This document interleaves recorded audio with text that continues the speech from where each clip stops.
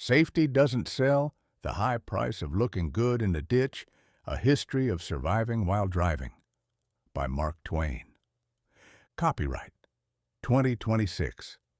James Henderson. Preface. The Arithmetic of Misadventure. It is a curious thing that a man will spend his whole life trying to avoid the grave, only to pay a king's ransom for a shiny metal contraption designed to deliver him there at 40 miles an hour.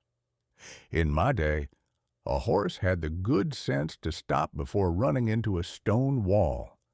The automobile, being a creature of logic and gasoline, lacks such moral fiber. In the year 1920, the American motorist set out upon the dusty turnpike with a jaunty cap, a flask of optimism, and a firm conviction that the laws of physics were merely a suggestion from a disgruntled schoolteacher. At that time, for every 100 million miles traveled, some 25 souls were promptly delivered to their maker via the devil wagon. It was a glorious, unencumbered massacre. A man could reasonably expect that a Sunday drive might end with him being launched into a thicket of gooseberry bushes or, more elegantly, becoming one with a plate glass windshield. In those days, surviving while driving was considered a hobby for the exceptionally lucky or the divinely favored. Fast forward to the present year of 2026, and the landscape has undergone a most peculiar sanitization. The modern traveler is encased in a rolling fortress of high-tensile steel and silicon, overseen by a digital nanny that watches the road with more suspicion than a mother-in-law at a wedding. The statistics tell a story of staggering mechanical mercy. Fatalities per 100 million miles have plummeted to a mere fraction of their former glory, now hovering around a single digit. We have, through sheer stubbornness and a few thousand pulverized plastic dummies, made it nearly impossible to die in a dignified mechanical fashion, at least if you are the one holding the wheel. The evolution of the Impaler. There is a certain irony in this progress. In the early 20th century, a man died because his steering column was a literal jousting lance aimed at his breastbone. Today, he risks his neck because he is so bored by the safety of his vehicle that he decides to check his stock portfolio while traveling at 80 miles an hour. We have moved from the era of the steering spear to the era of the technological trance. The following pages chronicle this century-long struggle between human vanity and the unyielding ground. It is a history of the gilded coffin, those mid-century masterpieces of chrome and hubris, and the slow, painful realization that a car should perhaps be designed to collapse so that the human inside does not have to. We've finally learned that the cold, hard math of momentum is not a theory to be debated, but a sentence to be served. The great battering ram paradox. Finally, we must acknowledge the great mechanical contradiction of our age, the rising tide of the gilded siege engine. In the early days, the automobile was a light, spindly affair. If it struck a pedestrian, it tended to sweep them off their feet. A painful indignity, to be sure, but one that usually left the victim's vital organs to their own devices. Today's preferred carriage is a towering beast with a grille so high and flat it could serve as a billboard for a national election. We have moved the point of impact from the pedestrian shins to their sternum. While the driver is cushioned by a dozen explosive pillows and a seat that vibrates to remind him to stay awake, the poor soul on the crosswalk is given a direct, eye-level introduction to 3 tons of moving metal.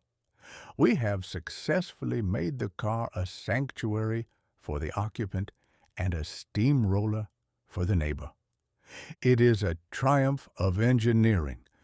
We have built a world where the car is a bouncy castle on the inside and a battering ram on the outside.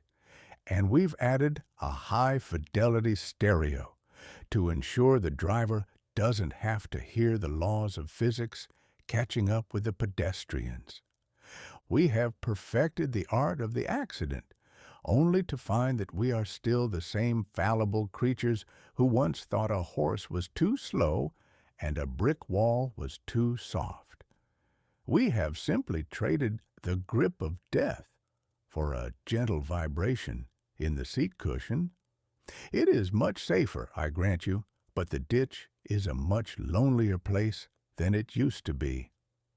Man is the only animal that will build a cage, put it on wheels, and then complain when the cage doesn't protect him from his own inability to drive it straight. Mark Twain. Chapter 1. The Mechanical Upstart and the Herald of Doom. For several thousand years, the human race had a reasonably functional, if somewhat aromatic, agreement with the horse. The horse was a creature of remarkable biological design. It possessed a brain, a set of instincts honed by centuries of avoiding wolves, and a deep-seated, commendable desire to continue existing into the following Tuesday. If a driver, perhaps having overindulged in the local fermented cider, attempted to steer a horse-drawn carriage directly into a stone wall or off the side of a reasonably steep cliff, the horse would simply decline the invitation. It would plant its feet, toss its head, and effectively communicate. "You may be a fool, sir, but I have plans for dinner."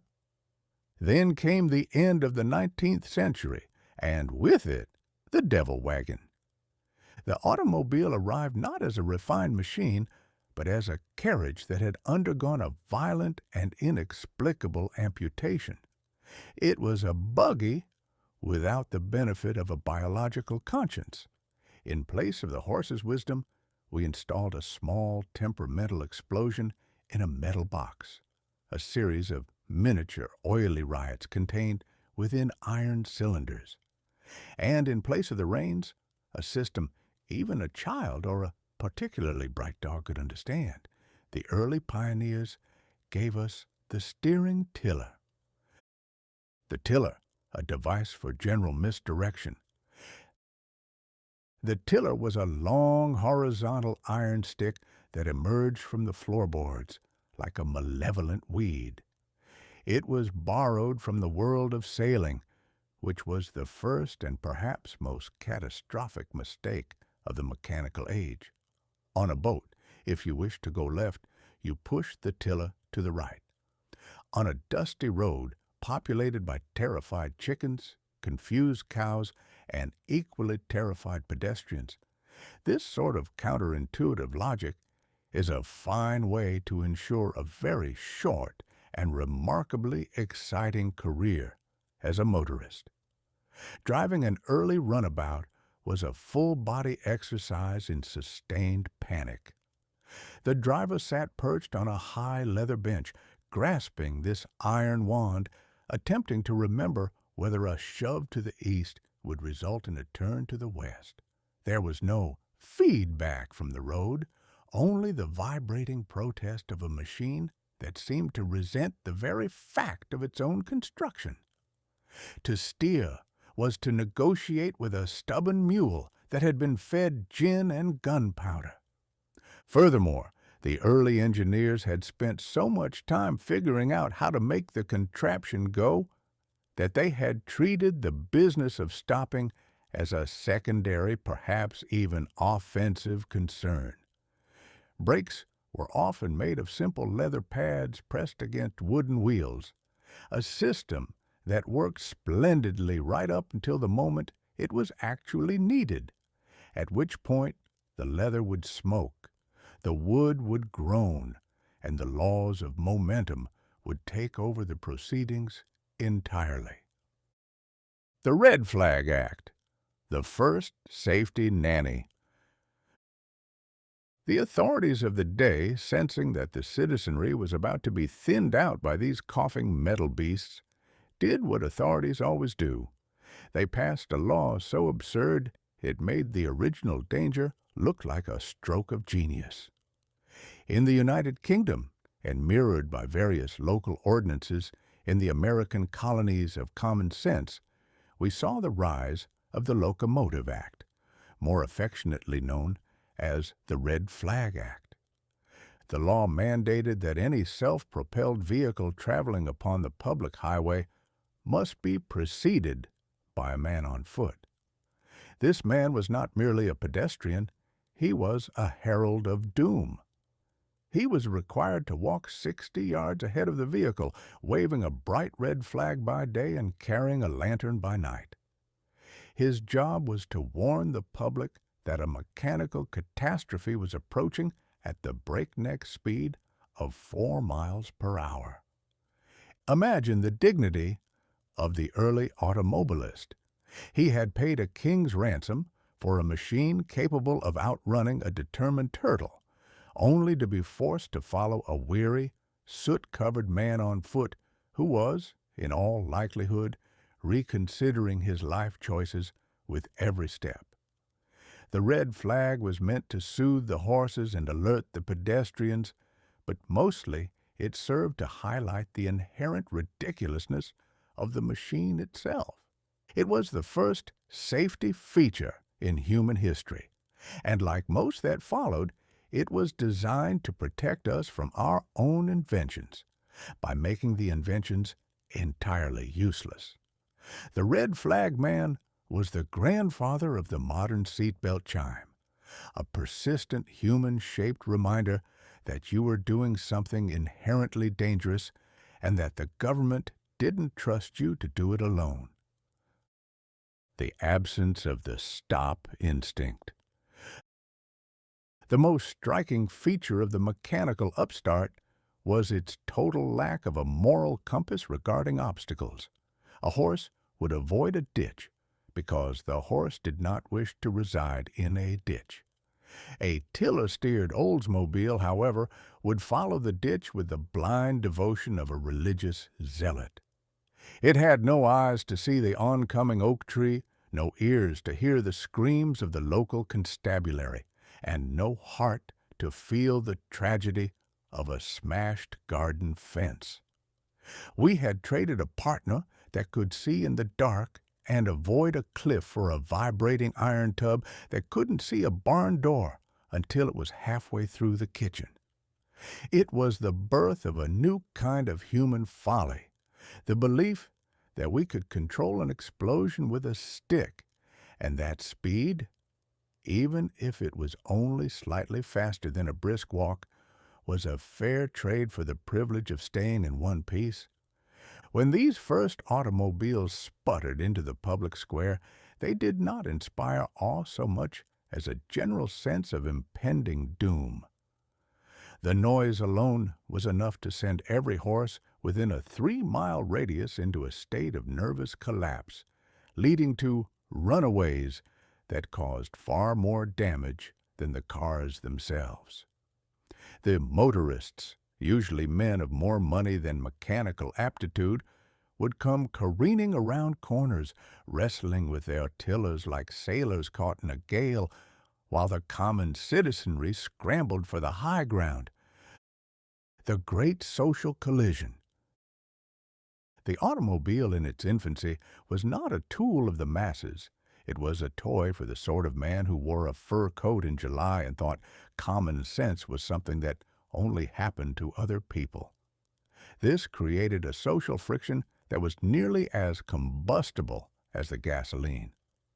To the farmer, the car was a devil wagon that terrified his livestock and tore up his roads. To the motorist, the farmer was a stationary obstacle in the path of progress. Safety, in this era, was entirely a matter of perspective.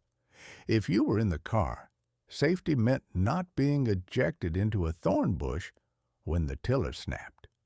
If you were outside the car, safety meant being at least 2 counties away when the engine started. There were no bumpers, no windshields, and certainly no mirrors. If you wanted to see what was behind you, you had to turn your head and pray that the tiller didn't decide to take a detour while you weren't looking. The Red Flag Act was eventually repealed, of course. The world decided it wanted to go faster than a man could walk, and so we retired the flag bearer and replaced him with nothing. For the next 50 years, we simply drove faster and hit things harder, convinced that if we just made the car shinier and the engines louder, the problems of physics would eventually get discouraged and go away. We had officially entered the age of the steering spear, where the only thing between the driver and the afterlife was a thin piece of leather and a very firm belief in his own immortality. A horse is a gentleman who occasionally disagrees with you. An automobile is a mindless servant that will happily follow you into the afterlife without a moment's hesitation, provided you give it enough gasoline to make the trip. Mark Twain. Chapter 2. The Brakeless Wonder. It is an enduring hallmark of the human character that we are far more interested in how fast we can depart a location than how gracefully we might arrive at the next one. When the early architects of the automobile sat down to design their mechanical masterpieces, they were consumed by the magnificent problem of propulsion. They fretted over carburetors, they agonized over spark timing, and they spent sleepless nights wondering how to coax a few more rotations per minute out of a piston that seemed to have a personal grudge against the driver. They were, in short, obsessed with the go. The stop, however, was treated with the sort of casual indifference one usually reserves for the fine print on a patent medicine bottle. It was an afterthought, a secondary consideration, a minor technicality to be dealt with only after the primary thrill of forward motion had been achieved. In the early days of the 19th century, if you found yourself traveling at 20 miles an hour in a 2-ton iron bathtub, your ability to cease doing so rested entirely upon a system of leather straps, wooden blocks, and a fervent hope that the Almighty was watching over the local geography. The architecture of inertia. To understand the early braking system is to understand the supreme confidence of a man who has never actually seen a brick wall up close. Most early vehicles borrowed their stopping technology from the horse-drawn carriage, a vehicle that, as we have established, possessed a biological stop instinct that compensated for any mechanical deficiencies. On a buggy, a simple lever would press a block of wood against the iron rim of the wheel.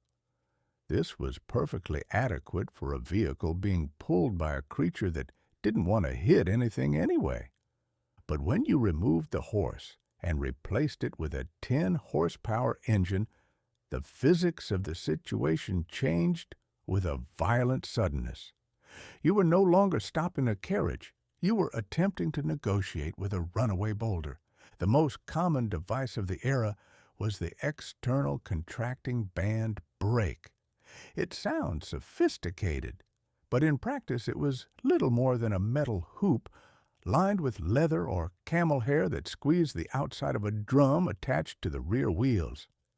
It was a system that worked reasonably well on a flat, dry road in a laboratory setting. However, the world is rarely flat, seldom dry, and never a laboratory. The perfume of panic.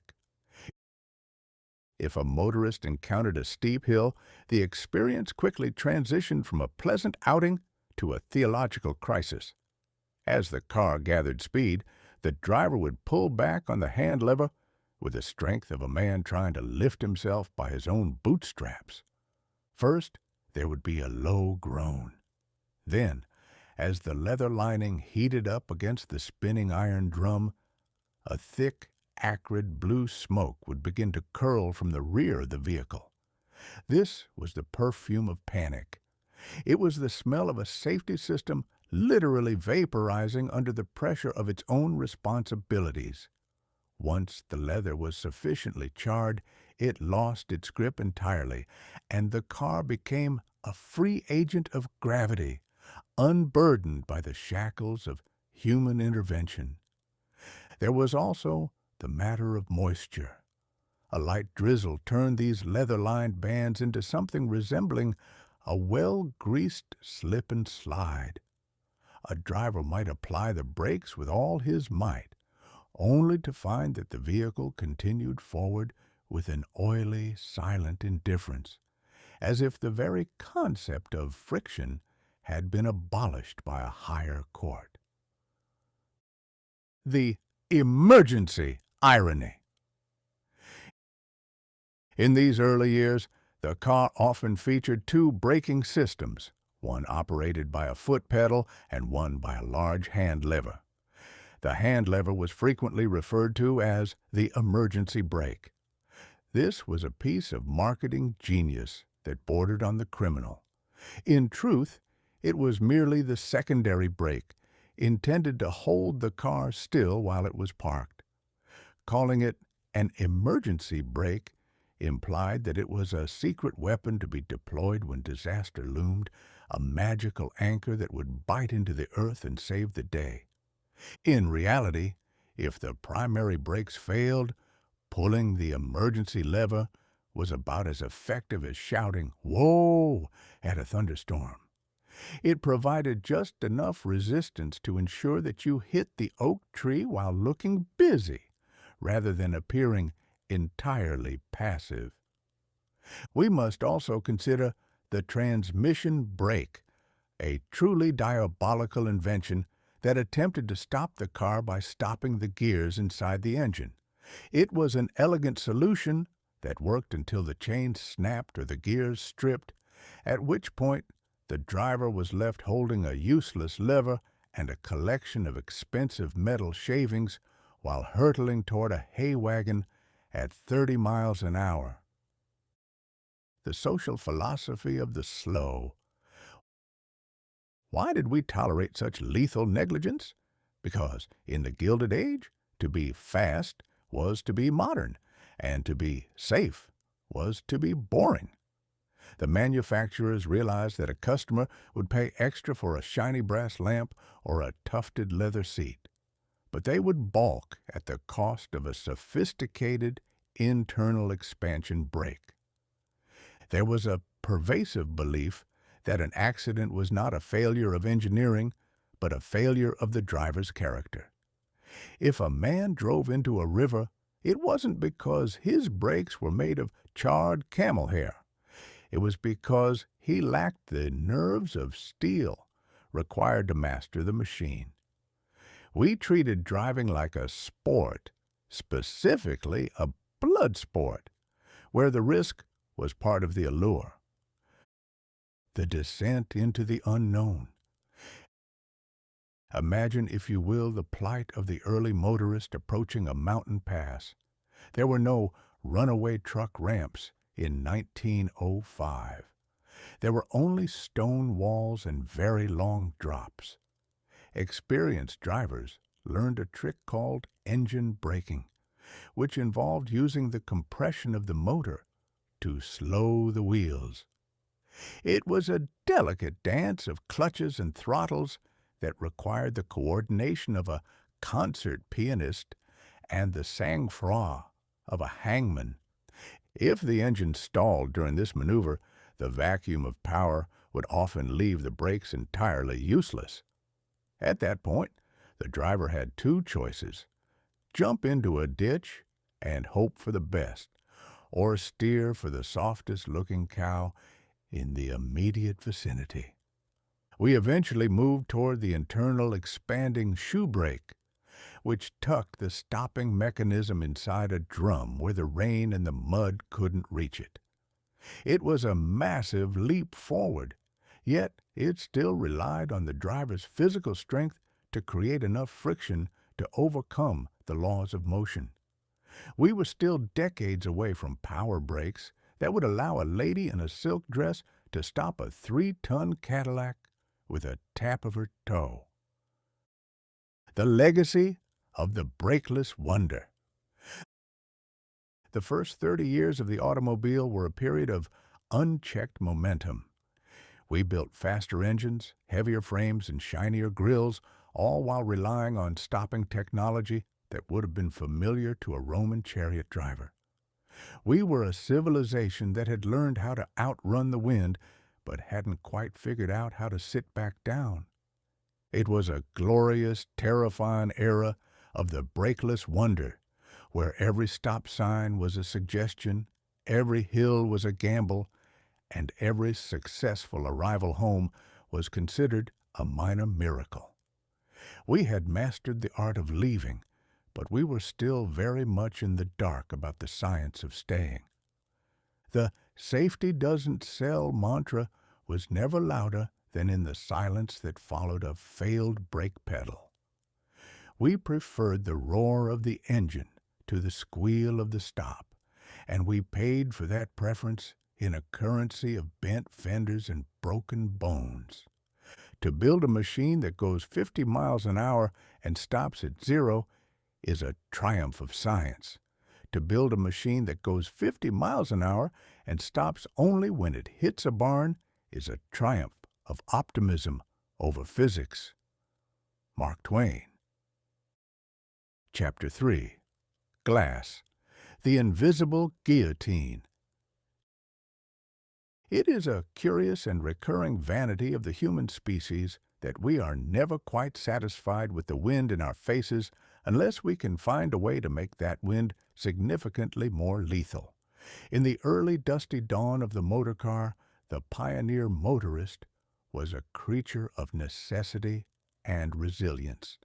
He dressed like a deep-sea diver attempting to traverse a desert, swaddled in floor-length duster coats to protect his dignity from the mud, and peering through leather-rimmed goggles that made him look like a particularly startled owl. It was a gritty, bug-infested and wind-whipped existence, but it possessed the distinct, if unappreciated advantage of not involving large, jagged shards of window pane aimed directly at one's jugular.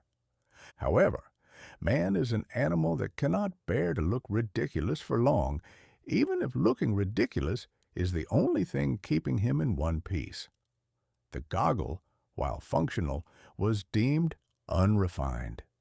It suggested that the motorist was engaged in a struggle with the elements, which he most certainly was. But the Gilded Age preference was to pretend that one was merely lounging in a mobile parlor. And so, the architects of these mechanical mayhem makers looked around for a solution to the breeze problem and found it in the nearest hardware store.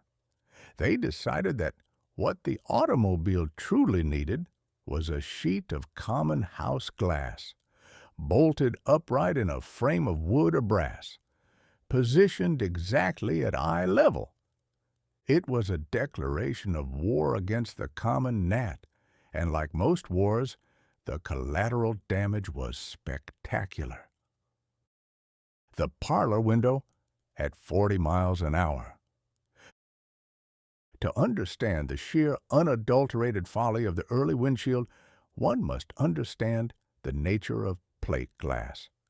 In those days, glass was a brittle, temperamental substance intended for static objects. Objects like shop fronts, curio cabinets, and the windows of cathedrals, none of which were known for traveling at 30 miles an hour over roads that resembled the surface of the moon. When a manufacturer of 1905 decided to protect his customers, he didn't consult a physicist. He consulted a glazier. He took a flat pane of ordinary window glass, perhaps a quarter-inch thick, and clamped it into a rigid frame. This was marketed as a luxury windshield, a term that should have been followed by a legal disclaimer and a prepaid funeral arrangement. This glass possessed two qualities that made it particularly ill-suited for the automotive life. First, it was as fragile as a politician's promise. The slightest pebble kicked up by a passing horse or neighboring motor car would strike the pane with a sound like a pistol shot, turning the driver's view into a radiating spiderweb of opaque cracks. Suddenly, the man who had purchased the glass so he might see the road more clearly found himself peering through a frosted maze, steering by memory and a vague sense of direction. Secondly, and more pivotally, plate glass does not shatter into the harmless, sugar-like granules we enjoy in the modern age. No, plate glass breaks into long, wicked, scimitar-like daggers. It breaks into transparent guillotines. Because there were no seat belts, a device we shall discuss later with the appropriate amount of scorn, any sudden stop or minor collision transformed the driver and his passengers into human projectiles.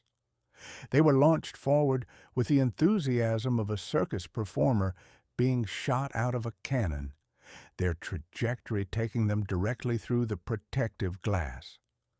The windshield didn't stop them. It merely groomed them on their way out. The fashion of survival. For a time, there was a spirited debate between the goggle lobby and the glass entourage. The goggle wearers argued that a man should be able to feel the road even if that feeling included the occasional bumblebee at high velocity.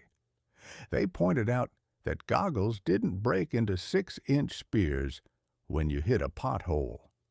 But the glass entourage won out because of vanity, the most powerful force in the known universe. A man in a windshield-equipped car could wear a silk hat. A lady could maintain her coiffure without it being rearranged by a gale. The automobile was transitioning from a mechanical curiosity to a social theater, and one cannot perform Shakespeare while looking like a deep-sea crustacean.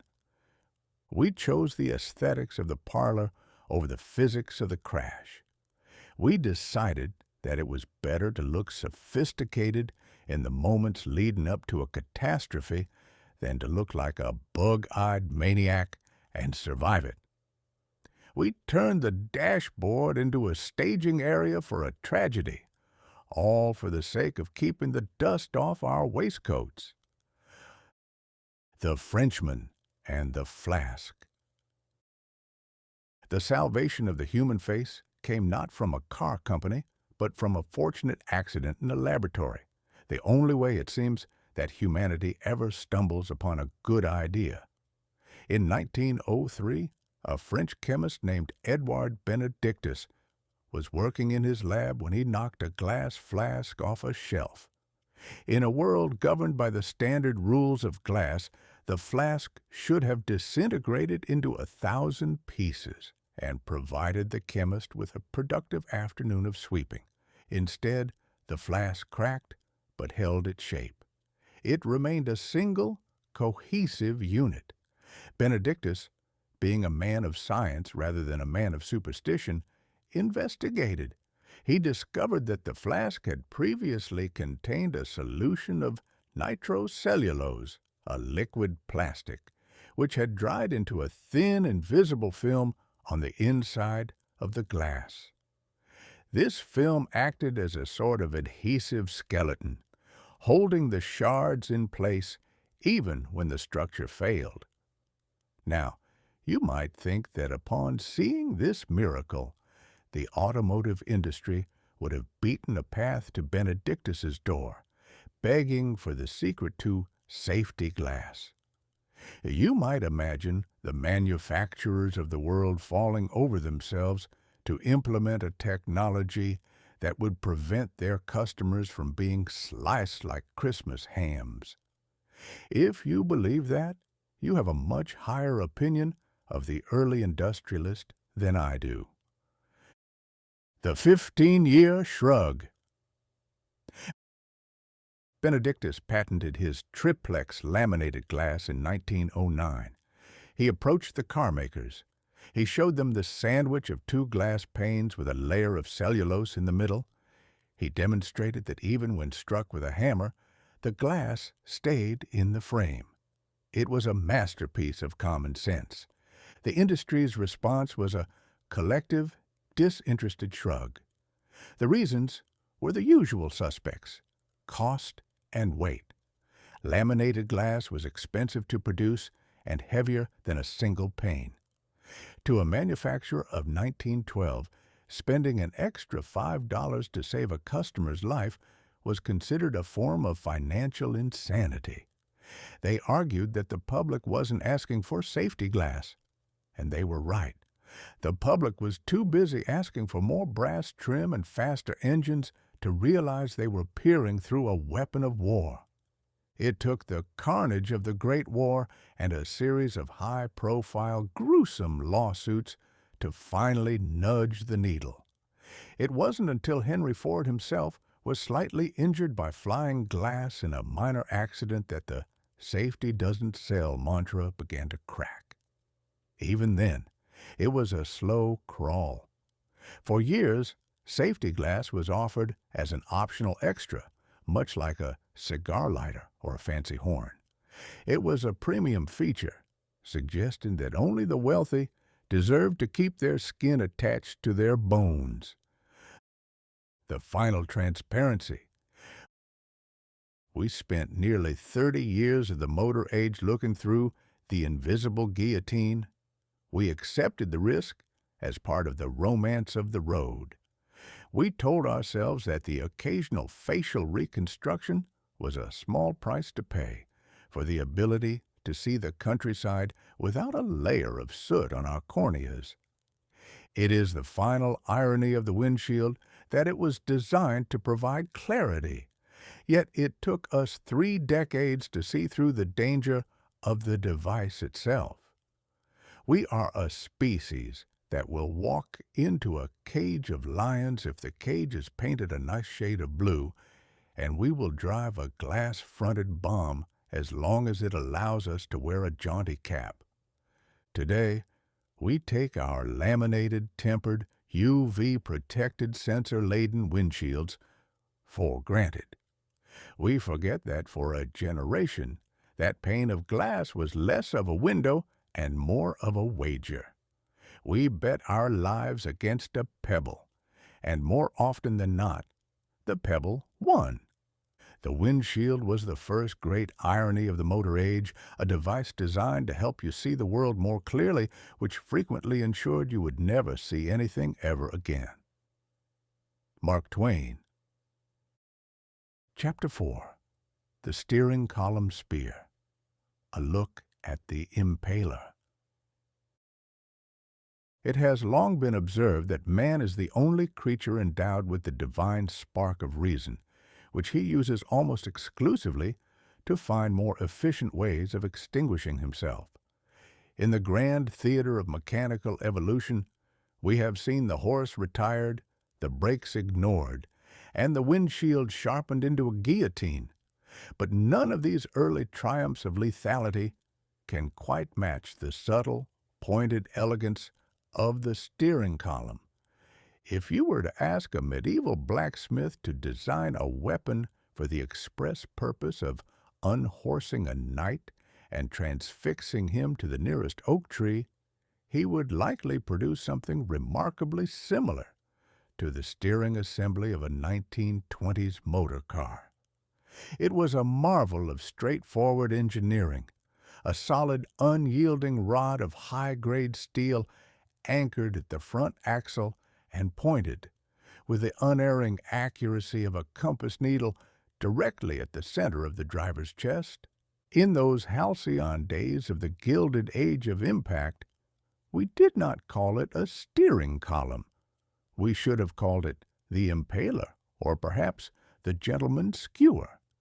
It was a design so thoughtful, so intimate, that in the event of a disagreement with a stone wall, the car didn't just stop, it reached out to touch the driver's heart. The captain and his harpoon. The early motorist sat behind his wheel with the pride of a captain on the bridge of a mighty vessel. He gripped the wooden rim with nerves of steel, unaware that the steel was actually located 3 inches from his sternum and was currently vibrating with the frantic energy of a trapped hornet. The steering wheel itself was a grand affair, often made of fine mahogany or walnut, polished to a mirror shine, and large enough to steer a Mississippi steamboat through a fog bank. It was the crown jewel of the dashboard, the symbol of man's mastery over the machine. Yet, this crown was supported by a scepter of such rigid, uncompromising stubbornness that it made a Victorian schoolmaster look flexible. The problem, as is so often the case with human endeavors, was one of physics and a total lack of foresight. You see, when a motor car, traveling at the breathtaking and frankly unholy speed of 35 miles an hour, encounters an immovable object, say, a particularly sturdy telegraph pole, the car comes to a very sudden and very permanent halt. However, the driver, being a creature of momentum and lacking any tether to his seat, continues forward at 35 miles an hour. At the same time, the front end of the car, the engine, the radiator, and the heavy iron axle, is being pushed backward by the force of the impact. And what sits between the retreating front end and the advancing driver? Why, our friend the steering column. It was a mechanical handshake of the most permanent variety.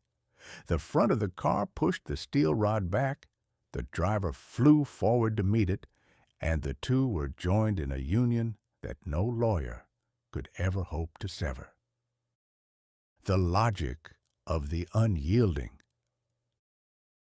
Now, a person of modern sensibilities might wonder why the early architects of the automobile didn't simply put a joint in the rod. A hinge, perhaps? A slight bend? Something that might cause the column to fold like a polite servant rather than stand its ground like a martyr? But you must understand the philosophy of the time.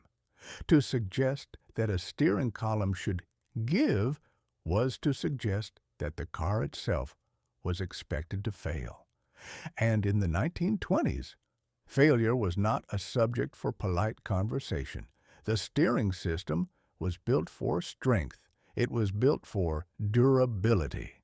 It was built to outlast the driver, and it very frequently did.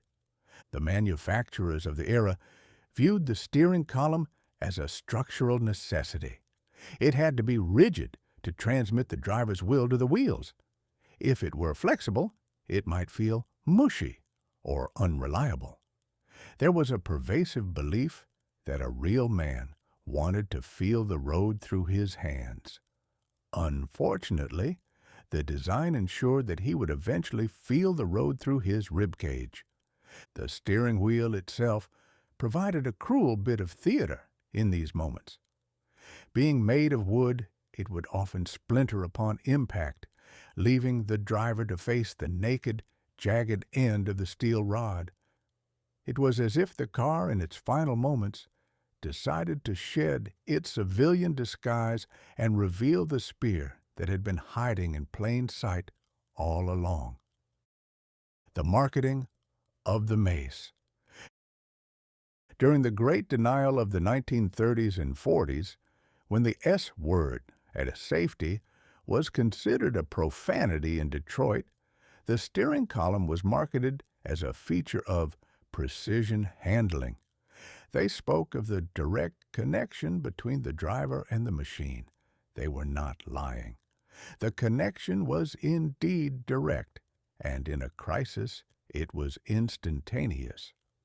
There were those who suggested that perhaps the steering wheel should be padded, or that the hub should be recessed so that the driver wouldn't hit the nut at the center of the shaft. These people were treated with the same weary tolerance one accords to a relative who believes the moon is made of green cheese. If a man cannot keep his car on the road, the industry argued, no amount of padding will save him from his own incompetence. It was a classic case of blaming the victim for failing to survive the weapon you sold him.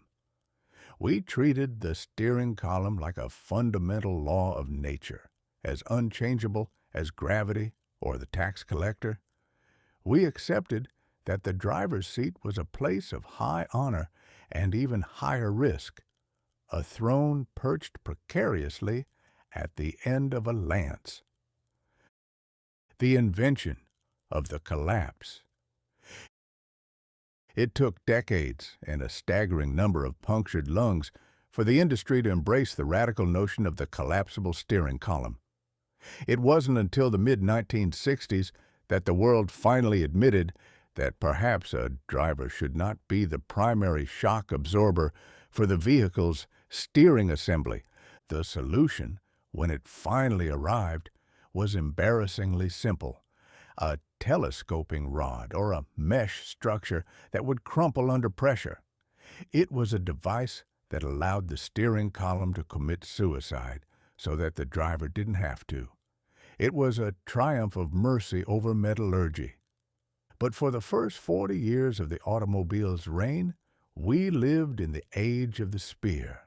We polished our brass, we shined our mahogany wheels, and we ignored the fact that we were essentially driving around with a loaded harpoon pointed at our vitals.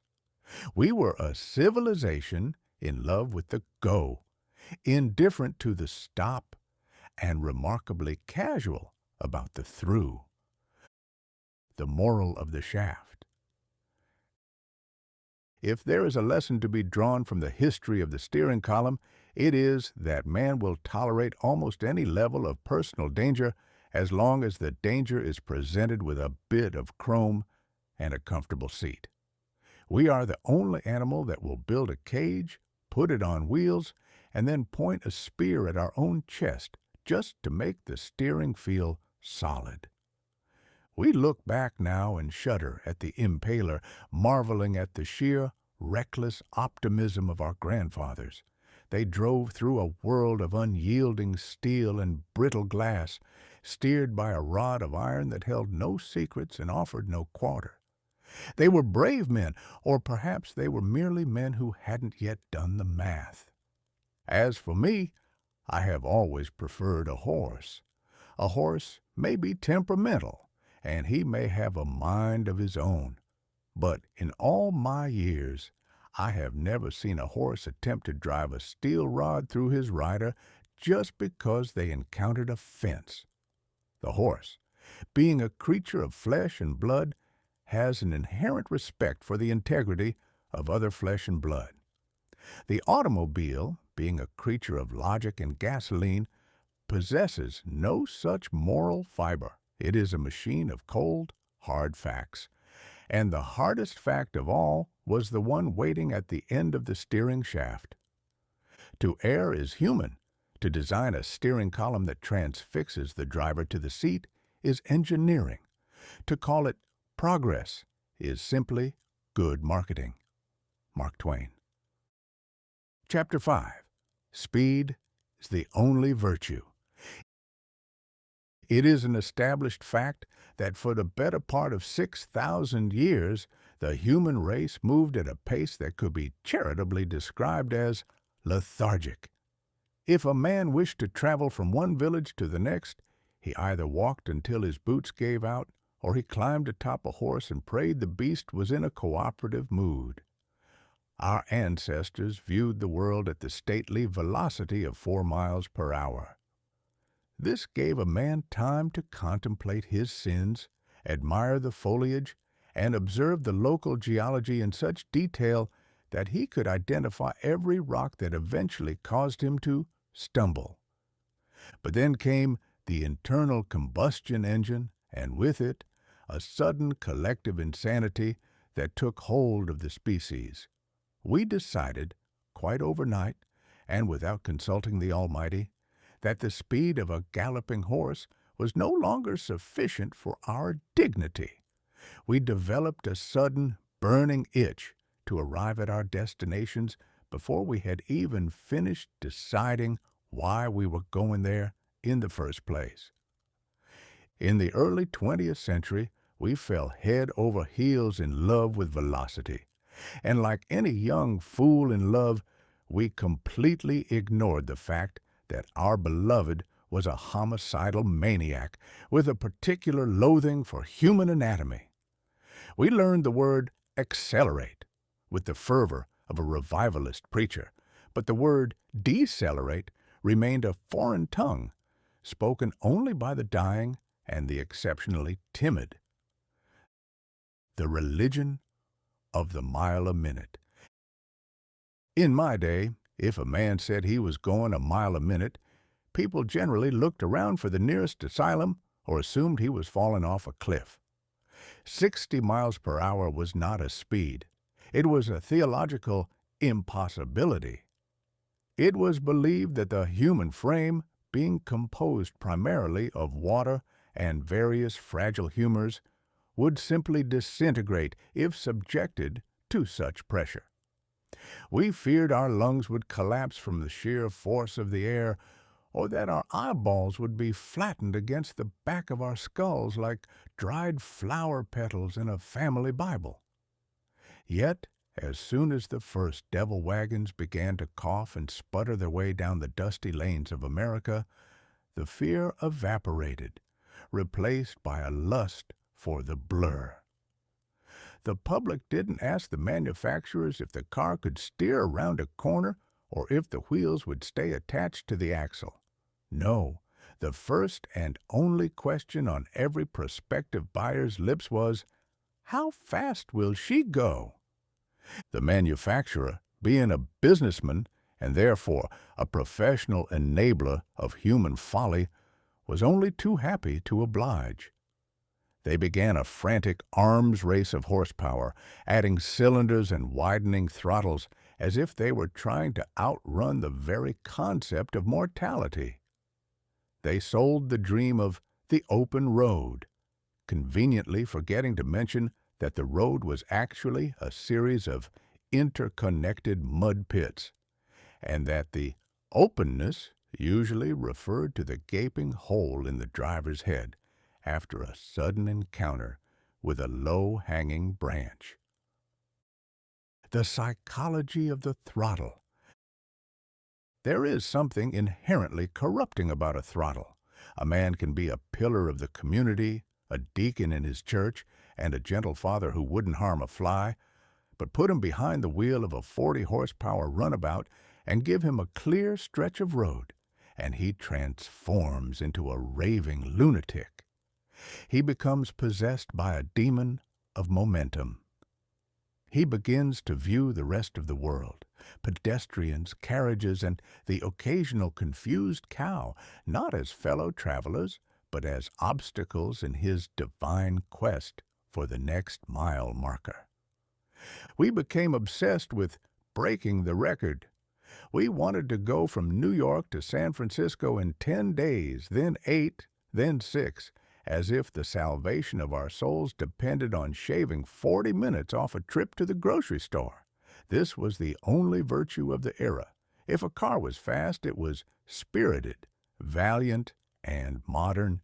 If it was slow, it was antique, clumsy, and safe, the latter being the most damning insult you could hurl at a piece of machinery in 1910. We confused motion with progress. We assumed that because we were moving 4 times faster than our grandfathers, we must be 4 times as civilized. In reality, we were simply 4 times more likely to leave a very untidy smear across the landscape. The physics of the unprepared. The great tragedy of this era was that while our engines were racing toward the future, our infrastructure was firmly rooted in the medieval. We had built machines capable of 40 miles per hour, but we were driving them on roads designed for the leisurely pace of a weary ox. Imagine, if you will, a speed demon of the year 1908. He is wearing his goggles and his duster coat, feeling like the master of the universe. He is hurtling along at 35 miles per hour, a speed that makes the trees appear to be melting. He is intoxicated by the roar of the cylinders and the wind in his ears. What he does not have is a windshield. As we discussed, he is still relying on his goggle faith. Brakes, at least not ones that haven't already turned into a cloud of leather-scented smoke. Tires, that are anything more than thin strips of rubber wrapped around a prayer. A map of where the road suddenly turns into a 90-degree angle to avoid a barn. When the inevitable happens, when the blur meets the barn, the result is a catastrophic lesson in kinetic energy. In those days, we didn't have crumple zones. We had splinter zones. The car would disintegrate into its component parts of wood, brass, and iron, and the driver would be launched into the scenery with the velocity of a grape shot from a cannon. And yet, the survivors would crawl out of the wreckage, dust themselves off, and immediately begin looking for a car that could go 5 miles an hour faster. It was a madness that defied logic. We were a species that had discovered fire and immediately decided to see how close we could stand to the flames without melting.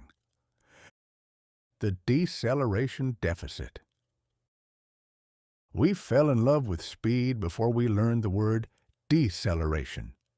To the early motorist, deceleration was something that happened to other people, or something that occurred naturally when the engine exploded or you ran out of gas. The idea that a vehicle should be designed to stop with the same efficiency with which it started was considered a secondary, almost feminine concern. We spent billions on the go and mere pennies on the whoa. We celebrated the man who could cross the finish line at 100 miles an hour, but we had no medals for the man who could come to a controlled stop in under 3 city blocks. We were a civilization of projectiles, hurtling through space and time with our eyes fixed on the horizon, blissfully unaware that the horizon was approaching us much faster than we were approaching it. The legacy of the rush. This era of unbridled optimism gave birth to the modern world, but it also gave birth to the modern casualty. We established a culture where speed was the ultimate metric of success. We taught our children that the greatest sin was to be slow, and the greatest achievement was to arrive first, regardless of the condition of the vehicle or the occupants upon arrival. It is a curious thing, this human hurry. We spend our whole lives trying to save time, and then we use the time we've saved to drive twice as fast to save even more time. We are constantly in a rush to get to the end of the road, forgetting that the end of the road is inevitably a graveyard. As for me, I have always found that the best way to see the world is at the pace of a thoughtful stroll. You see more of the truth that way, but the world is no longer interested in the truth. It is only interested in the time to destination. We have traded our souls for a faster commute, and we have the audacity to call it efficiency. I suppose it is a comfort to some that they can now cross the continent in a matter of days. But I cannot help but wonder if, in our haste to get there, we haven't left something very important behind, namely, the ability to enjoy the journey without the constant nagging fear that the blur is about to become a bang. Speed is a wonderful thing when you are heading toward a grand ball. It is a significantly less wonderful thing when you are heading toward a brick wall. The trouble with the human race is that we can never quite tell the difference until the bricks are in our teeth. Mark Twain. Chapter 6. The Pedestrian's Lament. On the peculiar new sport of dodging devil wagons. For several thousand years, the public square was a place of social harmony, idle gossip, and the occasional slow-moving pig. A man could stand in the middle of a city street and debate the merits of a political candidate or the quality of a neighbor's livestock without the slightest fear that he would be suddenly converted into a rug. In those days, the street belonged to the people. If a horse-drawn carriage approached, the driver would shout a greeting, the horse would offer a thoughtful snort, and everyone would adjust their positions with the leisurely grace of a slow-moving tide. A horse, you see, has a soul. It has a set of eyes that can distinguish between a Belgian paving stone and a Belgian grandmother, and it generally prefers not to step on either. But then came the devil wagon, and the public square was transformed from a theater of human interaction into a high-stakes obstacle course where the prize for losing was a permanent residence in the local cemetery. The arrival of the automobile did not merely introduce a new mode of transport, it introduced a new social hierarchy. It decreed that the right-of-way belonged to the person with the most cylinders and the loudest horn. The pedestrian, that humble creature who relied on the ancient technology of the foot, suddenly found himself an alien in his own city, a fugitive in the very place where his ancestors had once danced the quadrille. The invention of the J. One of the most remarkable triumphs of the early automotive age was not the pneumatic tire or the electric starter, but the successful rebranding of the victim. In the beginning, when a motor car struck a child or a gentleman in the street, the public was rightfully outraged. They viewed the driver as a reckless interloper, a man who had brought a dangerous, fire-breathing machine into a sanctuary of peace. The automotive industry, realizing that dead pedestrians were bad for the quarterly ledger, did not respond by making the cars safer or slower. No, they responded with a masterpiece of linguistic thievery. They invented the jaywalker. At the time, a jay was a colloquial term for a country bumpkin, a rube, a man so hopelessly out of touch with the modern world that he didn't know which fork to use at a fancy dinner. By attaching the word jay to the act of walking, the industry successfully shifted the blame from the man behind the wheel to the man under it. They suggested that if you were hit by a car, it wasn't because the car was a 2-ton iron projectile being steered by a lunatic.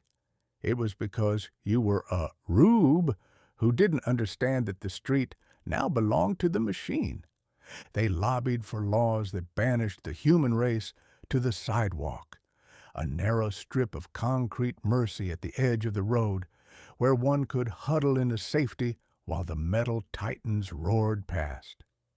It was the first time in history that a man was required to ask permission from a machine just to cross the street to buy a newspaper. The philosophy of the horn. Since the early automobile lacked brakes that actually worked, the manufacturers provided the driver with a substitute, the horn. The early horn was a magnificent and terrifying device. It often took the form of a large rubber bulb attached to a brass trumpet, which, when squeezed, emitted a sound like a disgruntled elephant with a sinus infection. Later, we moved on to the klaxon, a mechanical shriek that could be heard 3 counties away. The horn was not a safety device, it was a psychological weapon. Its purpose was not to prevent an accident, but to announce that one was about to occur, and that the pedestrian should consider relocating to a different zip code immediately. The driver viewed the horn as a magic wand. He believed that by making enough noise, he could suspend the laws of physics and cause the crowds to part like the Red Sea before Moses. To the pedestrian, the sound of a horn was the lament of the doomed. It meant that 300 pounds of brass and iron were hurtling toward them, and the driver had no intention of slowing down. The horn didn't say, "Pardon me, neighbor." It said, "Out of the way, peasant, for I have a piston and you do not." The sport of the sidestep. Living in a city in 1915 required the agility of a mountain goat and the nerves of a professional gambler. One could not simply walk to the market. One had to engage in a series of tactical maneuvers, feints, and sudden bursts of speed. We developed a new set of instincts. We learned to listen for the rhythmic chug-chug of the engine and the acrid scent of unrefined gasoline. We learned to judge the intentions of a driver by the tilt of his cap and the wildness in his eyes. The street became a battlefield where the infantry, the walkers, were constantly being harried by the cavalry, the motorists. The sport of dodging cars was particularly popular among the youth, who viewed the devil wagons with a mixture of awe and defiance. They would play a game of chicken with the oncoming vehicles, waiting until the very last second to leap onto the curb. It was a thrilling pastime, right up until the moment it became a tragedy. And when the tragedy struck, the newspapers, often owned by the same men who bought the cars, would lament the recklessness of the youth rather than the lethality of the bumper. The social divide of the curb. There was also a distinct flavor of class warfare in the pedestrian's lament. In the early years, the automobile was the toy of the incredibly wealthy. It was a pleasure carriage for those who had more money than sense. The people they were running over, however, were typically the working class, the laborers, the laundresses, and the clerks who had no choice but to walk to their places of toil. The curb became a social boundary. On one side was the dusty, dangerous realm of the elite, where speed and noise reigned supreme. On the other was the cramped, crowded refuge of the common man. Every time a wealthy motorist splashed mud onto a pedestrian's Sunday suit, it was a reminder that the world was changing, and not necessarily for the better. We were witnessing the privatization of public space. The commons were being enclosed, not by fences, but by the threat of impact. We were told that this was progress, that the ability to move a rich man across town in 10 minutes was worth the constant terror of the 5,000 people he passed along the way. The legacy of the banished. Today, we have grown so accustomed to our exile that we find it perfectly natural. We wait patiently for the walk sign to give us its electronic blessing. We teach our children to look both ways, as if they are crossing a river full of crocodiles. We have accepted the idea that the street is a place of death and that our only protection is a set of painted white lines that a distracted teenager in an SUV can ignore with a flick of a thumb. We have forgotten what it was like to own the square. We have forgotten that once the street was a place for singing, for children playing marbles, and for the slow, deliberate pace of a human life. We have traded the social fabric of our cities for the convenience of the commute, and we have the audacity to call the resulting isolation modernity. The pedestrian's lament is a quiet one now, drowned out by the hum of electric motors and the rush of tires on asphalt.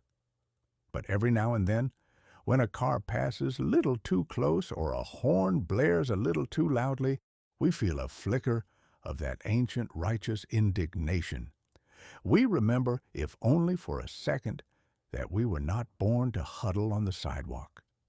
We were born to walk the earth, and it is a sorry state of affairs when a man's right to a stroll is superseded by a machine's right to a shortcut.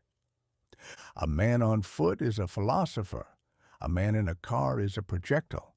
The trouble with modern city planning is that it was designed by the projectiles, who have a very poor understanding of philosophy and a very high opinion of their own momentum. Mark Twain. Chapter 7. Dust Goggles and Duster Coats, the Fashion of Survival, for your laundry. It is a profound and perhaps terminal irony of the human condition that when faced with the choice between preserving our dignity and preserving our lives, we will almost invariably choose to go to the grave with a well-pressed collar. In the early days of the motor car, when the machine was still an experimental contraption fueled by equal parts gasoline and hubris, we were remarkably cavalier about the prospect of being launched into a ditch. We gave no thought to the integrity of our rib cages, nor did we lose a wink of sleep over the fact that our steering columns were essentially unpolished harpoons. However, we were absolutely pathologically terrified of a smudge of dust on our waistcoats. In those halcyon days of mechanical progress, the automotive industry had not yet discovered the seatbelt, the airbag, or the basic concept of a padded surface. But they had perfected the duster. If you were to look at a photograph of a fashionable motorist in 1904, you would not see a man prepared for a high-speed collision. You would see a man prepared to be buried in a very shallow, very sandy grave without getting his Sunday best dirty. We had invented a safety fashion that was entirely concerned with the survival of the textile industry while leaving the survival of the driver to the whims of a distracted providence. The great canvas shroud. The duster coat was a garment of magnificent absurdity.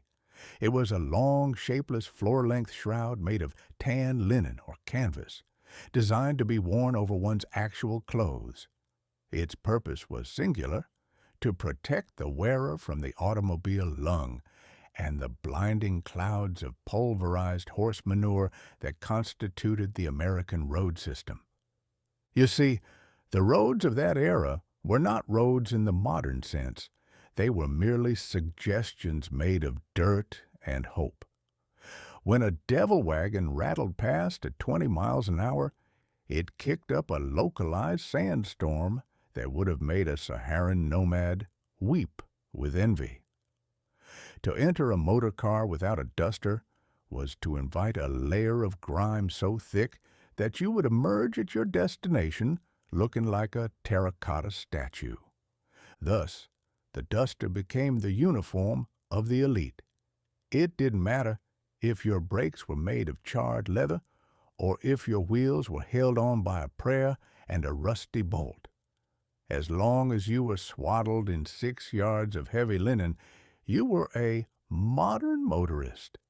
It was a costume that whispered of adventure while screaming of a total lack of common sense. We were dressing for a safari in a vehicle that was statistically more likely to explode than to reach the next county. The goggle, a window to the owl-eyed soul. Then, of course, there were the goggles. Because the early windshield was, as we have previously established, an invisible guillotine that most sensible people avoided, The driver was left to contend with the elements using only his eyelashes for defense. This proved insufficient when the elements consisted of gravel, June bugs, and the aforementioned pulverized manure. The solution was a pair of leather-rimmed glass-lensed goggles that made the wearer look like a particularly startled owl or a deep-sea diver who had lost his way to the ocean. These goggles were marketed as essential safety gear. And they were. They ensured that when you inevitably hit a pothole and were ejected from the vehicle, you would be able to see the ground approaching with terrifying clarity. There is something inherently humorous about a man who spends $40 on a pair of precision ground-tinted goggles to protect his vision, while sitting atop a 50-gallon tank of highly combustible fuel with no fire extinguisher in sight. We were a civilization that protected the windows of the soul while leaving the rest of the house entirely uninsured. The lady's veil, a chiffon fortification. We must not forget the plight of the lady motorist. If a man in a duster looked like a desert wanderer, a woman in a motoring outfit looked like a ghost that had been caught in a wind tunnel. The fashionable woman of 1906 did not merely wear a hat. She wore a structural engineering project. To keep this hat from being snatched away by the gale force winds of 25 miles per hour, she would wrap her entire head in a motoring veil. This was a vast expanse of chiffon or silk, often several yards long, tied under the chin and draped over the face. The veil served three purposes. It kept the dust out of her complexion. It kept her hair from becoming a bird's nest. It ensured that she had absolutely no peripheral vision whatsoever. Here we see the pinnacle of early automotive logic. In order to protect a woman's beauty from the wind, we rendered her nearly blind while she sat in a vibrating metal box. We prioritized the preservation of her peaches and cream skin over her ability to see the hay wagon she was about to collide with. It was a trade-off that perfectly encapsulated the era. We were a species that would gladly die, provided we didn't have to do so with a messy coiffure. The leather cap and the myth of protection. As speed soared toward 40 miles per hour, the linen duster gave way to the leather coat and the tight-fitting leather cap. This was the professional look. It suggested that the driver was a man of action, a pilot of the asphalt, a master of the mechanical beast. Leather was favored because it was windproof and easily wiped clean of oil and grease. It gave the wearer an air of invulnerability. If you were dressed in head-to-toe leather, you felt like a knight in armor. The only problem, of course, was that this armor provided about as much protection against a blunt force impact as a coat of house paint. We were obsessed with the appearance of preparedness. We bought specialized gloves with long gauntlets to protect our wrists from the biting chill. But we gave no thought to padding the dashboard. We bought leather caps to protect our scalps from the sun, but we didn't think to reinforce the roof of the car in case of a rollover. We were dressing for a performance, and the performance was called, "Look at me, I'm moving very fast and nothing can possibly go wrong." The ignominious reality. The tragedy of the duster era was that it focused entirely on the external discomforts of driving while ignoring the internal lethality of the machine. We treated the automobile like a dusty porch that happened to move. We worried about the wind, the rain, and the mud because those were the things we could see and feel every day. We didn't worry about the physics of deceleration because we hadn't been introduced to them yet, at least not in a way that left us in a condition to write about it. It took decades for the fashion of motoring to move from the protective shroud to the protective structure. We had to learn through a long and bloody series of lessons that a clean shirt is of very little use to a man with a punctured lung. We had to realize that safety wasn't something you put on like a coat. It was something you built into the very bones of the machine. But oh, we looked magnificent in those early days. We rattled through the countryside like a parade of well-dressed apparitions, our dusters flapping in the breeze, our goggles reflecting the sun, and our veils streaming behind us like the banners of a doomed army.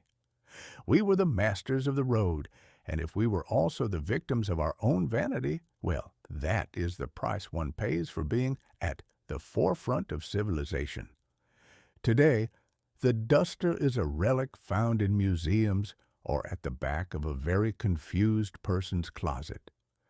We drive in our shirt sleeves, protected by tempered glass, steel cages, and explosive pillows.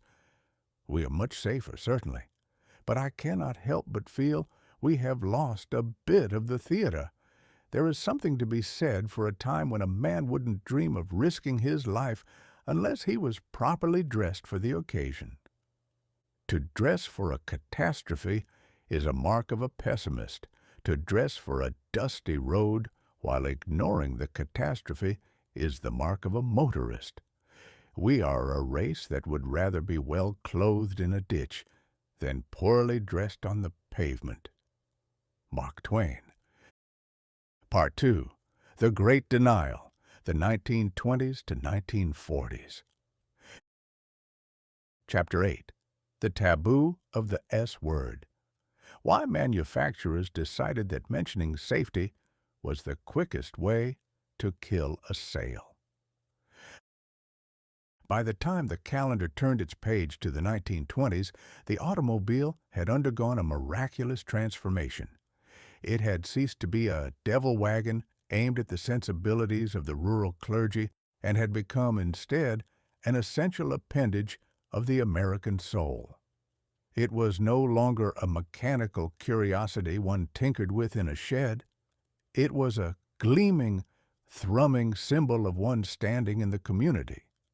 To be without a car in the Jazz Age was to be a stationary object in a world that had suddenly decided to move at 35 miles per hour, whether it had a destination or not.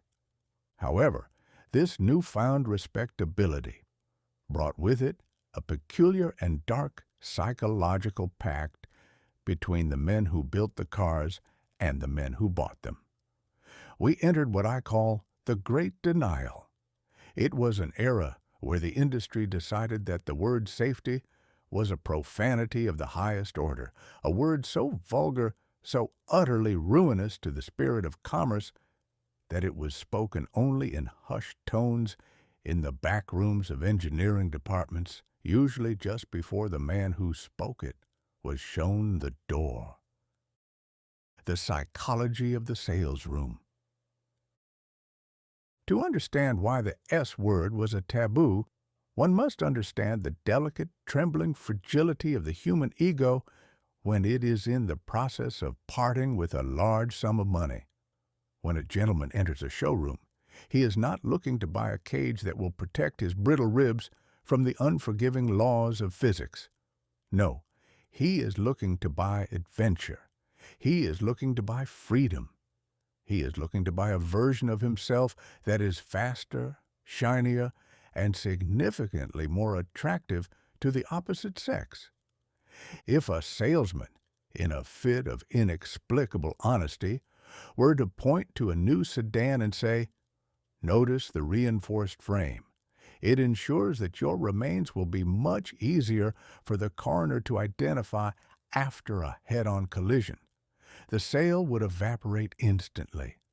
The customer doesn't want to hear about the collision. He doesn't even want to admit that a collision is a mathematical possibility. To mention safety is to remind the buyer that he is a soft, squashy bag of water and bones, and that he is about to strap himself into a 2-ton iron projectile. It is a well-known fact that man will happily walk into a den of lions if you tell him he looks dashing while doing so, but he will flee in terror if you suggest he wear a helmet. The manufacturers realized that safety is a buzzkill. It is the hospital smell in the middle of a garden party. It suggests that the beautiful chrome-plated dream currently reflecting the showroom lights is, in fact, a lethal instrument. The marketing of mortality. The advertising of the 1920s and 30s was a masterpiece of selective amnesia.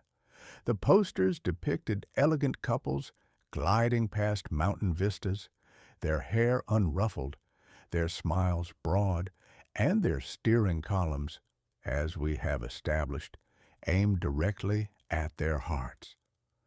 There was never a hint of rain, never a suggestion of a blowout, and certainly never a depiction of a ditch. The industry adopted a vow of silence. They collectively decided that if they didn't mention the S word, perhaps the public would forget that cars were increasingly turning the American landscape into a giant high-speed butcher shop. They sold performance. They sold styling. They sold luxurious appointments. But they never sold survivability.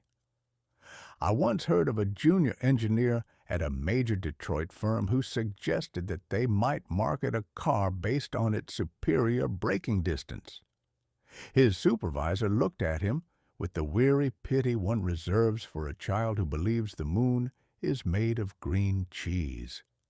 "Son," the supervisor said, "if you tell them the car can stop, you're admitting it's moving fast enough to need to. And if you admit that, you're admitting people might die.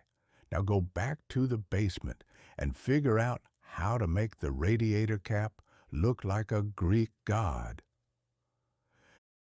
The jinx factor. There was also a superstitious element to this denial. The American public, in its infinite capacity for self-delusion, began to view safety features as a sort of jinx. To buy a car with safety glass or a padded dash, on the rare occasions they were offered, was to admit that you were a poor driver, or worse, a coward.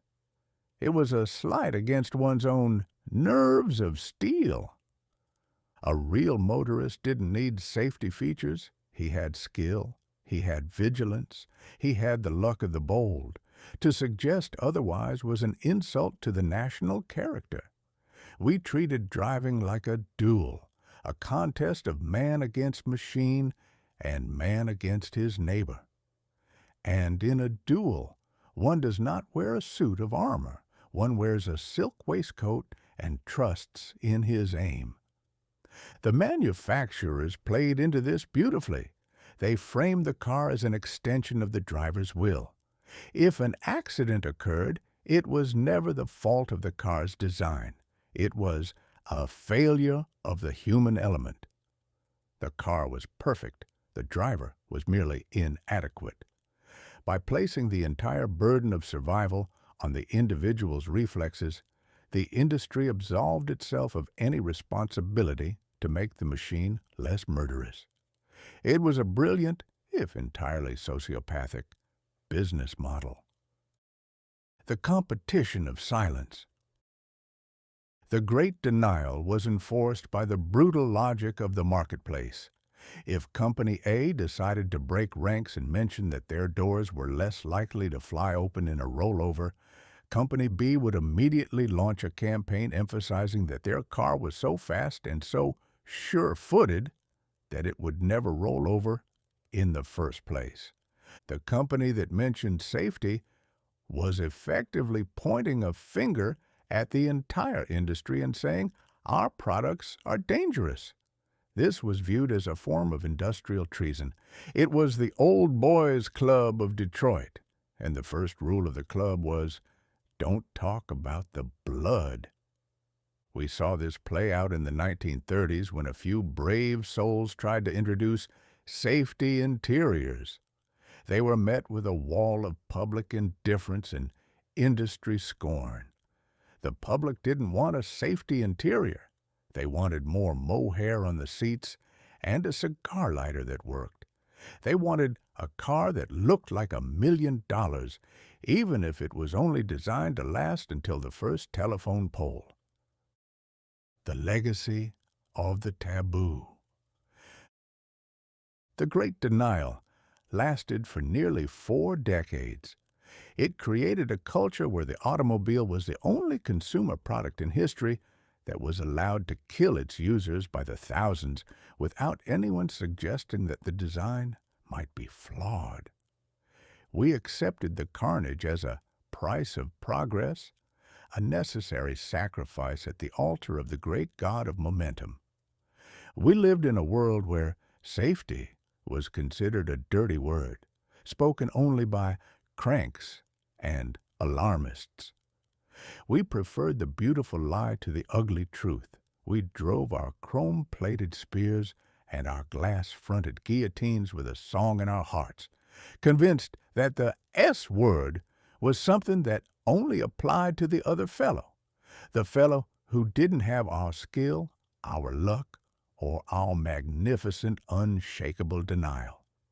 It is a testament to the power of marketing that we could look at a machine that was responsible for more American deaths than several major wars combined and call it the greatest achievement of the 20th century. I suppose, in a way, it was.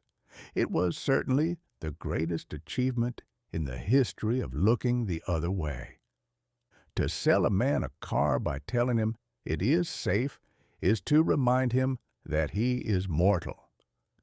To sell him a car by telling him it is fast is to convince him he is a god.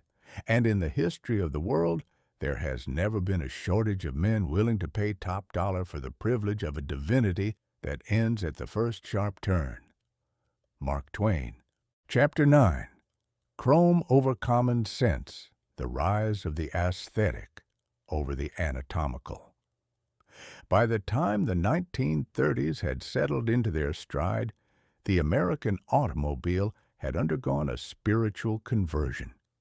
It had moved past its awkward adolescent phase, that period where it resembled a motorized outhouse with a collection of brass lamps, and had entered its Hollywood era. The manufacturers, having realized that they couldn't sell a car on the merits of its survival rate, as that would be like a tobacco merchant marketing his wares based on the health of a graveyard, decided instead to sell the car as a piece of sculpture. They discovered that the average human being, while possessing a brain capable of calculating the trajectory of a celestial body, is essentially a magpie with a bank account. We are hopelessly, fatally attracted to anything that glitters. And so began the era of chrome over common sense, a period in our history where we decided that if a machine was going to kill us, it should at least have the decency to look like a high-end cigarette lighter while doing so. The luster of lethality. Chrome is a peculiar substance. It is a thin, decorative plating of chromium that serves no structural purpose whatsoever. Yet it became the primary religion of Detroit. It was the armor of the Great Denial. The logic was simple. If you put enough shiny metal on the front of a car, the customer would be so blinded by the reflection of his own vanity that he wouldn't notice the frame was made of optimism and wet cardboard. We began to measure the quality of a vehicle by the square footage of its brightwork. A standard model might have a modest grille, but a deluxe model was a rolling sunburst. We had chrome bumpers that were as thick as a steamboat's hull, chrome headlight bezels that looked like the eyes of a mechanical god, and chrome side molding that served no function other than to ensure that any pedestrian struck by the vehicle would be left with a very high-quality metallic finish on their trousers. It was a magnificent humbug. The chrome gave the impression of strength. It suggested that the car was a solid, impenetrable block of industrial might. In reality, that chrome was often bolted to a body so flimsy that a determined goat could have dented it. We were building mechanical peacocks, and we were quite happy to pay extra for the feathers, even if the bird itself couldn't fly and was prone to spontaneous combustion. The miniature spear, the rise of the hood ornament. Perhaps the most diabolical expression of this aesthetic obsession was the hood ornament. In the early days, the radiator cap was a functional necessity, a brass plug that sat atop the radiator to keep the steam in. But as the style era took hold, the cap was transformed into a decorative masterpiece.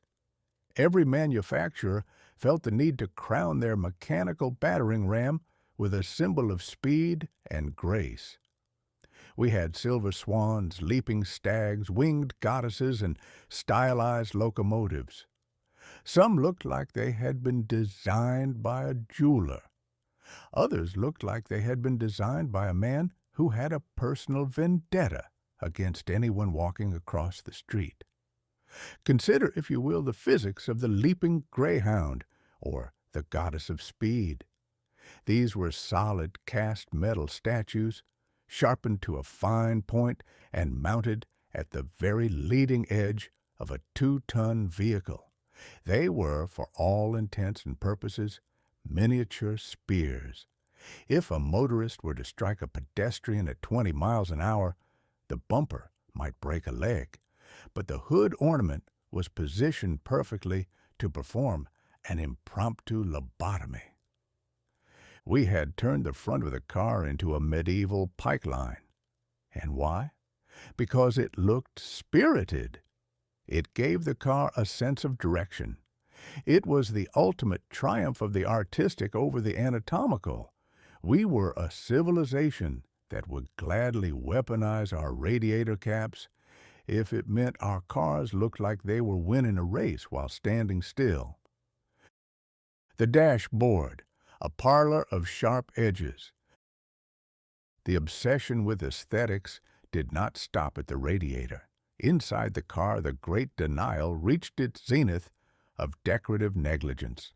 The manufacturers decided that the interior of an automobile should resemble the drawing room of a Vanderbilt mansion. They replaced the functional, if drab, wooden boards of the early years with beautiful painted steel. This was the faux wood era. A man could sit in his Buick and admire the walnut grain of his dashboard, secure in the knowledge that he was surrounded by the elegance of a Victorian study.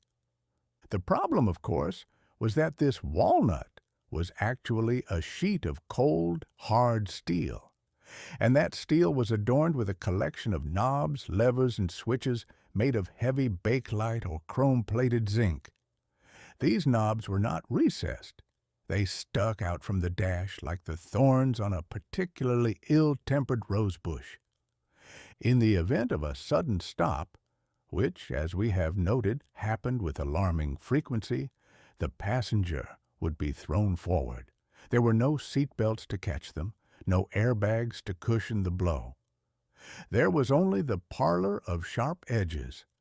A passenger's head would encounter the walnut dash with the same result as a coconut meeting a sledgehammer.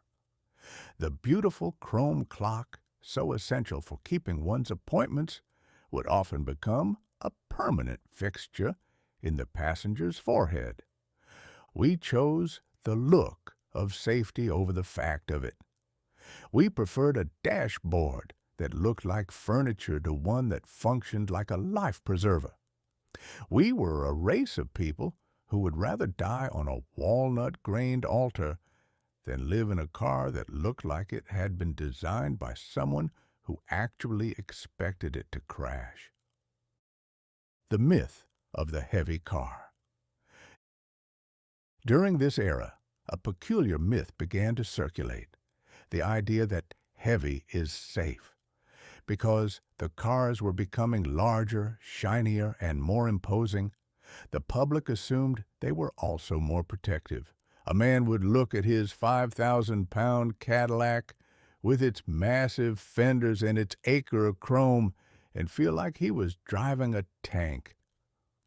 "She's a solid beast," he would say, kicking the tire with the confidence of a man who has never heard of the conservation of momentum. "If I hit something, the other fellow is going to feel it, not me." This was a comforting lie. While a heavy car might fare better in a collision with a lighter one, the heaviness did absolutely nothing for the occupants inside. In fact, the weight often made things worse. A heavier car carried more kinetic energy into a crash, and without any way to absorb that energy, without crumple zones or collapsible steering, that energy was passed directly to the passengers. The car would remain relatively intact, a gleaming, chrome-plated sarcophagus, while the people inside were rattled around like dice in a cup. We were building beautiful, indestructible boxes and then putting fragile, destructible humans inside them. We mistook rigidity for safety, a mistake that would fill the hospitals of America for the next half-century. The conclusion of the glittering lie. The era of chrome over common sense was the final flowering of human vanity in the mechanical age. We had taken a dangerous tool and turned it into a fashion statement. We had decided that the blur of speed should be accompanied by the glint of light. We look back at those cars now with a sense of nostalgia. We admire their lines, their Art Deco flourishes, and their magnificent presence. They are indeed beautiful. But if you look closely at the sharp edges of the chrome, the unyielding steel of the dash, and the spear point of the hood ornament, you begin to see the truth. They were not machines designed for living. They were machines designed for the spectacle of motion. We were a civilization that had fallen in love with the reflection of the world in our own fenders. We were so busy polishing the chrome that we didn't notice the blood on the upholstery. We were, as I have always suspected, a species that would rather go to the grave in a deluxe model than arrive at home in a standard. A man will forgive a car for being a death trap as long as it has enough chrome to make his neighbor jealous. We are a race that believes a shiny exterior is a substitute for a sound heart, a philosophy that works well for politicians, but rather poorly for automobiles. Mark Twain. Chapter 10. The Padded Dash of 1937. A brief, failed experiment in mercy. It is an axiom of history that every now and then a ray of pure, unadulterated reason will accidentally strike a large corporation, usually resulting in a temporary paralysis of the marketing department and a great deal of confusion among the shareholders. In the year 1937, such a miracle occurred within the hallowed halls of the Chrysler Corporation. For one brief, shining moment, an engineer, doubtless a man who had spent too much time observing the tragic trajectory of human heads in a laboratory, convinced his superiors that perhaps the interior of a car shouldn't resemble the business end of a medieval torture rack. The result was the safety-styled interior. It was a flickering candle of common sense in a world that was currently obsessed with turning every available surface into a chrome-plated bayonet. It was a bold, revolutionary attempt to suggest that a passenger might actually enjoy arriving at their destination with the same number of teeth they possessed upon departure. Naturally, the American public hated it. The soft revolution. To understand the sheer audacity of the 1937 Chrysler and Dodge interiors, one must recall the standard operating procedure of the time. As we have discussed, the dashboard of the 1930s was a masterpiece of lethal elegance. It was a vertical wall of unyielding steel, painted to look like wood, and adorned with a collection of knobs and switches that stood out like the thorns on a particularly aggressive cactus. If you were a passenger in a standard 1936 sedan and the driver hit a stray hog, your forehead was destined to have a very intimate encounter with the radio volume knob, a device which would then proceed to travel through your skull with the enthusiasm of a gold prospector. But in 1937, Chrysler decided to try something radical. They looked at the dashboard and thought, what if we didn't put a spear at eye level? They introduced the recessed knob. It sounds like a small thing, doesn't it? A minor adjustment in the grand tapestry of human progress. But in 1937, it was as revolutionary as the printing press. Instead of the knobs sticking out like the controls of a submarine, they were tucked away in a groove, flush with the surface of the dash. The door handles were curved inward so they wouldn't hook your ribs. Even the back of the front seat was padded on the off chance that a child in the rear might appreciate not having their jaw shattered by the mahogany-colored steel of the seat frame. And then there was the roll. Along the top of the dashboard, Chrysler added a rounded padded bolster. It wasn't the high-tech, energy-absorbing polymer of today. It was more akin to a leather-wrapped sausage, but compared to a sharp steel edge, it was a down pillow from the heavens. The sissy interior. The marketing department, momentarily possessed by a spirit of altruism, dubbed this the safety-styled interior. They produced brochures showing happy families sitting in their cushioned cocoons. They spoke of protection and humanity. They even had the temerity to consult doctors, actual medical men who dealt with the grisly aftermath of the Great Denial, to help design these features. The public reaction was a mixture of bewilderment and profound insult. You see, the American motorist of 1937 did not want to be protected. He wanted to be sturdy. He wanted to be invulnerable. To buy a car with a padded dashboard was to admit that you were a person who expected to crash. It was a declaration of cowardice. It suggested that you lacked the nerves of steel required to master the machine, and therefore you needed to be coddled like an infant in a nursery. I have always believed that the average man would rather be killed by a piece of chrome than be saved by a piece of rubber, simply because the chrome looks better in the obituary. The safety-styled interior didn't look fast. It didn't look heroic.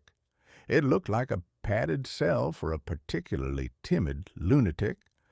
The public looked at the recessed knobs and complained that they were fiddly and hard to grip with a glove. They looked at the padded roll on the dash and thought it looked clumsy compared to the sharp, clean lines of the previous year's steel. The triumph of the aesthetic over the anatomical. The experiment was a magnificent failure. While Chrysler and Dodge sales didn't exactly plummet into the abyss, the safety angle certainly didn't spark the revolution the engineers had hoped for. The public yawned at the prospect of keeping their brains inside their skulls and instead flocked to the showrooms of competitors who were still offering dashboards that could serve as a secondary set of brass knuckles. By 1938 and 1939, the safety styling had begun to recede, much like a tide that had realized it was unwelcome on the shore. The knobs began to creep back out from their hiding places. The padding became thinner and more decorative than functional. The manufacturers learned a hard, cynical lesson. Safety is a sales killer. If you tell a man his car is safe, you're telling him he is fragile. If you tell him his car is powerful, you're telling him he is a god. And in the great auction of human souls, godhood will outbid survival every single time, even if the divinity in question is only temporary and ends at the first telephone pole. The theology of the pothole. We must also consider the American road of 1937. It was a place of high adventure and low maintenance.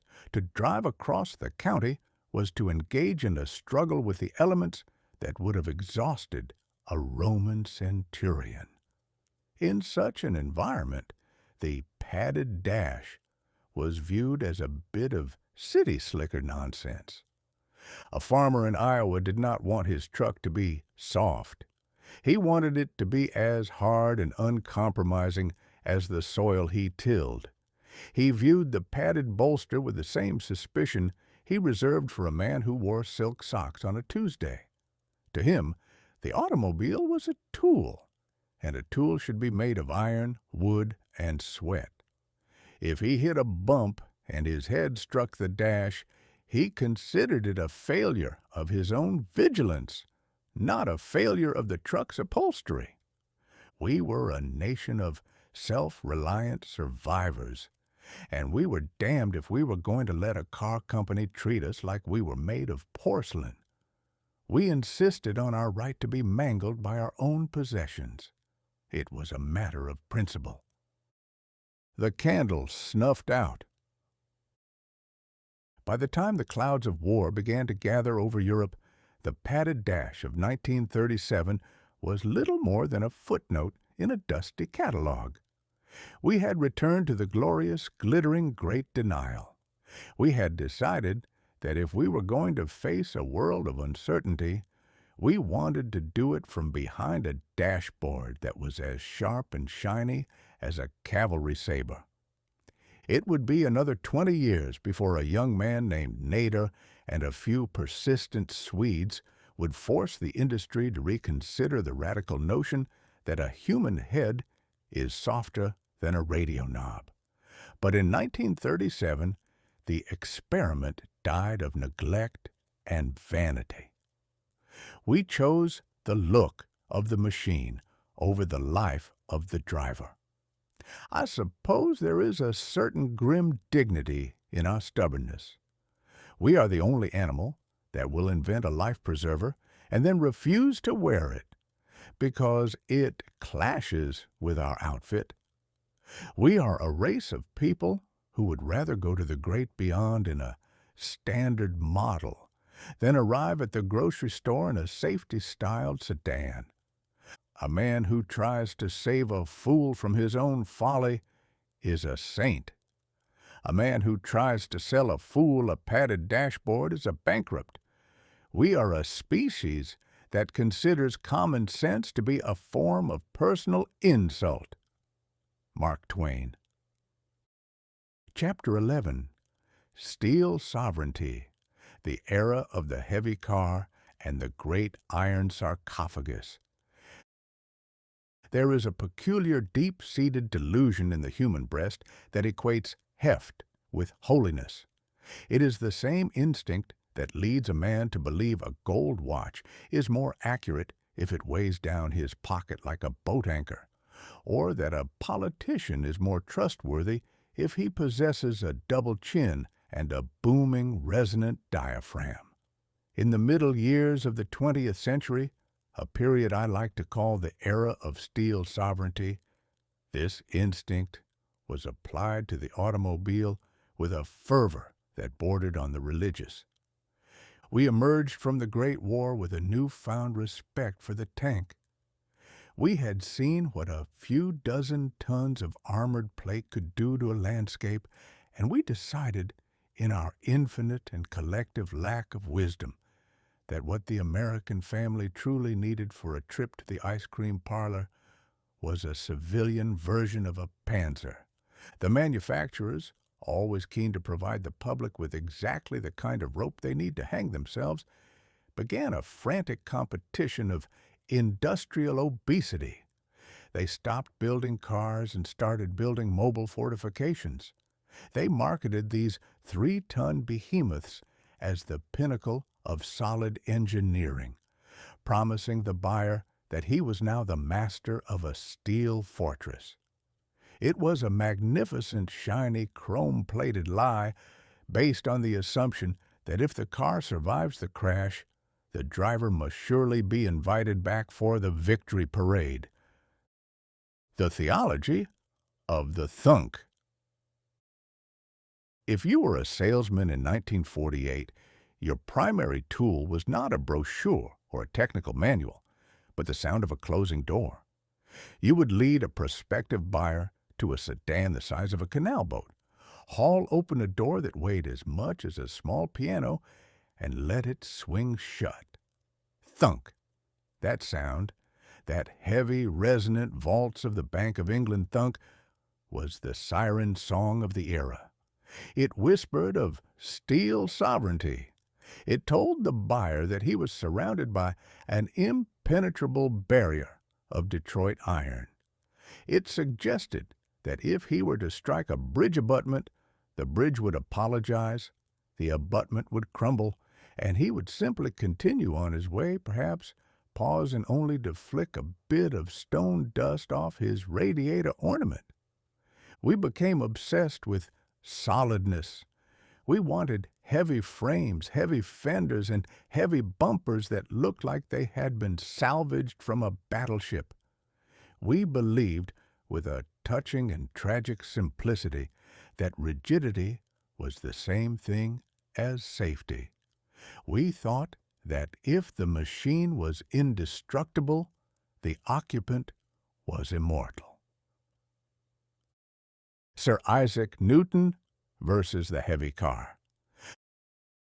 The trouble, of course, is that Sir Isaac Newton does not care about your marketing department. He is a cold, impartial judge who has been presiding over the court of physics since the beginning of time, and his laws are not subject to appeal. The primary law in question was the conservation of momentum. When a 3-ton steel fortress traveling at 50 miles an hour encounters a stationary object, say an oak tree with a firm grip on the earth, the car does not simply win, because the car is built like a tank, rigid, unyielding, and proud. It does not crumple. It does not absorb the blow. It stops with the violent suddenness of a slammed door. But the driver? The driver is not bolted to the frame. The driver is a soft, squashy collection of organs and fluid, held in place by nothing but hope and a bit of upholstery.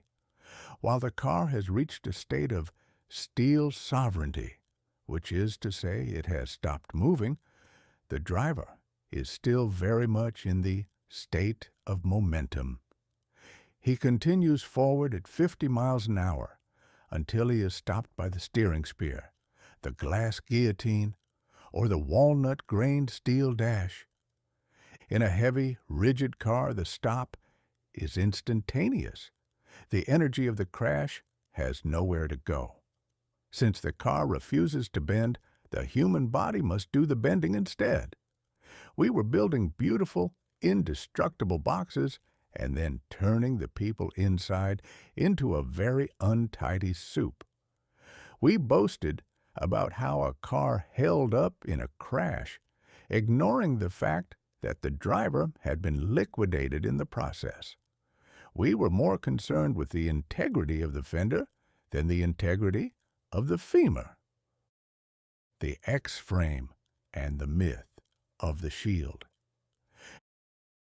During the 1950s, this obsession reached its zenith with the introduction of the massive chassis. Engineers designed frames that were stiff enough to support a skyscraper. They spoke of torsional rigidity as if it were a spiritual virtue. They added X members and boxed side rails to ensure that the car would never, ever yield to an outside force. The public loved it. They looked at the massive overhangs, the dagmars on the bumpers, and the sprawling hoods, and they felt like kings of the road. They believed they were driving a shield. "I want a lot of metal around me," the average father would say, patting the hood of his Buick. "If anything happens, I want to be in the biggest car on the road." This led to a kinetic arms race. Everyone wanted the biggest car to protect themselves from everyone else's biggest car. We were a nation of moving mountains, each one more solid than the last, all of us hurtling toward a collision where the sovereignty of steel would ensure that nobody survived the deceleration. We didn't realize that the metal around us was not a shield, but a hammer, and we were the eggs being carried inside the hammer's head. The weight of vanity. There was also the matter of what all this weight did to the car's ability to avoid the ditch in the first place. These steel sovereigns were not nimble creatures. They had the handling characteristics of a startled hippopotamus. Steering one of these beauties around a sharp corner was less an act of driving and more an act of negotiation involving a great deal of leaning and a silent prayer to the patron saint of tires. Because they were so heavy, they were nearly impossible to stop with the primitive drum brakes of the time, as we discussed in Chapter 2. A 3-ton car at 60 miles an hour carries enough energy to power a small city for a weekend. Trying to dissipate that energy with a bit of leather and iron was a fool's errand. So, we had cars that were too heavy to turn, too heavy to stop, and too rigid to survive a crash. They were, in every sense of the word, sarcophagi. They were beautiful, expensive, chrome-plated tombs that we drove at high speeds while wearing our best Sunday hats. The late realization. It would take decades, and the revolutionary work of men like Bela Barenier at Mercedes-Benz, to convince the world that a car should brake. We had to learn the heresy of the crumple zone. We had to accept the radical notion that a car that disintegrates upon impact is actually a better life preserver than a car that remains intact. But in the 1950s, that idea was viewed as a form of industrial cowardice. A car that crumpled was cheap. A car that bent was weak. We insisted on our steel sovereignty, and we paid for that sovereignty in a currency of shattered lives and broken families. We are a peculiar animal, aren't we? We will spend a king's ransom on a heavy car to feel safe while ignoring the fact that we are sitting in the middle of a high-speed physics experiment with no safety equipment other than a shiny bumper. We value the thunk of the door more than the thump of a heartbeat. Today, our cars are made of high-strength steel, aluminum, and plastic, designed to fold like an accordion to save the soft things inside. They feel light and flimsy to a man who grew up in the era of the steel sovereign. But I suspect that if you offered that man a choice between a heavy car that survives the tree and a light car that lets him survive the tree, he might finally see the humbug in the thunk. Then again, never underestimate the power of a well-polished bumper, to blind a man to his own mortality. The heavy car was a triumph of the blacksmith over the biologist. We built a machine that could withstand anything, and then we were shocked, to find that the human beings inside were not made of the same unyielding iron. Mark Twain. Chapter 12. The Marketing of Lethal Elegance. Selling the dream of the open road while ignoring the nightmare of the ditch. It has been said that there are three kinds of lies: lies, damned lies, and statistics. But I would argue that in the mid-20th century, a fourth and far more potent category was birthed in the smoke-filled boardrooms of Madison Avenue, the automobile advertisement. The ad man of the 1940s and 50s was a creature of singular talent. He was a high priest of the Great Denial, a secular evangelist whose job was to convince the American public that a 2-ton iron projectile was not, in fact, a machine of potential carnage, but rather a ticket to a secular heaven. He was a professional charlatan who could look at a vehicle equipped with the braking power of a damp sponge and the interior safety of a rock tumbler and describe it as a palace of progress. This was the era of lethal elegance. It was a time when we were sold the dream of the open road with such ferocious efficiency that we completely forgot that the open road frequently ended in an open casket. The marketing departments of Detroit realized that while they couldn't make the car safe, they could certainly make the idea of the car irresistible.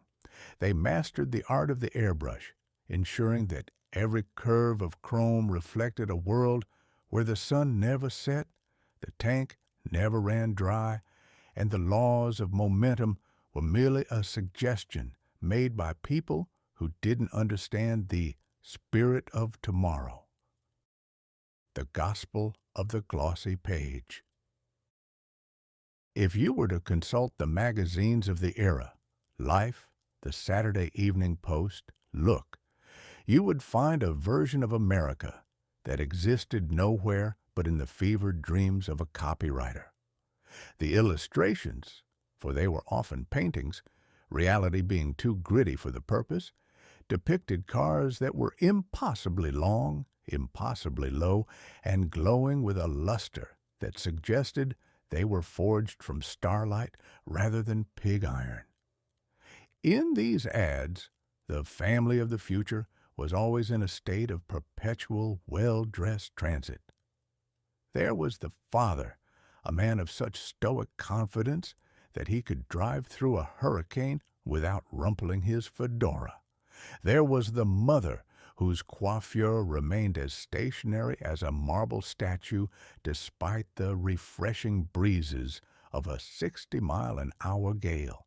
And there were the children, quiet, angelic creatures who sat in the back seat with the composed dignity of British royalty, rather than the reality of sticky-fingered urchins being rattled around in a steel box.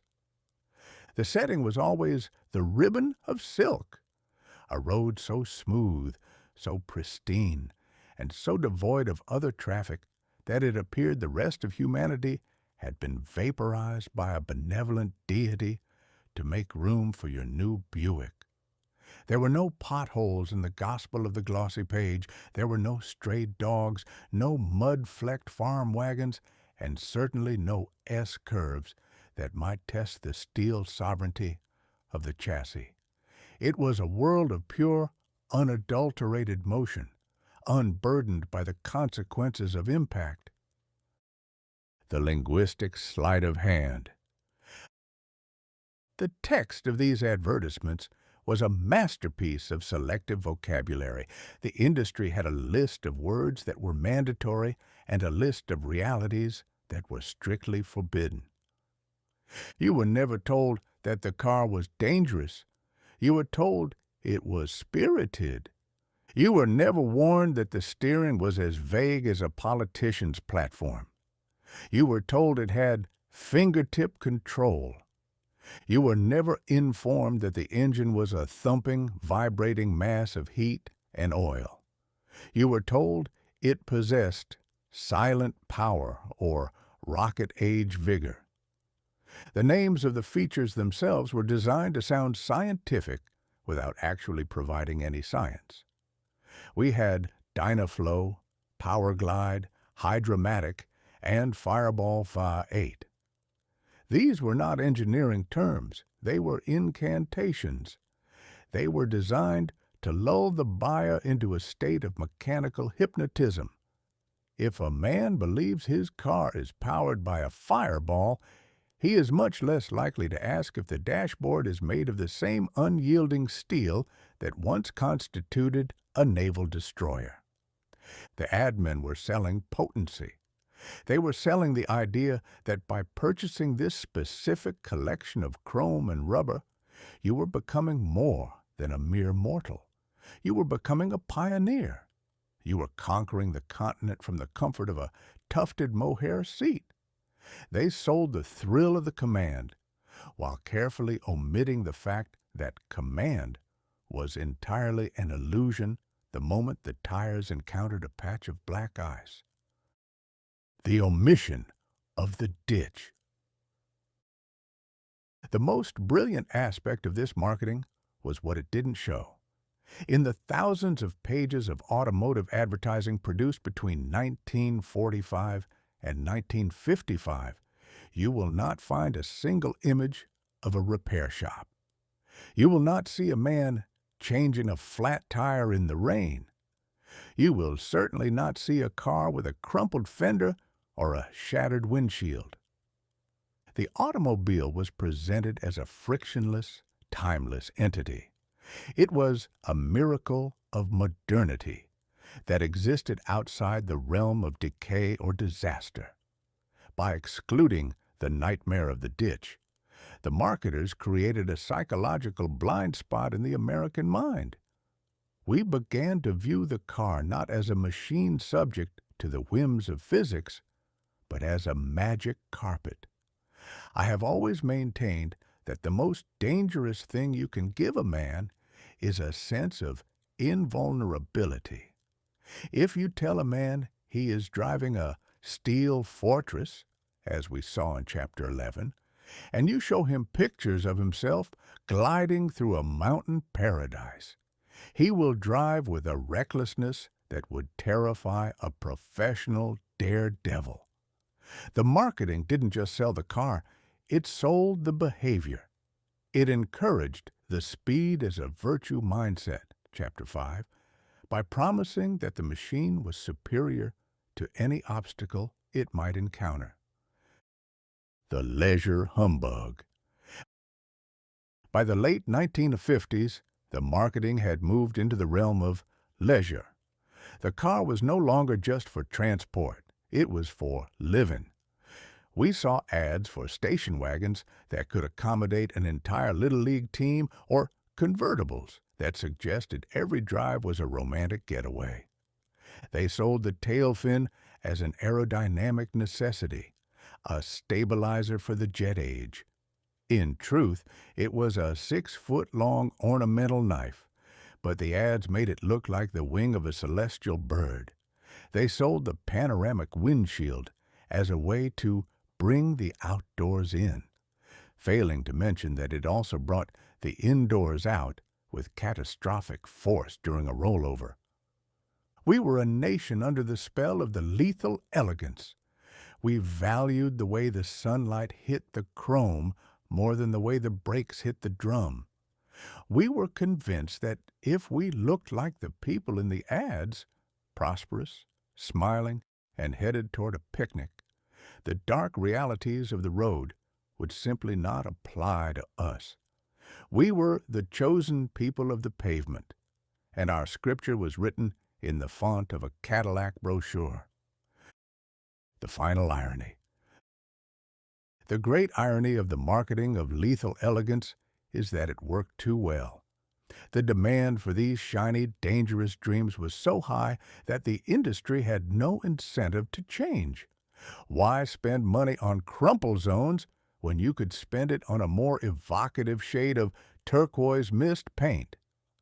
Why worry about the steering column spear when you could distract the customer with a Wonder Bar radio?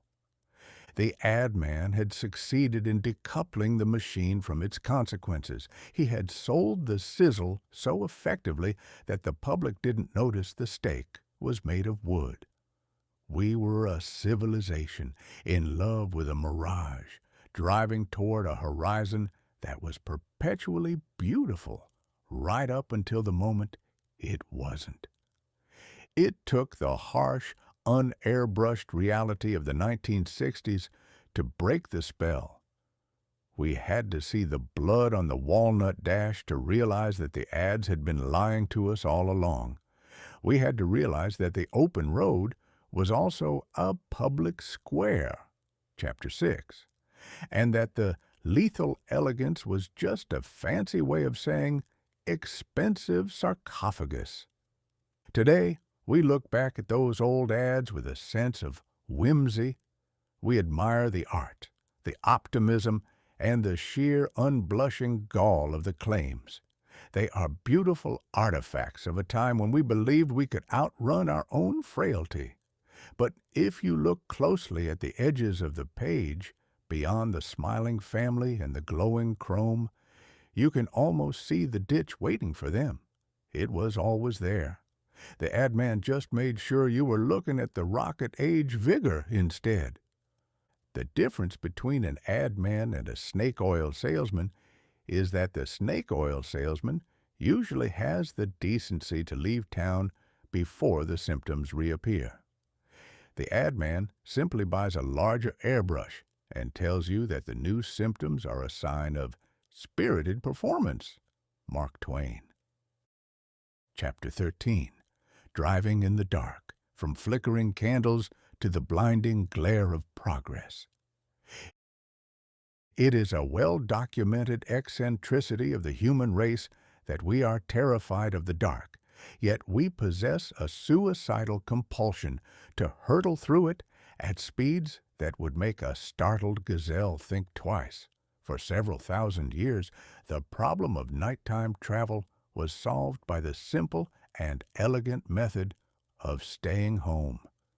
If a man absolutely had to be out after sunset, he carried a lantern, a device that provided just enough light to ensure he could see the mud he was currently standing in, while leaving the rest of the world to the ghosts and the highwaymen. But with the advent of the automobile, we decided that the sun was an unnecessary celestial luxury. We decreed that the night should be conquered. We took a mechanical beast capable of 40 miles an hour and decided to drive it into the gloom, equipped with nothing more than a couple of brass-bound candles and a prodigious amount of unearned confidence. It was the beginning of a long, shadowy era of mechanical night blindness, where we spent 40 years trying to illuminate the road, only to succeed in blinding everyone else on it. The kerosene illusion. The very first headlights were not designed to help the driver see the road. They were designed to warn the road that a lunatic was approaching. Borrowed directly from the horse-drawn carriage, these early lamps burned kerosene or whale oil. They produced a soft, romantic, and utterly useless yellow glow. The kind of light that is perfect for a Victorian parlor where everyone is sitting perfectly still, but somewhat lacking when you are trying to avoid a granite boulder at 25 miles per hour. Driving with kerosene lamps was an exercise in pure imagination. The driver would peer into the darkness, his eyes straining to catch a glimpse of anything that wasn't a shadow. The lamps would flicker and smoke, casting long, dancing ghouls across the landscape. If a moth flew into the flame, the resulting eclipse could plunge the entire operation into total blackness. We were essentially playing a high-stakes game of blind man's bluff with the geography of the American continent.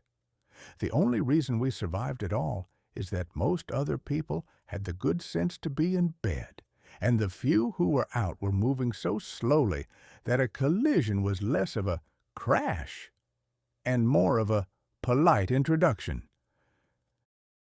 The acetylene bomb. By 1905, the industry realized that kerosene was insufficient for a world that was rapidly becoming obsessed with the blur. Chapter 5.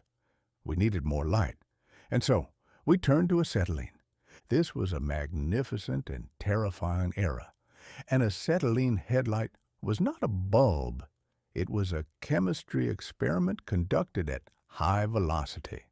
To operate your lights, you had to have a generator on the running board, a brass canister where water dripped onto calcium carbide to produce a highly flammable gas. This gas was then piped through rubber hoses to the lamps, where the driver, acting as a sort of mobile pyrotechnician, would hop out, open the glass faces, and strike a match. It was a beautiful sight, provided you didn't mind the constant threat of a localized explosion. The light was brilliant, white, and intense.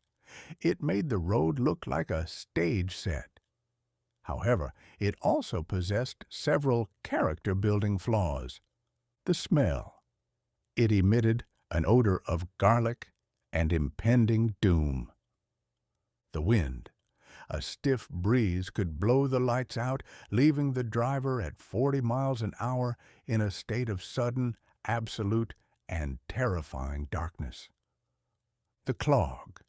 The small burners were prone to clogging with soot, meaning the light would slowly dim until it was nothing more than a glowing red coal, the mechanical equivalent of a car falling asleep at the wheel. The electric dawn and the great blinding. In 1912, Cadillac introduced the electric starter and, with it, the electric headlight.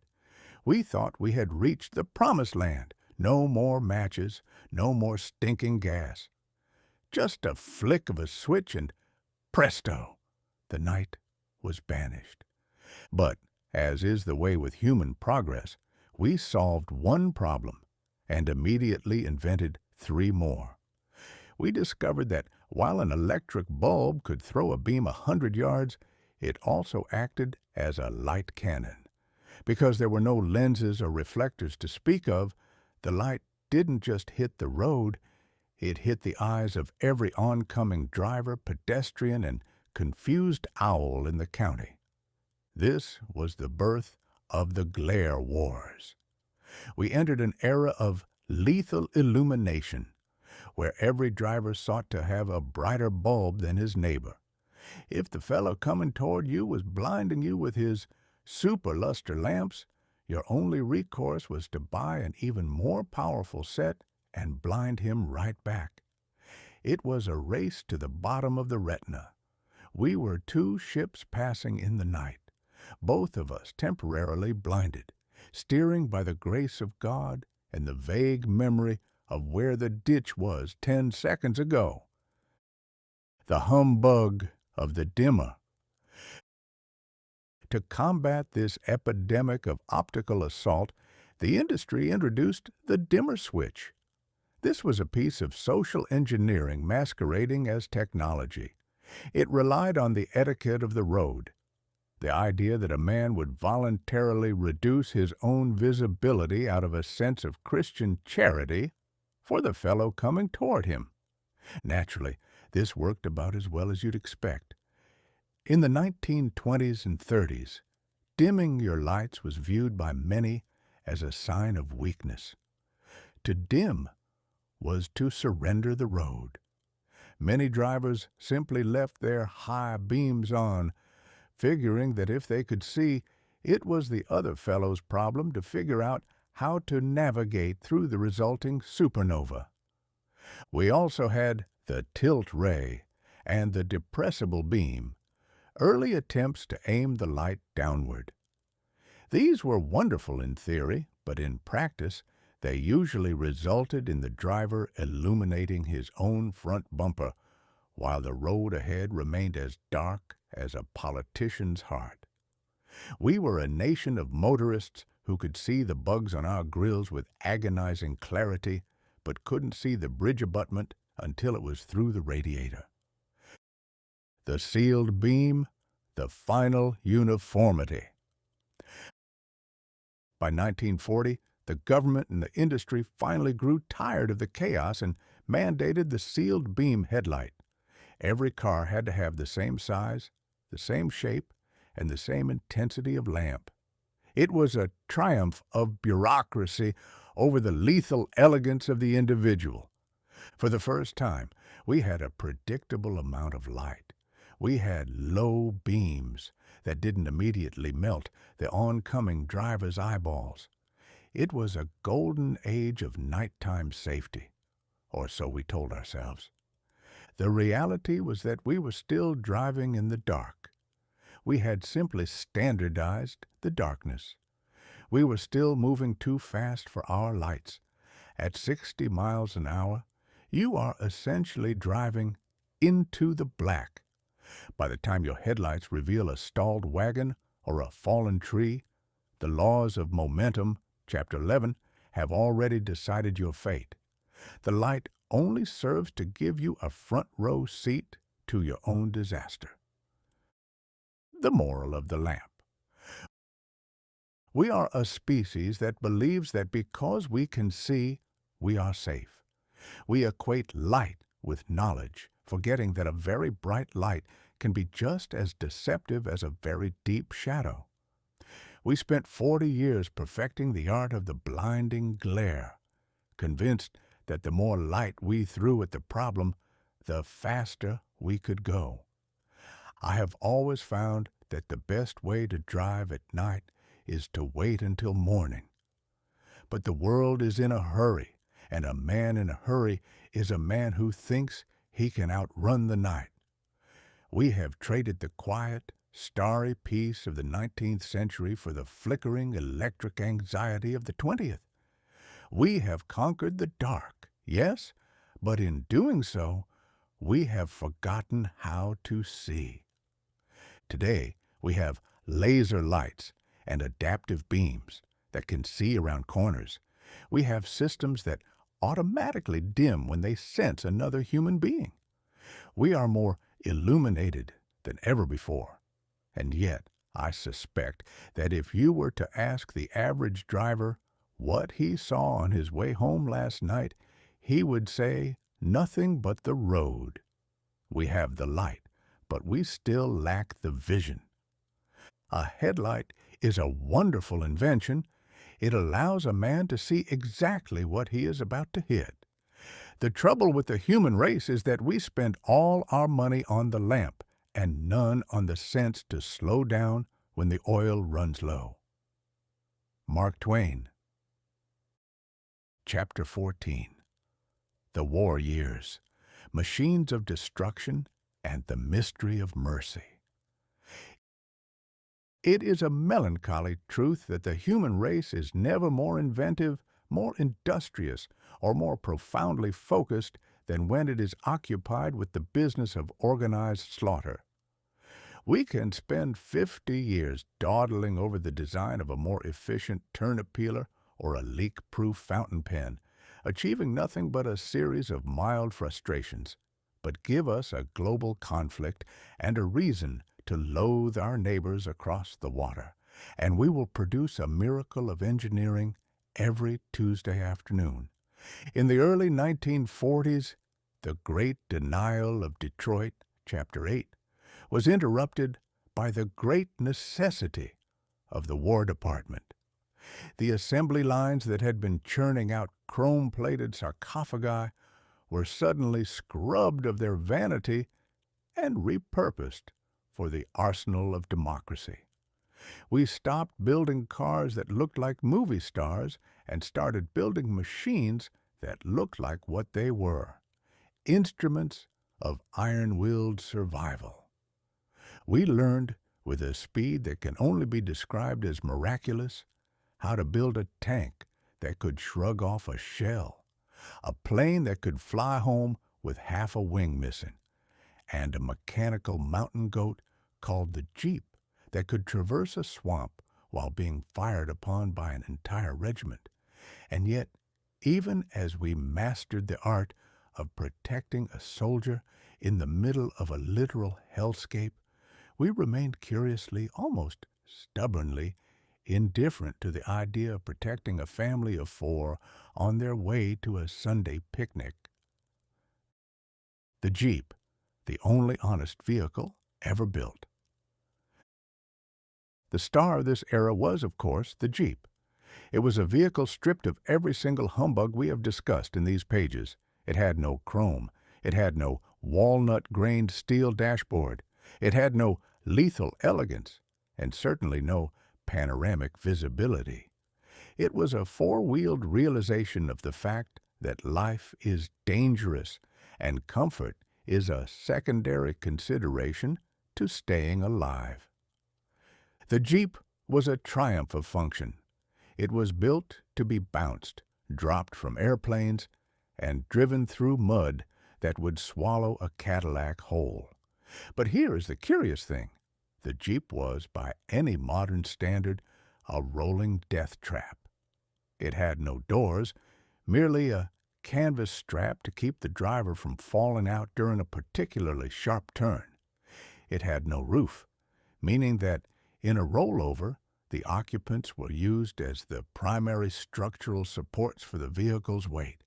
And yet, the soldiers loved it. They loved it because it didn't lie to them. It didn't pretend to be a steel fortress. It was a tool, and a tool doesn't need to be safety-styled. But the real tragedy is that we took the ruggedness of the Jeep, the ability of the machine to survive, and we mistook it for the ability of the man to survive. We came home from the war thinking that because our machines were tough, we were too. The aviation paradox. While the automotive engineers were busy making things heavy, Chapter 11, the boys in the aviation industry were dealing with the much more pressing problem of falling out of the sky. In a cockpit, they didn't have the luxury of the great denial. A pilot knows that if he hits the ground at 200 miles an hour, his nerves of steel will be of very little use to him.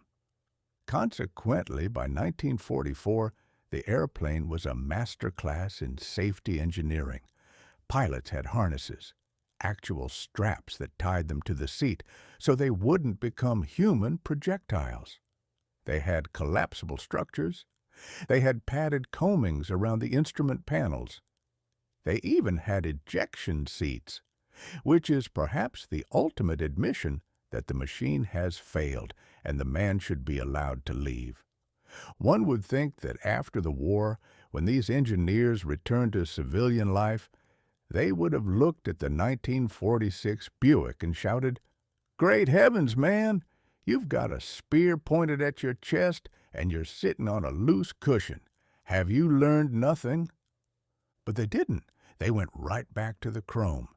They took the jet age styling, the pointed noses, the swept-back wings, the intake-shaped grills, and they applied them to cars that still had the internal safety of a Victorian buggy. We adopted the look of the airplane, but we rejected the lessons of the pilot. We wanted the rocket age vigor, Chapter 12, but we had no desire for the parachute age precaution. The GI and the high-speed homecoming.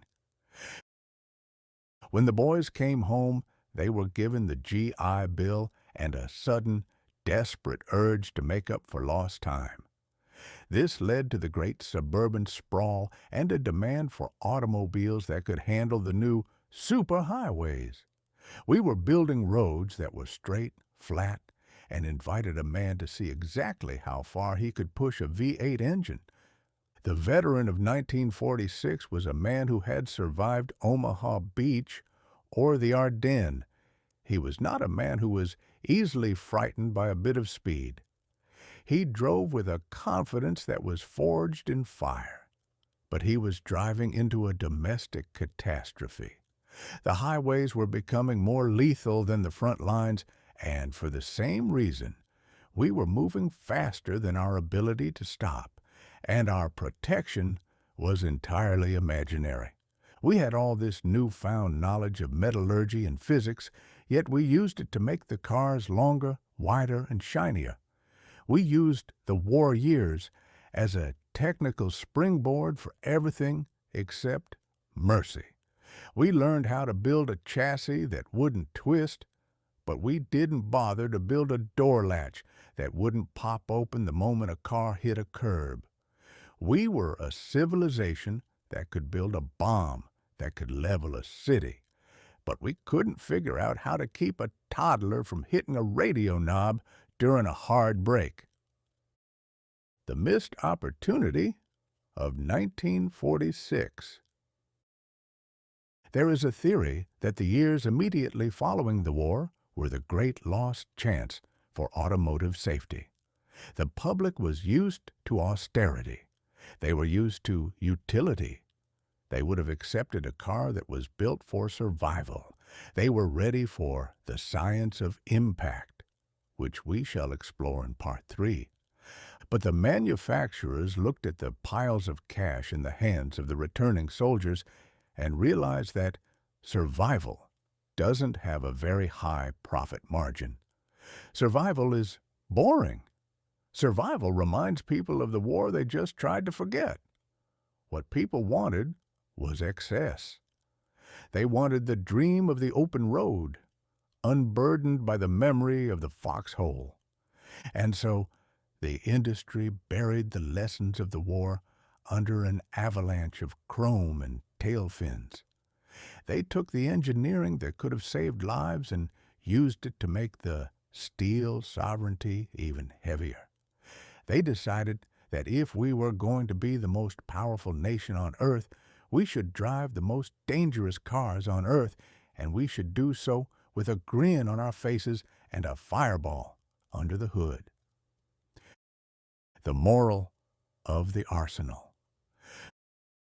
The war years taught us that we are capable of anything when we have a common enemy. We can innovate, we can protect, and we can conquer the impossible. But they also taught us that our greatest enemy is our own vanity. We chose to ignore the aviation paradox and the Jeep honesty in favor of the lethal elegance. We emerged from the most destructive conflict in history with the keys to a kingdom of safety, only to throw those keys into the nearest ditch because they didn't look good in a magazine advertisement. We preferred to live in a world where speed is the only virtue and safety is a word for sissies. It would take another 20 years for the blood on the walnut dash to become so plentiful that even the marketing departments couldn't hide it. But for a few years in the 1940s, we had the chance to change the course of history. We chose the chrome. We chose the spear. We chose the great denial. And we paid for that choice with every mile of the new American highway. During the war, we learned how to save a man from 1,000 enemies. After the war, we couldn't even save him from his own dashboard. It is a testament to the human spirit that we can survive a global conflict, but we cannot survive a trip to the grocery store if the car is sufficiently shiny. Mark Twain. Part 3. The Science of Impact. The 1950s to 1960s. Chapter 15. The Unsafe at Any Speed Scandal. A young man named Nader spoils the party.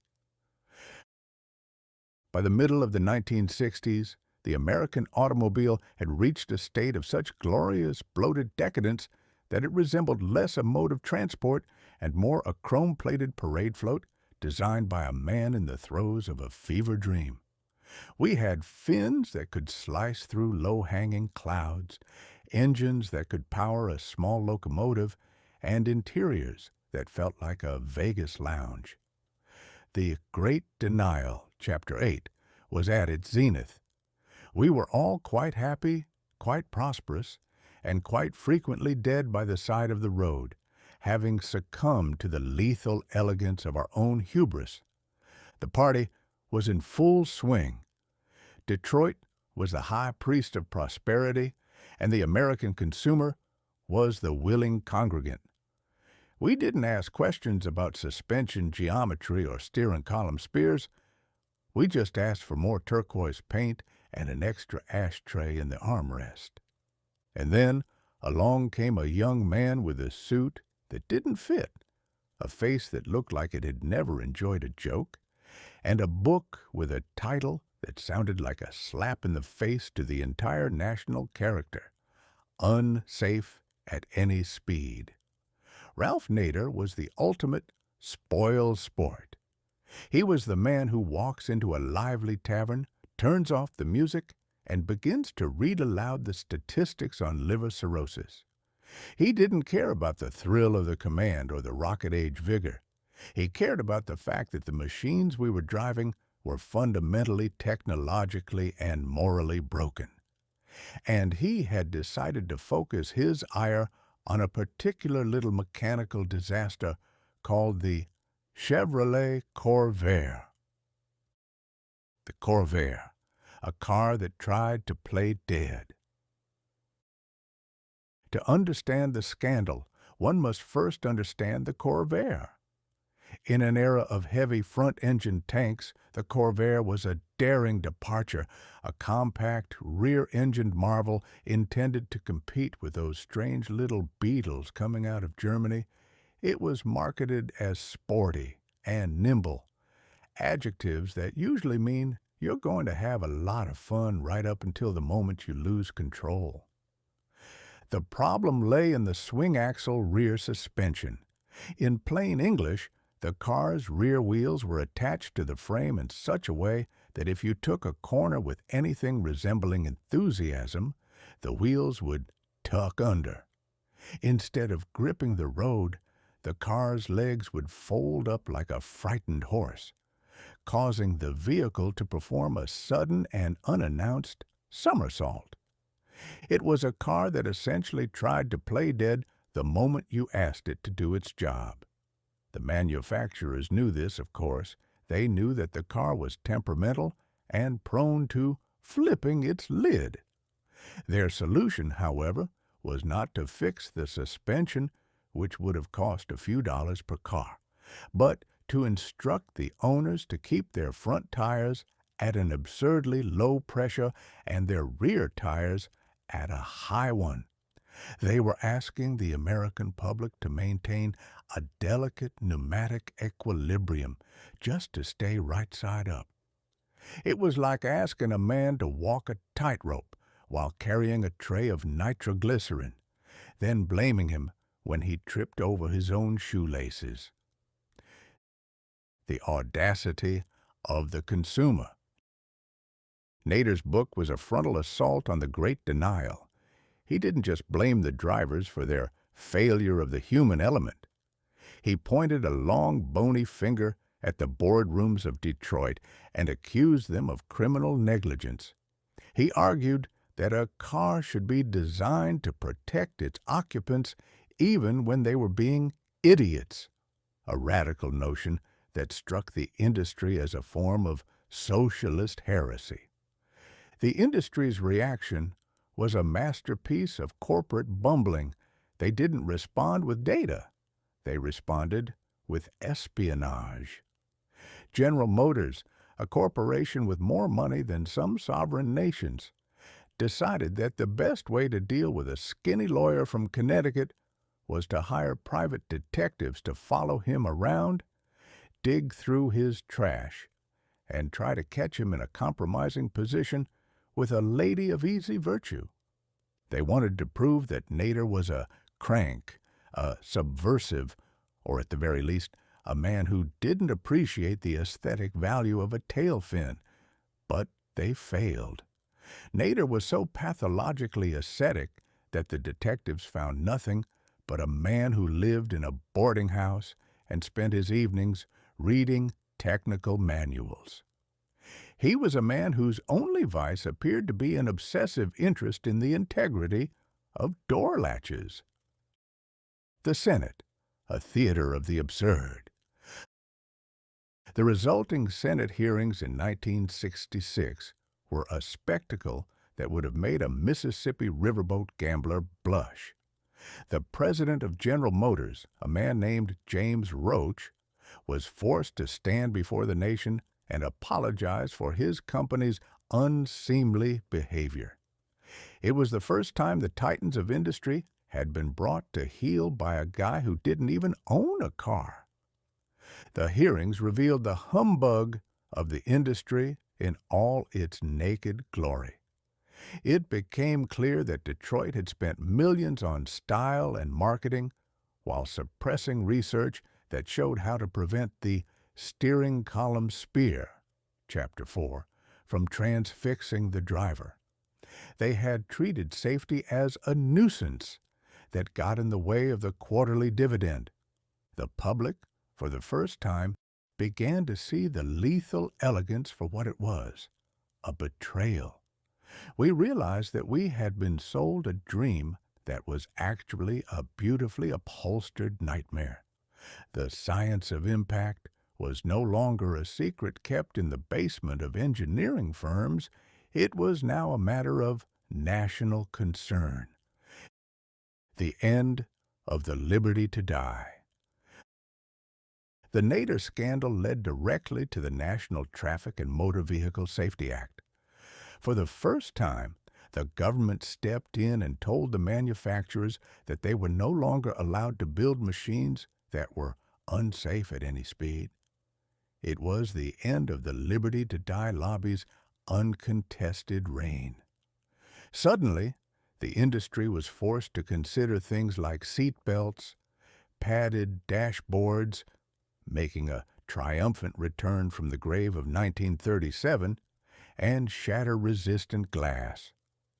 The era of the Great Denial was officially over, replaced by an era of mandated mercy. Of course, the industry complained. They predicted that these new regulations would bankrupt the country, stifle innovation, and turn every car into a boring gray box. They argued that safety would kill the spirit of adventure. They were wrong, of course. They just didn't want to admit that they had been caught with their hands in the cookie jar and that the cookies were made of broken glass and unyielding steel. The moral of the spoil sport. We owe a great deal to the spoil sport. Without Ralph Nader, we might still be driving cars with leaping greyhound spears on the hoods and steering columns that act as secondary harpoons. We might still be convinced that a heavy car, Chapter 11, is a safe car, and that a thunk of a door is a substitute for a survival cell. Nader reminded us that we are not gods. We are fragile, fallible creatures who need a little help from our machinery. He taught us that progress is not measured by the height of a tail fin, but by the number of people who arrive home in time for dinner. It is a curious thing, this human vanity. We hated Nader because he told us the truth about our favorite toys. We hated him because he made us feel mortal. But in the end, we listened to him, because even a man who loves a Fireball V8 would rather be a living critic than a dead enthusiast. A man who tells the truth when everyone else is lying is usually considered a bore, but when the lie is a 2-ton iron box that flips over in a light breeze, the bore becomes a savior. We are a race that needs to be shouted at, for we are remarkably good at ignoring the sound of our own bones breaking. Mark Twain. Chapter 16. The Lap Belt Revolution, in which we learn that being tied to one seat is preferable to being ejected into the scenery. Man is a creature of inexplicable contradictions.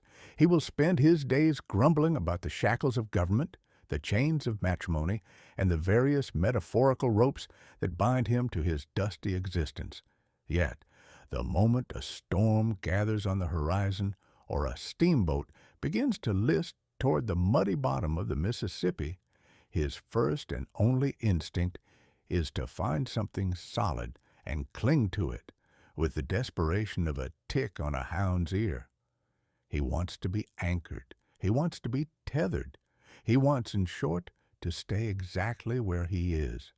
However, apply this same logic to the interior of a motor car, and suddenly the human character undergoes a baffling transformation. When the automobile industry first suggested that a passenger might benefit from being strapped to his seat with a simple piece of industrial webbing, the American public reacted as if they had been asked to wear a ball and chain to a cotillion. We entered the era of the lap belt, a period of our history defined by a vigorous and bloody defense of our God-given right to be launched through a windshield like a human grape shot at the first sign of a pothole. The myth of being thrown clear. In the early 1950s, there existed a pervasive and frankly suicidal piece of folklore known as the thrown clear theory. It was whispered in garages and spoken with great authority over backyard fences.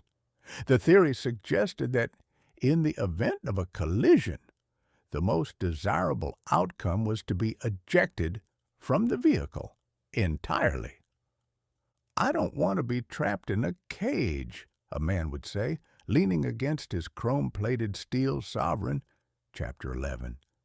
"If she goes over, I want to be thrown clear. I'd rather take my chances with the soft grass of a ditch than be crushed inside a ton of Detroit iron." This was a magnificent piece of self-delusion. It ignored the fact that being thrown clear usually involved a brief and violent transit through a pane of invisible guillotine glass, Chapter 3, followed by a sudden stop against a stone wall or a telegraph pole. To the average motorist of 1954, the interior of the car was a death trap, but the open air, at 60 miles an hour, was a sanctuary of mercy. We believed that by some miracle of providence, we would land like a gymnast on a velvet cushion rather than a sack of flour on a cobblestone street. We preferred the liberty to fly over the obligation to sit. We viewed the seatbelt not as a life preserver, but as a snare. We feared the fire, the car burning while we were trapped, far more than we feared the physics, our heads striking the walnut-grain steel dash. It was a classic case of human psychology prioritizing a rare and terrifying possibility over a common and mathematical certainty. The Nash and the neglect. The first attempt to introduce the seatbelt to the masses was made by Nash Motors in 1949. They offered actual lap belts as an option. They were simple, sturdy straps, much like those found in a DC-3 airplane. Nash, in a momentary lapse of marketing judgment, believed that the public would appreciate the chance to survive a sudden deceleration. The public's response was a collective, icy stare. Dealers reported that customers were actually offended by the sight of the belts. They viewed them as a slur upon their driving ability. "Do you think I'm such a poor pilot that I'm going to hit something?" they would ask, their pride bristling. Others found the belts untidy, complaining that they cluttered the beautiful mohair upholstery. The rejection was so total that many dealers took to cutting the belts out with a pair of shears, before the car even reached the showroom floor. They were literally removing the safety equipment to make the car saleable. We were a nation that would rather buy a car that promised rocket-age vigor than one that suggested we might not survive the trip to the moon. The physics of the projectile.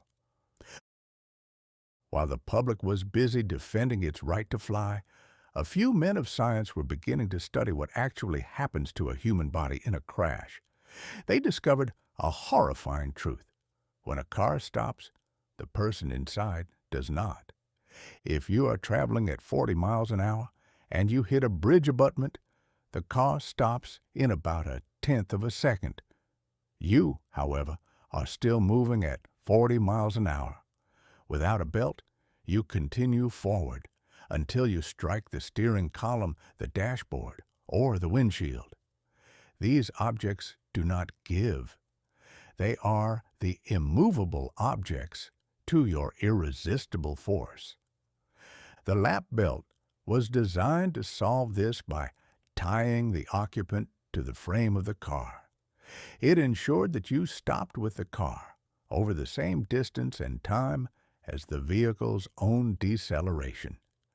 It was the difference between being a passenger and being a projectile.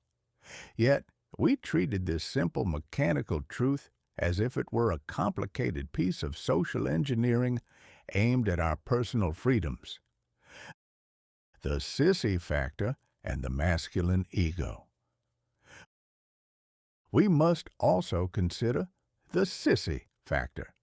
In the mid-20th century, masculinity was measured by one's indifference to danger. A real man didn't need to be buckled in. He held onto the steering wheel with nerves of steel. He trusted his own reflexes to save him. To wear a seatbelt was to admit to a certain feminine caution. It was perceived as un-American.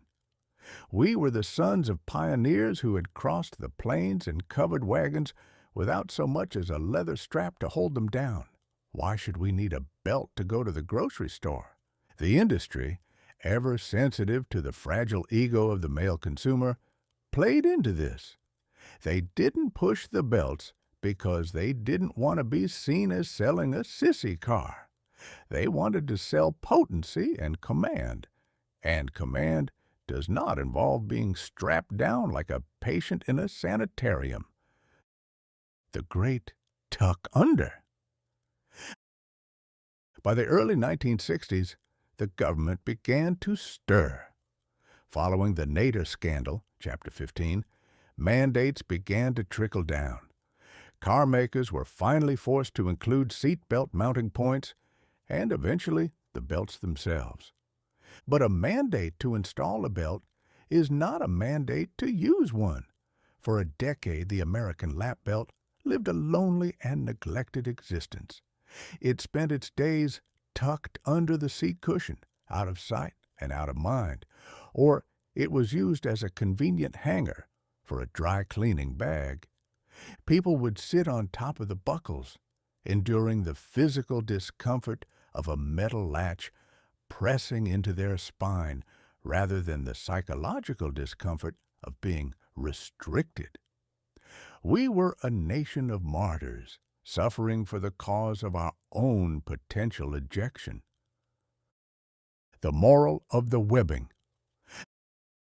The lap belt revolution was the first time we were asked to participate in our own survival, and we failed the test miserably. We proved that we value the illusion of freedom more than the reality of life. We preferred the great denial to the simple click. Eventually, the blood on the pavement became too much to ignore. The statistics began to pile up, showing that those trapped in their cars were walking away with bruises, while those thrown clear were being carried away in bags. The science of impact was slowly winning the war against the folklore of the ditch. But it was a slow, grudging victory. We didn't adopt the seat belt because we became wiser. We adopted it because we were eventually nagged into it by insurance companies, lawyers, and the persistent, annoying reality of physics. We are a species that has to be dragged kicking and screaming into our own preservation. Today, we click our belts without a second thought. We have forgotten the liberty to die lobby and the throne clear mythology. But every now and then I look at that simple strap of nylon and I remember the time when we considered it a mortal insult to our character. We are a peculiar race indeed, willing to cross an ocean for a dream, but unwilling to pull a strap across our laps to ensure we live to see it. A seat belt is a constant reminder that the world is a dangerous place and that you are a fragile passenger in it. Man hates to be reminded of either fact, which is why he would rather sit on the buckle than wear the belt. Mark Twain. Chapter 17. The Three-Point Solution, a Swede's Gift to a World that Preferred Its Teeth on the Dashboard.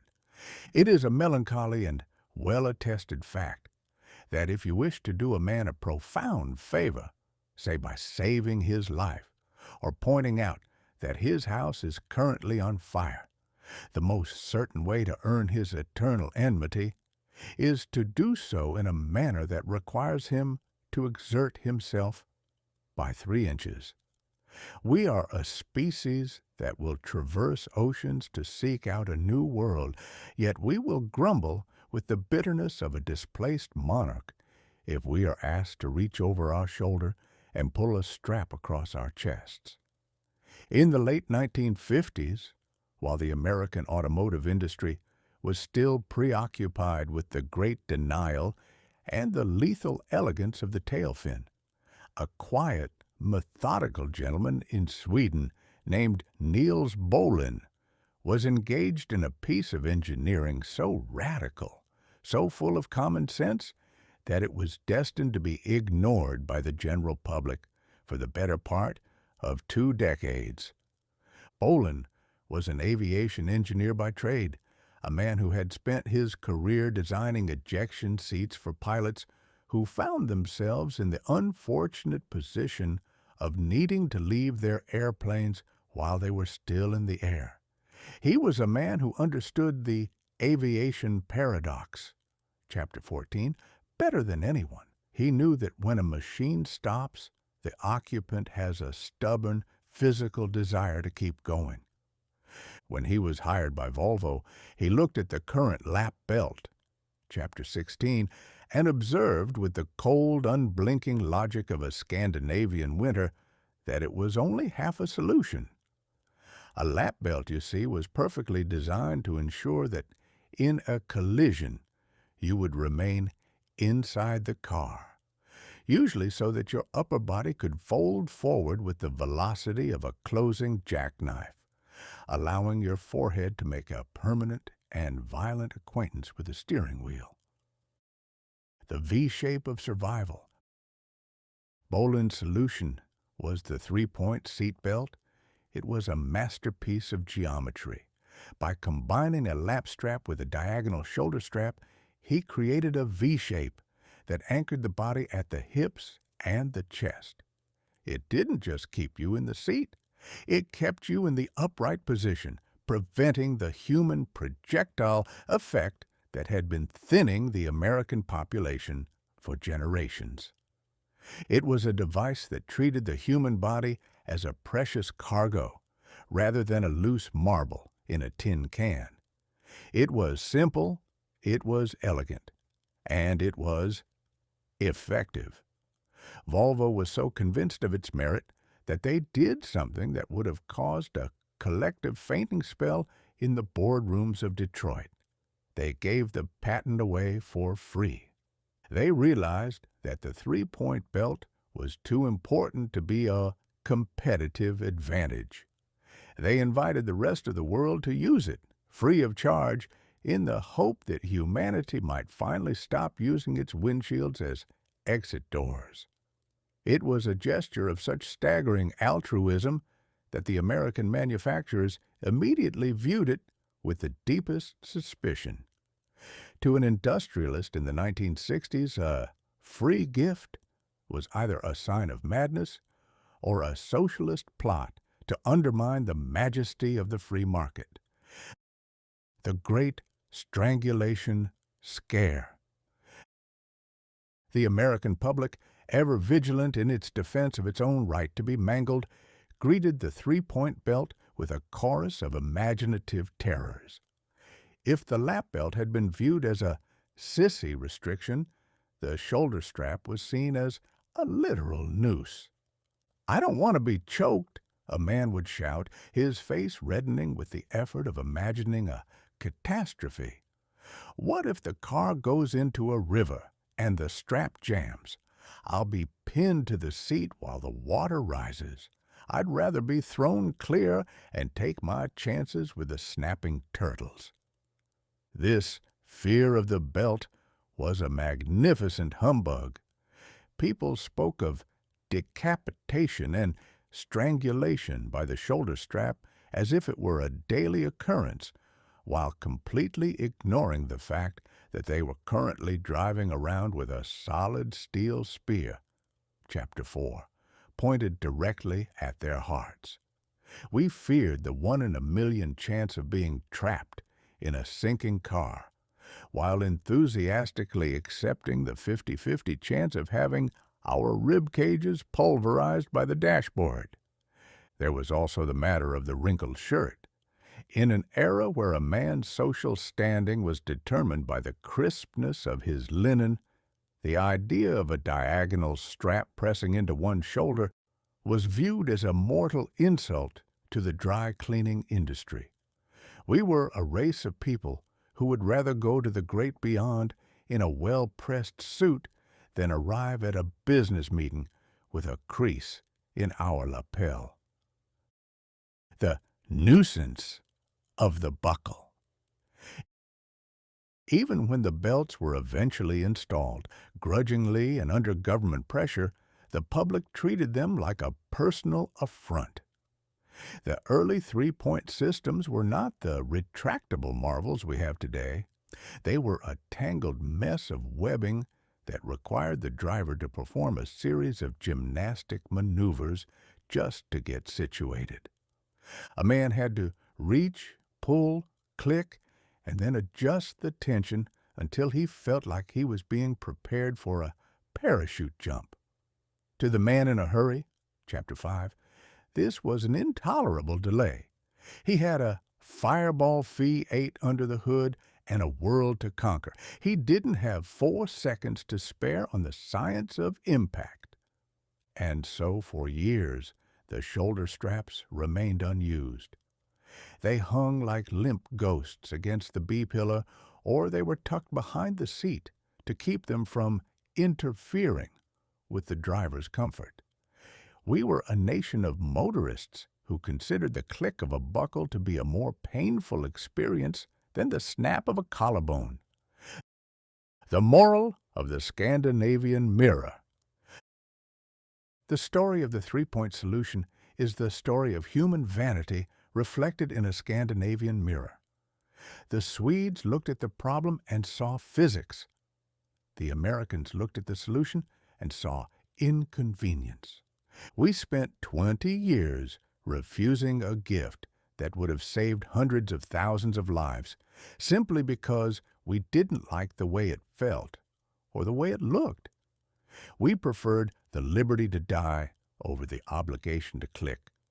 We treated a life preserver like a straitjacket and a savior like a nuisance. It wasn't until the 1970s and 80s, when click-it or ticket laws began to sprout like weeds, that the three-point belt finally became a standard part of the American experience. We didn't adopt it because we became more sensible. We adopted it because we finally grew tired of paying the fines, and perhaps because the statistics on surviving a head-on collision became too loud to ignore even for the most dedicated practitioner of the Great Denial. Today, the three-point belt is so ubiquitous that we don't even think about it. It is a silent guardian, a piece of industrial webbing that has saved more lives than all the doctors in Christendom combined. And yet, I cannot help but wonder how many people are currently sitting on their belts to stop the beeping of their modern cars, proving that while the technology has evolved, the prodigious folly of the human character remains remarkably consistent. We are, as I have always suspected, the only animal that will invent a way to stay in our seats during a disaster and then spend the next 20 years trying to figure out a way to avoid using it. A Swede will give you a life preserver for free, and an American will spend $40 on a device to keep the life preserver from touching his favorite shirt. We are a race that values comfort in the moments before a crash more than survival in the moments after. Mark Twain. Chapter 18. The Crumple Zone Theory. The revolutionary idea that the car should die so that the driver might live. It is a hallmark of the human character, and a particularly sturdy hallmark at that, to believe that toughness is a virtue that resides entirely in the lack of a nervous system. We admire the oak tree for standing its ground against the gale right up until the moment it snaps and crushes the woodshed. We praise the granite cliff for its unyielding face, ignoring the fact that it is the most inhospitable place to land a paraglider in all of Christendom. In the middle years of the 20th century, we applied this same theology of the unyielding to the automobile, convinced that the most virtuous quality a car could possess was the stubbornness of a mule and the rigidity of a cast-iron stove. We have already examined the steel sovereignty of the 1950s, Chapter 11, that glorious era where we built cars like mobile bank vaults. We believed, with a touching and tragic ignorance of the most basic laws of motion, that if a car emerged from a collision with its fenders intact and its chrome unruffled, the victory was absolute. It did not matter that the driver inside had been rattled around like a solitary bean in a silver whistle. What mattered was that the machine had won the argument with the telephone pole. But in the late 1950s, a quiet, bespectacled engineer at Mercedes-Benz named Bela Bareigny, a man who clearly had the audacity to read a physics textbook on his lunch break, suggested a theory so radical, so profoundly counterintuitive, and so cowardly to the average American ear that it was nearly laughed out of the engineering tabernacles. He proposed the crumple zone. His theory was simple. In a crash, the car should be designed to fall apart. It should fold, bend, and disintegrate with the enthusiasm of a discarded newspaper.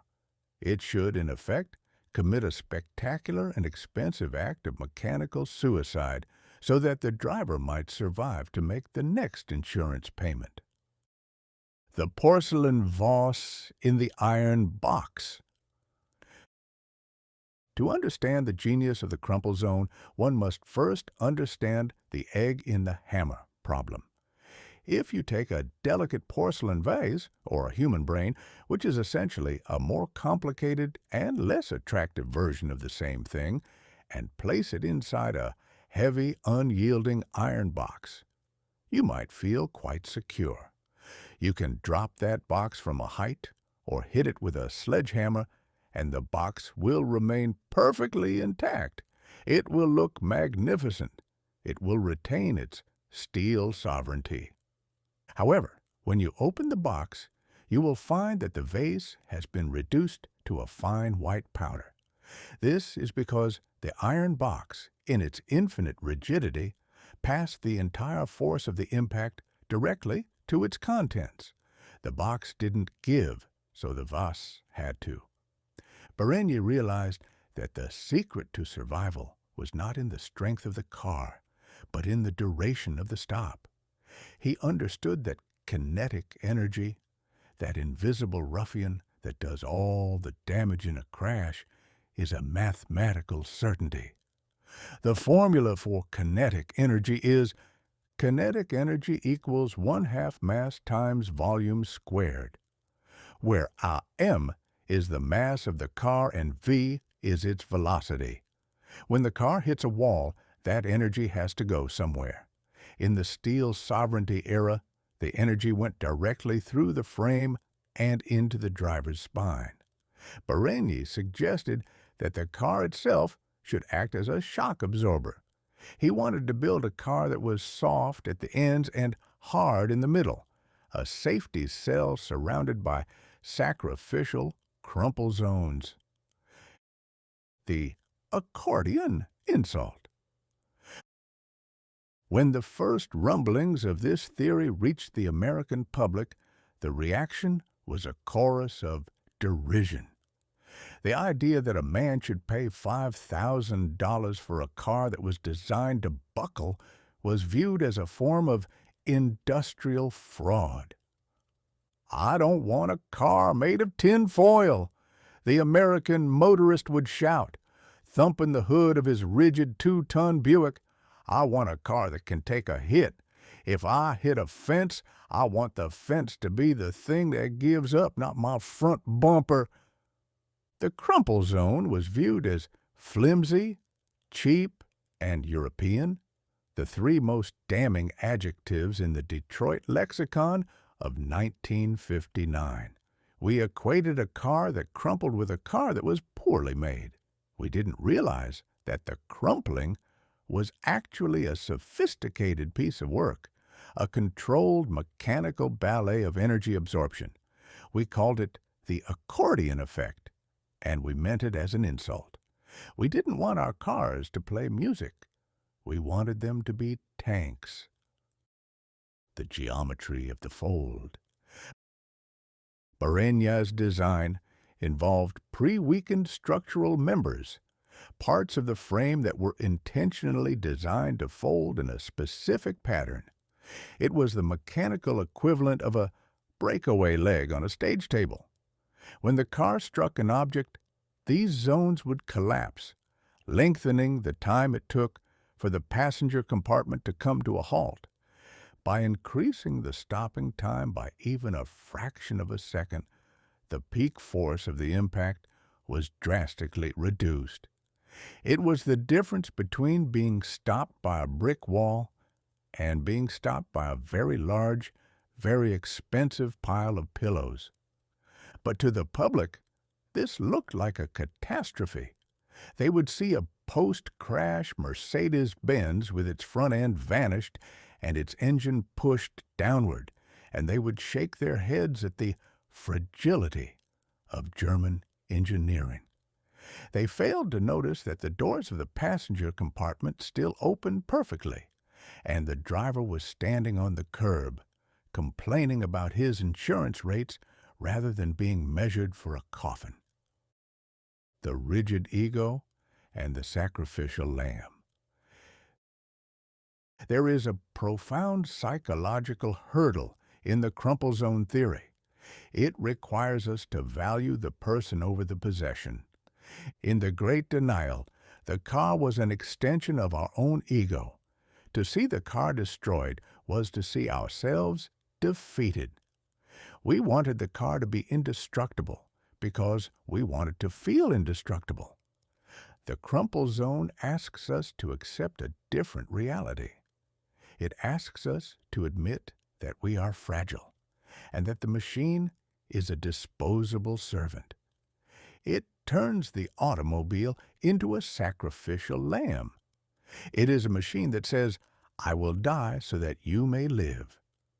This is a remarkably noble sentiment for a collection of steel and rubber, but it is one that the human race found difficult to swallow. We would rather have a car that holds its value in a collision than one that holds our life. We were more concerned with the resale price of the wreckage than the survival of the occupant.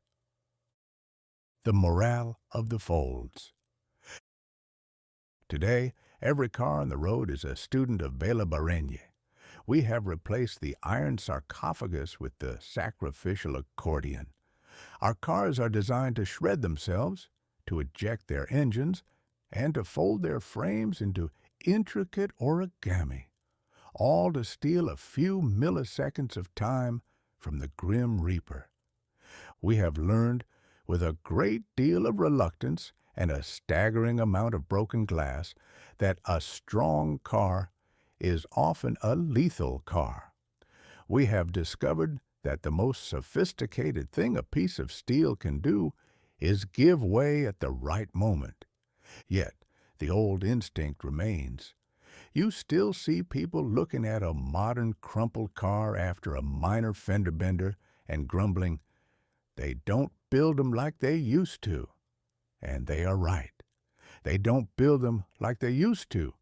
They no longer build them to ensure that the car stays pretty while the driver becomes a memory. They build them to fail, and in that failure, they have achieved the only true success in the history of automotive engineering, the ability to walk away from our own mistakes. We are a species that finally learned that it is better to have a car in the junkyard and a man in the parlor than a car in the driveway and a man in the ground. It only took us 60 years to realize that sometimes the greatest virtue is knowing when to buckle. A car that refuses to bend in a crash is like a man who refuses to apologize in an argument. He may stay upright, but he's going to leave a lot of wreckage behind him. The secret to life and to engineering is knowing exactly where to fold. Mark Twain. Chapter 19. The First Federal Mandates. The government steps in, much to the chagrin of the Liberty to Die lobby. It is an enduring and somewhat pathetic characteristic of the human animal that he would rather be led to his destruction by a charming scoundrel than be saved by a committee of well-meaning bureaucrats. We are a species that prizes our liberty above almost all else. The liberty to speak our minds, the liberty to pursue our fortunes, and, as the middle of the 20th century proved, the sacred and inviolable liberty to be reduced to a fine pulp by our own dashboards. For 60 years, the American motorist had enjoyed a state of mechanical anarchy. He was free to drive a vehicle equipped with the structural integrity of a wet cigar box. He was free to steer with a solid iron spear aimed at his heart. And he was free to navigate the night with the visual assistance of a flickering candle. The automobile industry, as we have seen, was quite content to facilitate this freedom, provided it came with enough chrome to distract from the impending funeral. But in 1966, the great parent in Washington, D.C., having finally noticed that the American highway was beginning to resemble the aftermath of a particularly one-sided cavalry charge, decided that the Great Denial, Chapter 8, had gone on long enough. They stepped in with the National Traffic and Motor Vehicle Safety Act, a piece of legislation that was greeted by the industry with the same enthusiasm a group of pirates might show for a sudden tax audit. The Liberty to Die lobby. The moment the government suggested that it might have a say in how a car was constructed, a new and vocal contingent emerged, the Liberty to Die lobby. These were not professional lobbyists in the traditional sense, but a sprawling collection of individualists, editorial writers, and nerves of steel enthusiasts who viewed a federal safety mandate as a mortal insult to the American spirit. If a man wants to drive a car without a padded dash, that is his business, they would cry, their voices trembling with righteous indignation. To require a seatbelt is to treat a free citizen like a toddler in a high chair. What happened to the rugged self-reliance of our ancestors? It was a magnificent piece of humbug. They spoke as if being transfixed by a steering column was a noble act of defiance against tyranny. They argued that safety was a private matter, ignoring the fact that when a steel sovereign, Chapter 11, crosses the center line and liquidates a family in a station wagon, the privacy of the matter becomes somewhat diluted. We are a race that considers a life preserver to be a form of government oppression right up until the moment the water reaches our chin. The 17 Commandments of Detroit. When the newly formed Department of Transportation handed down its first set of 17 safety standards, the industry reacted as if they had been asked to build their cars out of solid gold and moonbeams. They claimed the costs would be ruinous, that the designs would be hideous, and that the American public would simply stop buying cars altogether, rather than drive something so restricted. The mandates included such radical and socialist requirements as dual-circuit brakes, so that if one line leaked, the driver wouldn't have to rely entirely on his ability to pray for a soft hedge. Energy-absorbing steering columns, finally putting an end to the Impaler, Chapter 4, by requiring the rod to collapse rather than penetrate. Side marker lights, so that a car could be seen from the side at night, a revolutionary idea based on the theory that accidents don't always happen head-on. Padded interior surfaces, turning the parlor of sharp edges, Chapter 9, into something slightly more forgiving. The manufacturers wept, they wailed. They spent millions on advertisements explaining that safety is a matter of driving, not design. They tried to convince us that a car with a collapsible steering column was somehow less manly than one that could skewer you like a pheasant. It was the final desperate stand of the lethal elegance era, and it was a battle they were destined to lose to the cold, hard logic of the morgue. The bureaucrat versus the stylist. The 1966 mandates created a new and permanent war within the walls of Detroit, the battle between the bureaucrat and the stylist. For decades, the stylist had been king. He was the man who added the fins, the chrome, and the rocket-age vigor. If the stylist wanted a sharp-pointed ornament on the hood, the stylist got it. But now, a new figure sat at the table, the safety engineer, backed by the weight of federal law. This gentleman would look at a beautiful sweeping curve of chrome and say, "That edge will slice a pedestrian in half. Move it." He would look at a stylish, unyielding dashboard and say, "That will crack a skull. Pad it." The stylists were horrified. They felt that their art was being strangled by a committee of gray men. They predicted that all cars would soon look identical, as if the only thing preventing a Buick from looking like a Ford was the freedom to include a lethal radio knob. They failed to realize that the most beautiful thing a car can do is arrive at its destination with all its occupants in the same condition they started. The moral of the mandate. We are a peculiar people, aren't we? We have to be forced to be safe. We have to be legislated into survival. We treat the government like a nagging mother who insists we wear our galoshes, failing to notice that there is a blizzard outside and our feet are already frozen. The 1966 Act was the moment the automobile transitioned from a personal expression to a public responsibility. It was the realization that in a society of high-speed projectiles, the liberty to die is a luxury we can no longer afford. It was the end of the era where a manufacturer could sell a death trap and call it a dream, and the beginning of the era where the science of impact became the law of the land. The liberty to die lobby eventually faded away, replaced by a generation that grew up clicking their belts and enjoying the mercy of a collapsible steering column. They discovered, much to their surprise, that they were still just as rugged and independent as their ancestors. They just had fewer scars and a much lower funeral rate. I suppose there is a lesson there for all of us.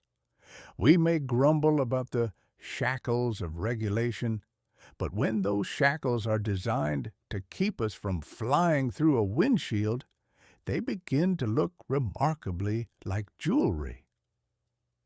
The government is a slow and ponderous animal, but when it finally realizes that its citizens are being slaughtered by their own furniture, it has a remarkable way of making safety a fashion that no one is allowed to refuse. We are a race that needs a law to keep us from hitting our own heads, and we should be profoundly grateful that the law finally arrived. Mark Twain. Chapter 20. The Headrest Headache. Preventing whiplash while obscuring the view of the world behind us. It has often been observed that the human neck is one of nature's most questionable pieces of engineering. It is a slender, flexible stalk of vertebrae and gristle, designed to support a 10-pound orb of bone and brain matter with the precarious grace of a dandelion holding up a bowling ball. For the better part of 1,000,000 years, this arrangement served us well enough for dodging saber-toothed tigers or nodding off during a particularly tedious sermon. But nature, in her infinite rusticity, never anticipated the rear-end collision. By the late 1960s, we had reached a point in our mechanical evolution where we had finally admitted that people were going to hit things with the front of their cars. We had added seat belts to keep them from flying out, Chapter 16, and we had added crumple zones to absorb the shock, Chapter 18. But we were still remarkably indifferent to the prospect of being struck from behind. We treated the rear end of the car like the forgotten frontier. And then came the headrest, or, as it was known to the grumbling public of 1969, the headrest headache. It was a device introduced with the noble intention of preventing the human head from performing a sudden and violent backward somersault over the top of the seat back, a maneuver known to the medical profession as whiplash and to the victim as having one's spine rearranged by a bumper. The physics of the snap. To understand why the headrest was necessary, one must understand the cold, unfeeling heart of Sir Isaac Newton. When a car is struck from behind by another vehicle, perhaps a steel sovereign, Chapter 11, driven by a gentleman who was distracted by a passing cloud, the stationary car is suddenly accelerated forward because the driver is sitting in a seat, his torso is pushed forward along with the car. However, his head, being a separate entity perched atop that aforementioned dandelion stalk, obeys the law of inertia. It wants to stay exactly where it was. The result is a snap of such ferocity that the cervical vertebrae are stretched beyond their design specifications. It is a mechanical insult to the anatomy. Without a headrest, the head continues backward until it either strikes the rear window or the neck simply gives up the ghost. In terms of formal physics, the force exerted on the neck can be described by the relation F, force equals M, mass, times A, acceleration, where m is the mass of the head and A is the sudden acceleration provided by the car behind you. If A is large and there is no support behind the skull, the torque on the neck becomes a recipe for a very expensive and very painful legal settlement. The Tombstone Era. When the federal government mandated headrests for all new cars starting January 1st, 1969, the manufacturers responded with their usual flair for the aesthetically offensive. Instead of integrating the restraint into the seat, they simply bolted large padded blocks onto the tops of the existing chairs. These early headrests were massive, unyielding, and vaguely shaped like burial markers. Overnight, the interior of the American automobile was transformed from a spacious, sociable parlor into a forest of tombstones. The public was horrified. The Great Denial, Chapter 8, had always relied on the car feeling like a living room on wheels. You could turn around and talk to your children in the back. You could drape your arm over the seat and look out the rear window while reversing. You could enjoy a panoramic view of the world you were currently ignoring. But the headrest changed all that. It was a physical barrier to social interaction. It was a restraint in every sense of the word. And the American motorist, ever sensitive to his liberty to die, Chapter 19, viewed these padded blocks as a personal affront. "I'm not taking a nap," a man would complain to his dealer. "Why do I need a rest for my head? I'm supposed to be driving, not lounging in a barber's chair." The blind spot of progress. The most legitimate grievance against the early headrest was that in its zeal to protect the driver from what might happen, it made it nearly impossible for him to see what was happening. By bolting two large opaque pillows at eye level, the industry had successfully created a massive blind spot exactly where a driver needs to look when changing lanes or backing out of a driveway. We had traded the broken neck for the side swipe. It was a classic automotive irony. We were so worried about the car hitting us from behind that we made it significantly more likely that we would accidentally back into a florist's van, because we couldn't see over the tombstone. We were peering through the gaps between the headrests, like prisoners looking through the bars of a cell, trying to catch a glimpse of the traffic we were supposedly mastering. There was also the matter of the headrest versus head restraint nomenclature. The public, being a literal-minded creature, assumed that a headrest was a piece of comfort equipment. They would adjust them to the lowest possible position, usually tucked into the small of their neck, because it felt better. In this position, the headrest was not a safety device, it was a fulcrum. In a rear-end collision, the head would snap back over the lowered rest, using it as a pivot point to ensure that the neck was broken with even greater efficiency. We had been given a life preserver, and we were using it as a stepping stone to the great beyond. The Sissy Interior Revisited. As with the padded dash, Chapter 10, and the seatbelt, Chapter 16, the headrest was initially viewed as a sign of weakness. To have a headrest was to admit that you were a person who could be shaken up by a minor bump. It suggested a certain fragility of character. Fashion-conscious drivers, those who were still mourning the loss of their lethal elegance, Chapter 12, found the headrests to be clunky and unrefined. They ruined the low-profile look of the convertible. They made the interior of a sleek Mustang look like a dentist's office.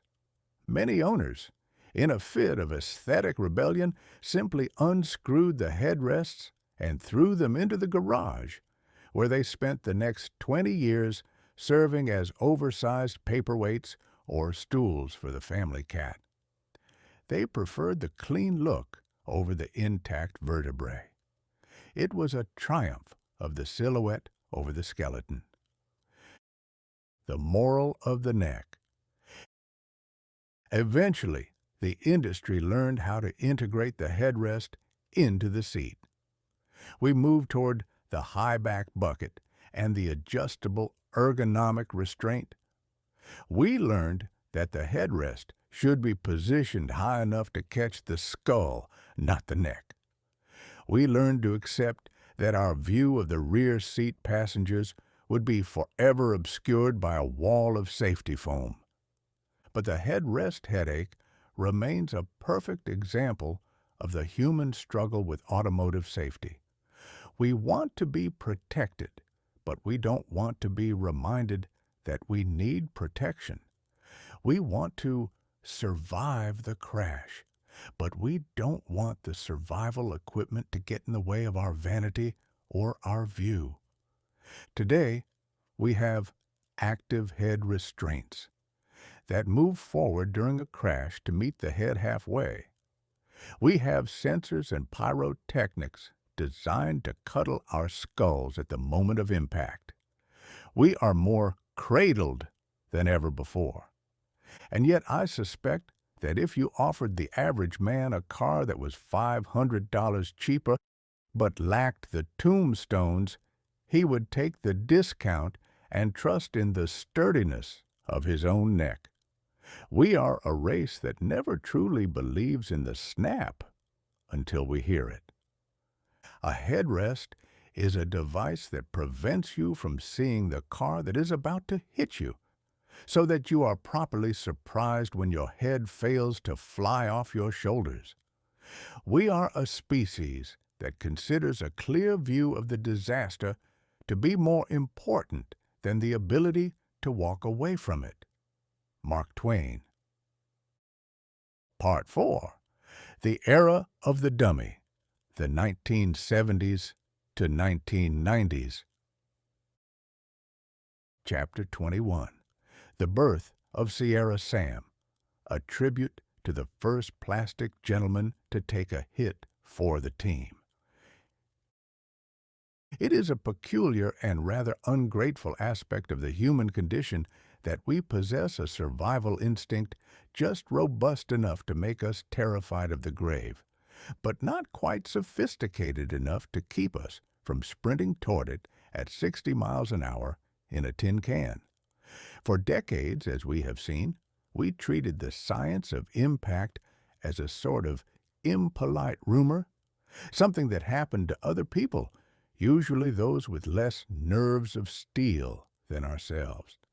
But by the late 1940s and early 50s, the bill for our collective Great Denial, Chapter 8, was coming due, and the numbers were getting harder to ignore with a simple polish of the chrome.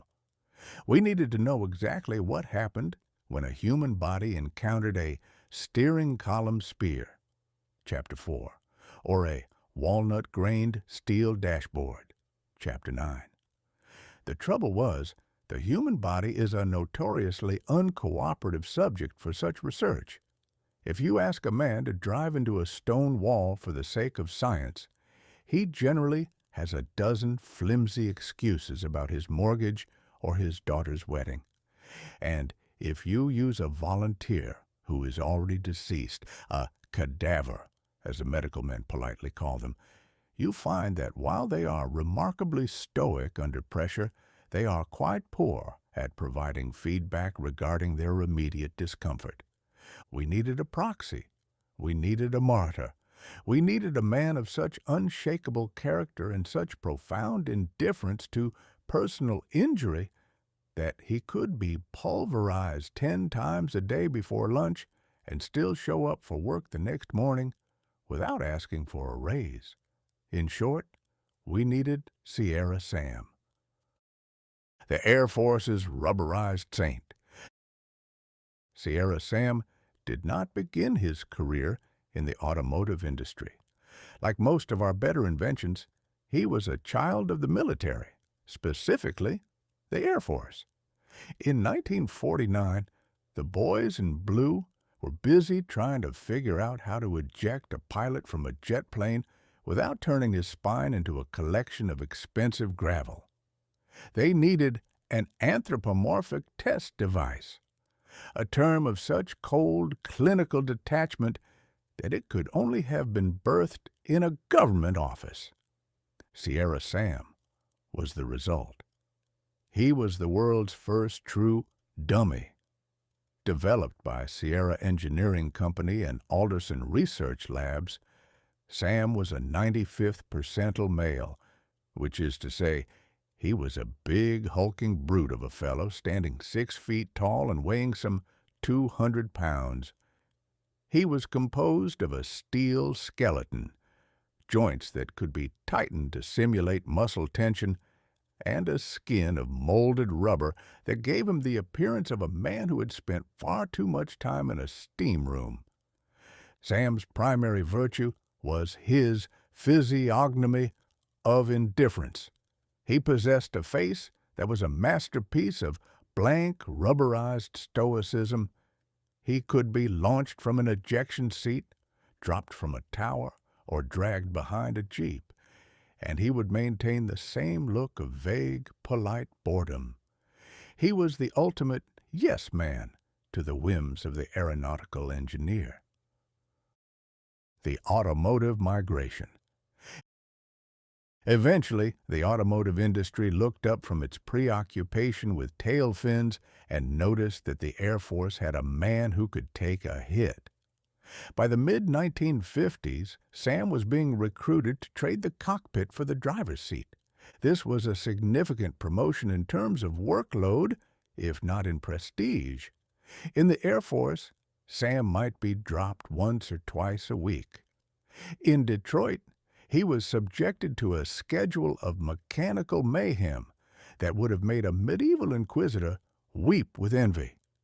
He was strapped into Brakeless Wonders, Chapter 2, and sent hurtling into concrete barriers. He was sat atop the Impaler steering columns and watched as they did their grim work. Sam was the first wired martyr. He was filled with accelerometers and sensors, primitive by today's standards, but revolutionary for the time. For the first time, we weren't just guessing how hard the head hit the glass. We were measuring it.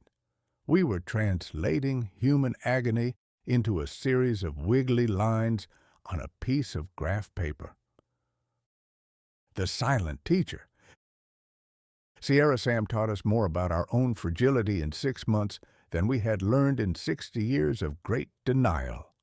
He showed us with the cold clarity of physics that our steel sovereignty, Chapter 11, was a sham. He proved that the thrown clear theory, Chapter 16, was a homicidal myth. When Sam was thrown clear, he frequently lost a rubber limb or had his steel skull dented beyond repair, providing a silent but eloquent testimony to the fact that grass is not, in fact, softer than a sidewalk when encountered at 50 miles an hour. He was a pioneer in the science of deceleration. Through Sam, we learned that it wasn't the fall that killed you, but the sudden stop. We learned that a human body in motion stays in motion until it is stopped by something, and Sam was there to tell us exactly which part of the car was doing the stopping.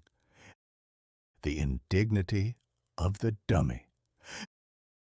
There is, I must admit, a certain tragicomedy in the life of a crash test dummy. Here was a gentleman built in the image of man, possessing the weight, the height, and the general silhouette of a respectable citizen, yet he was treated with a callousness that would be illegal if applied to a stray dog. He was dressed in tattered coveralls, given a serial number instead of a name, and spent his nights hanging from a hook in a cold warehouse.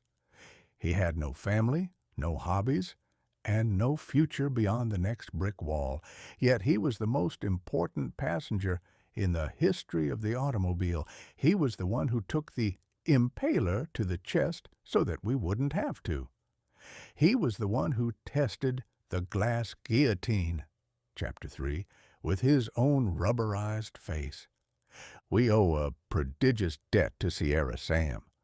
He was the first bridge between the humbug of styling and the fact of anatomy. He was the silent, long-suffering witness to our mechanical folly. He didn't complain when the seatbelt failed, and he didn't sue when the brakes didn't catch.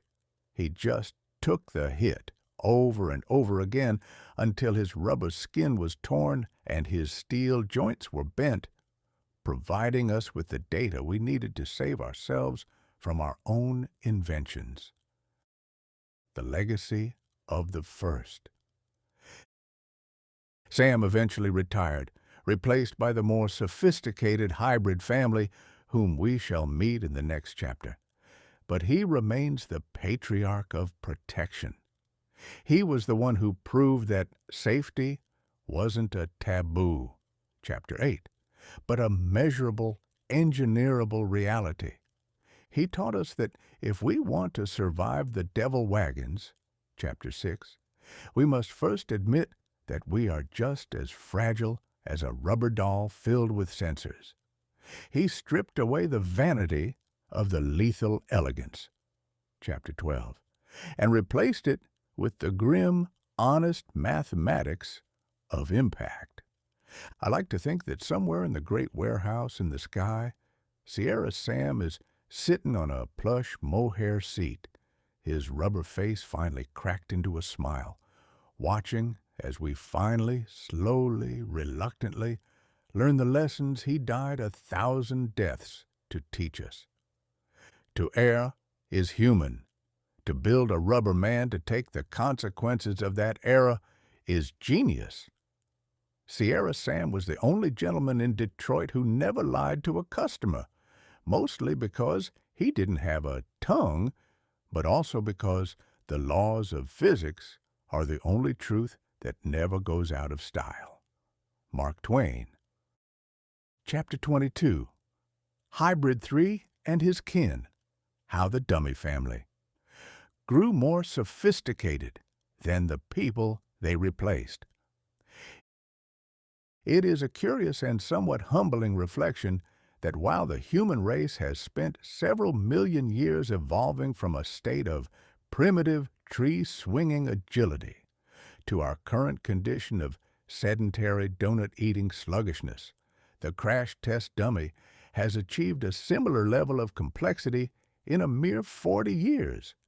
If Sierra Sam, Chapter 21, was the mechanical equivalent of a village idiot, a sturdy, rubberized rube who knew only how to fall down and stay down, then his successor, the Hybrid 3, is the Harvard-educated aristocrat of the impact world. By the 1970s, the science of impact had outgrown the simple question of whether a body would break. It now wanted to know exactly where it would break, how it would break, and whether the break would be accompanied by a particularly expensive lawsuit. We were no longer satisfied with a dummy that simply looked like a man. We demanded a dummy that possessed biofidelity, a magnificent 5-syllable piece of linguistic camouflage that means the art of making a plastic doll as fragile and complainy as a real human being without the inconvenient requirement of a soul. The aristocracy of anatomy. The Hybrid 3 was introduced to the world in 1976, and he was a revelation. He was not merely a sack of rubber and steel. He was a symphony of calibrated joints and sophisticated sensors. While Sierra Sam was content to tell you that he had hit the dashboard, the Hybrid 3 could tell you exactly how many millimeters his sternum had been compressed, the precise torque exerted on his cervical vertebrae, and whether or not his femur had experienced a significant loading event. He was built with a level of anatomical precision that would have made a Renaissance sculptor weep with envy. His ribs were made of specially tempered steel that mimicked the elasticity of a human chest. His neck possessed a complex arrangement of aluminum discs and rubber pads designed to replicate the snap we discussed in Chapter 20, and his skin was a proprietary blend of vinyl that had the flesh-like consistency of a man who has spent his entire life avoiding the sun. But the most remarkable thing about the Hybrid 3 was his intelligence. He was wired like a switchboard. A modern Hybrid 3 can have over 50 different data channels, recording every millisecond of his own destruction. He is a walking, sitting confession. He doesn't just take the hit. He records the G-force, the HIC, head injury criterion, and the C-index, chest compression. He is a mechanical snitch, providing the engineers with a detailed map of the disaster so they can figure out how to move the radio knob 3 inches to the left. The expansion of the dummy family. As the 1980s progressed, the industry realized that the world was not populated entirely by 95th percentile males, those hulking 200-pound brutes represented by Sierra Sam. The world, it turned out, was also full of women, children, and the elderly, all of whom possessed the inconvenient habit of being damaged differently in a collision. And so, the dummy family was born. We saw the introduction of the 5th percentile female, a smaller, lighter dummy, designed to ensure that the lethal elegance, Chapter 12 of the dashboard, didn't discriminate based on stature. Then came the children, the 3-year-old child, the 6-year-old child, and eventually the infant. It was a touching, if entirely mechanical, domestic scene. There they would sit, the whole plastic clan, buckled into a 1984 station wagon, waiting for the countdown to their own annihilation. It was the American dream, reduced to a series of high-speed physics experiments. We had a dummy for every occasion, a plastic proxy for every member of the household. We had achieved a state of universal representation in ruin. The priceless plastic. There is a staggering irony in the economics of the crash test dummy. In the 1980s and 90s, as these devices became more sophisticated, their price tags began to resemble those of a small European principality. A fully equipped Hybrid 3 dummy can cost upwards of $100,000. Think of that for a moment. We take a $100,000 piece of high-precision equipment, a device more expensive than the car it is sitting in, and we hurl it into a concrete wall at 35 miles an hour just to see what happens. We treat these inanimate objects with a level of medical care and technical reverence that we seldom accord to our fellow citizens. If a Hybrid 3 scuffs his knee, a team of engineers in white coats descends upon him with calipers and cleaning fluid. If he drifts in his calibration, he is sent to a specialized laboratory for rehabilitation. We have created a class of elite martyrs. We have decided that the only way to save a $30,000 human is to spend $1 million on a plastic family to die in his place. It is a testament to our ingenuity, or perhaps to our profound sense of guilt, that we have made the dummy the most valuable passenger on the road. The dummy as a social critic. The rise of the era of the dummy marked the final defeat of the great denial. You cannot deny the data. When the Hybrid 3 provides a printout showing that the steering column spear, Chapter 4, would have punctured the lungs of anyone sitting in the driver's seat, even the most silver-tongued ad man has to shut his mouth. The dummy became a social critic. Through his silent, rubberized testimony, he forced the industry to change. He demanded the airbag, which we shall discuss in the next chapter. He demanded the side impact beam, and he demanded the padded interior. He was the one who pointed out that a walnut-grained steel dash was a bad idea, not because it was ugly, but because it was unyielding. He also highlighted the SUV paradox, Chapter 26. When a Hybrid 3 in a small sedan was struck by a Hybrid 3 in a massive Suburban, the data showed that the steel sovereignty of the larger vehicle was essentially a license to bully the laws of physics. The dummy showed us that our safety was often zero-sum, that by making ourselves safer in a bigger car, we were making everyone else significantly more squashable. The moral of the mechanical man. We look at the modern crash test dummy now with a mixture of amusement and awe. We see him in the news, his face painted with yellow and black quadrants, his limbs flailing as the glass shatters and the metal crumples. He has become a cultural icon, a symbol of our attempt to master the science of impact. But beneath the humor lies a profound truth. We have built a version of ourselves that can survive the world we created. We have projected our fears and our frailties onto a plastic man, and we have asked him to take the punishment for our haste, our vanity, and our speed as the only virtue. Chapter 5. The Hybrid 3 and his kin are the only saints in the mechanical world. They offer no prayers, they possess no souls, and they expect no reward. They simply sit, they wait, and they take the hit. They are the silent partners in our progress, the ones who pay the blood tax of the highway so that we don't have to.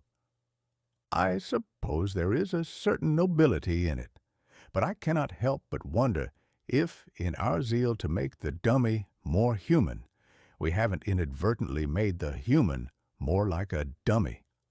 We drive with a recklessness that suggests we believe we too are made of vinyl and steel, and that we can simply be recalibrated after the crash.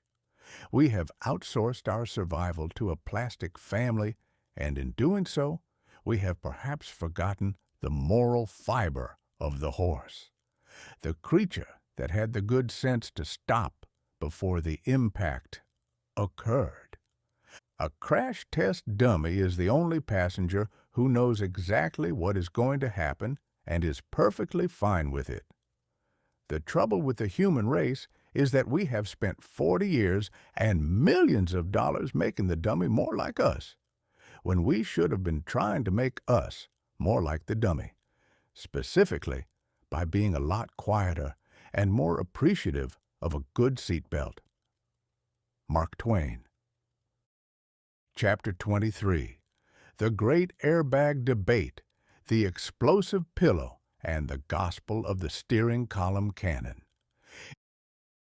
It is a profound and perhaps unalterable law of the human psyche that we are far more comfortable with a danger we can see, such as a solid steel steering rod aimed at our vitals, than a salvation that arrives with a loud bang and a cloud of suspicious white dust.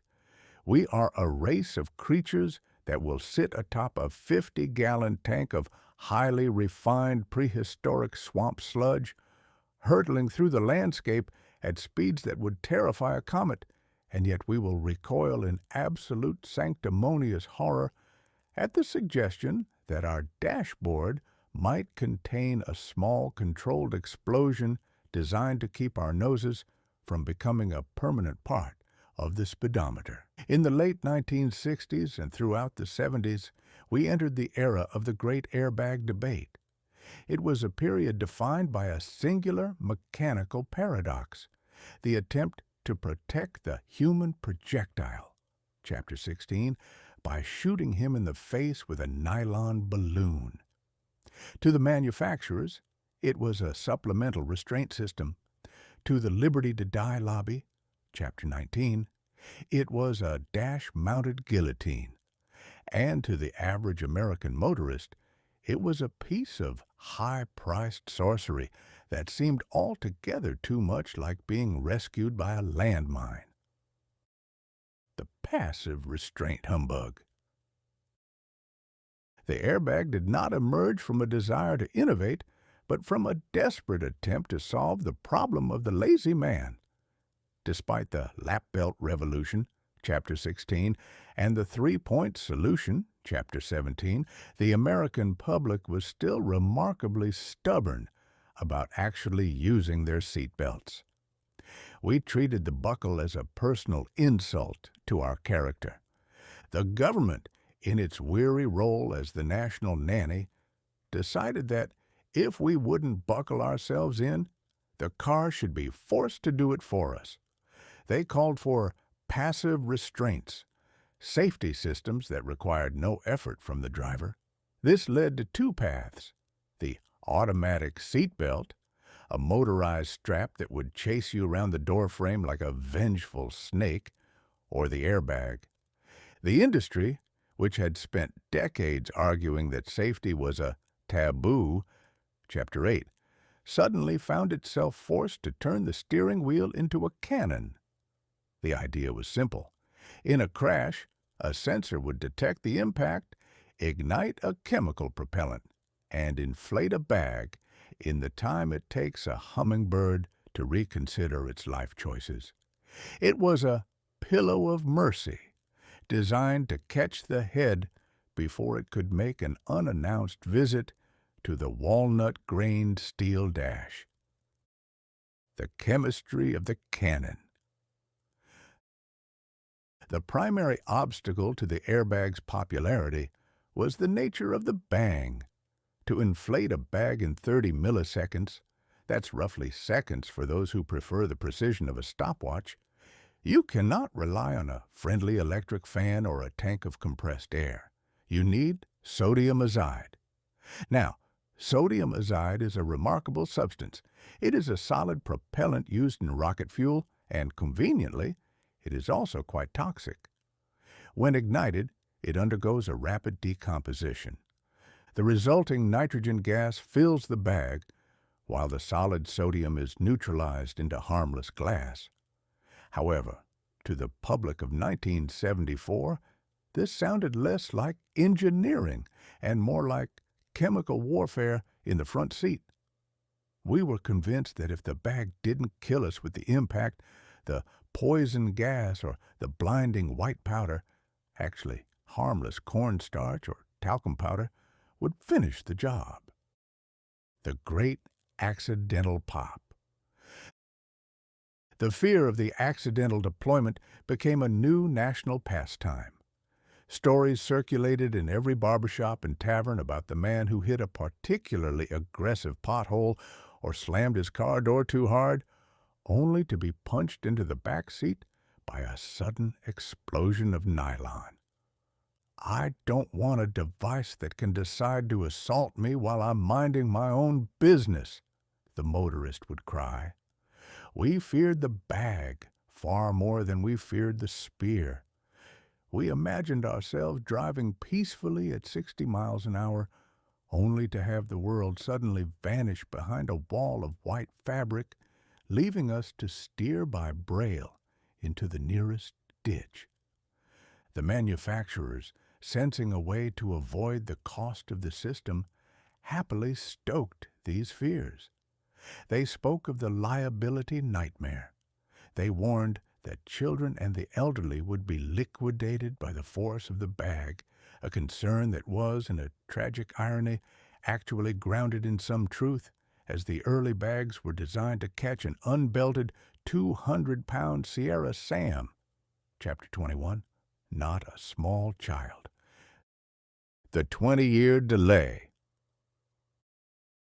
Because of this debate, the airbag spent 2 decades in a state of mechanical purgatory. General Motors offered an air cushion restraint system in the mid-1970s, but they marketed it with such lackluster enthusiasm that they might as well have been selling a subscription to early mortality. When the public didn't buy it, the industry pointed their fingers and said, "See, safety doesn't sell." We spent the 1980s in a stalemate. The government mandated passive restraints. The car companies built motorized seatbelts that everyone hated, and the airbag remained a premium luxury for those wealthy enough to afford a Mercedes-Benz and a sense of self-preservation. It wasn't until the late 80s and early 90s that The Science of Impact, Part 3, finally won the day. We had to realize that the airbag was not a replacement for the seatbelt, but a supplemental partner. When the two worked together, the survival rates were staggering. We stopped viewing the bag as an explosive pillow and started viewing it as a last-second guardian. Image showing the sequence of an airbag deployment during a frontal collision. The moral of the inflatable saint. Today, we are surrounded by bags. We have steering wheel bags, passenger bags, side curtain bags, and even knee bags. The modern car is essentially an overinflated bouncy castle with a V8 engine. We have grown so accustomed to their presence that we forget the decades of humbug and snark that greeted their arrival. We have accepted the controlled explosion as a part of our daily commute. We trust the sensors and the sodium azide to perform their 30-millisecond miracle, and we don't give it a second thought, right up until the moment of impact, when the explosive pillow becomes the only thing standing between us and the great beyond. It is a testament to our profound ability to adapt to anything, provided it saves our skin. We went from fearing the cannon to demanding it in every vehicle. We realized that while being punched in the face by a bag of nitrogen is certainly an undignified way to end a trip, it is significantly more dignified than being transfixed by a steering column. We are a race of creatures that needs to be restrained for our own good, and the airbag is the ultimate mechanical parent, silent, hidden, and ready to slap us into safety the moment we lose our way. An airbag is the only friend you have who will wait 20 years to speak to you, and when he finally does, he does so by hitting you in the mouth. It is a rude awakening, but it is infinitely preferable to the permanent sleep that preceded it. Mark Twain. Chapter 24. ABS. The End of the Skid. Teaching the car to think faster than the driver's panicked foot. It is a well-observed phenomenon that man, for all his boasting about being the master of his fate and the captain of his soul, is a remarkably poorly designed specimen when it comes to a crisis. Give him a month to plan a picnic, and he will overthink the placement of the potato salad to the point of exhaustion. But give him a quarter second to decide how to avoid a wayward cow on a rain-slicked highway, and his higher brain functions will immediately vacate the premises, leaving the entire operation in the hands of a primitive, lizard-brained instinct that knows only one command: stomp. For the first 70 years of the automobile's reign, the stomp was the harbinger of the scream. When a driver encountered a sudden obstacle, his right foot would act with the mindless ferocity of a sledgehammer, slamming the brake pedal to the floorboard and holding it there with the grim determination of a drowning man clutching a straw. The result was the skid. And the skid, as anyone who has ever experienced the sensation of a 2-ton Buick turning into a high-speed hockey puck can tell you, is the ultimate indignity. It is the moment the laws of physics officially revoke your driver's license and take over the steering, usually with the intent of introducing you to the nearest oak tree. The theology of the pump. In The Great Denial, Chapter 8, and The Era of Steel Sovereignty, Chapter 11, we were taught a ritual known as pumping the brakes. This was a piece of automotive folklore passed down from father to son like a secret Masonic handshake. The theory was that if you manually fluttered your foot on the pedal, on-off, you could prevent the wheels from locking up and maintain some semblance of steering. It was a magnificent theory. It was also, for about 99% of the human population, a total and utter humbug.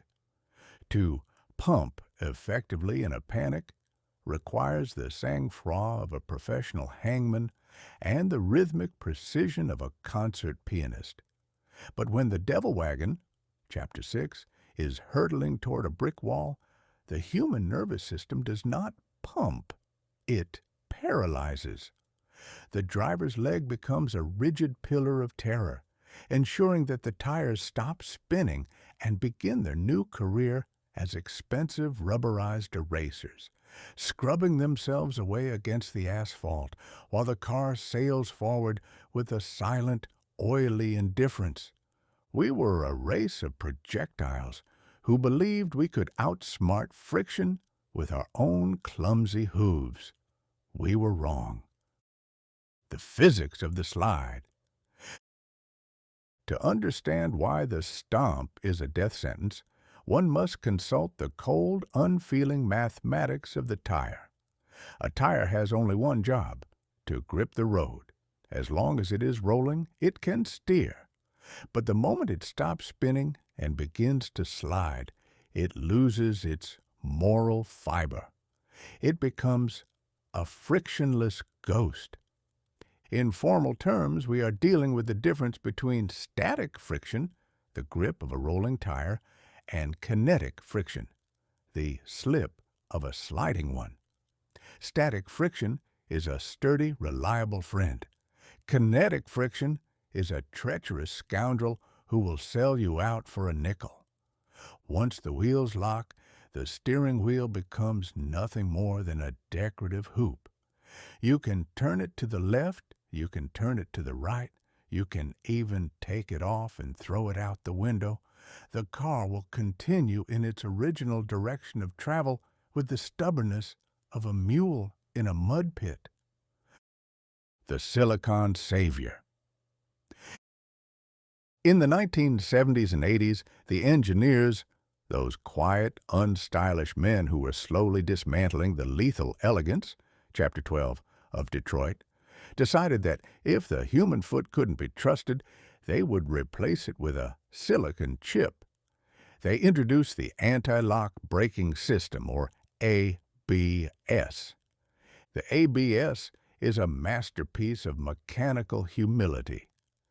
It essentially says to the driver, I know you're terrified, and I know you're currently trying to push that pedal through the floorboards into the center of the earth.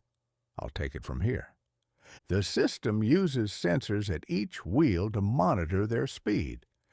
If it detects that a wheel is about to stop spinning, the lockup, it intervenes.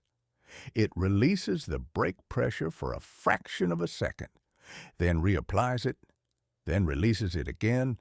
It does this not with the clumsy pump of a human leg, but with the staccato fury of a machine gun, pulsing the brakes up to 15 or 20 times a second.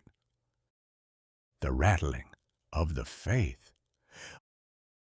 When ABS first began to appear in the era of the dummy, Part 4, it caused a new kind of panic.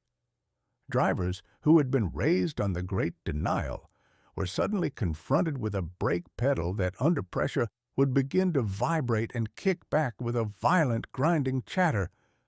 "The car is falling apart," they would cry, releasing the brakes at the very moment they needed them most.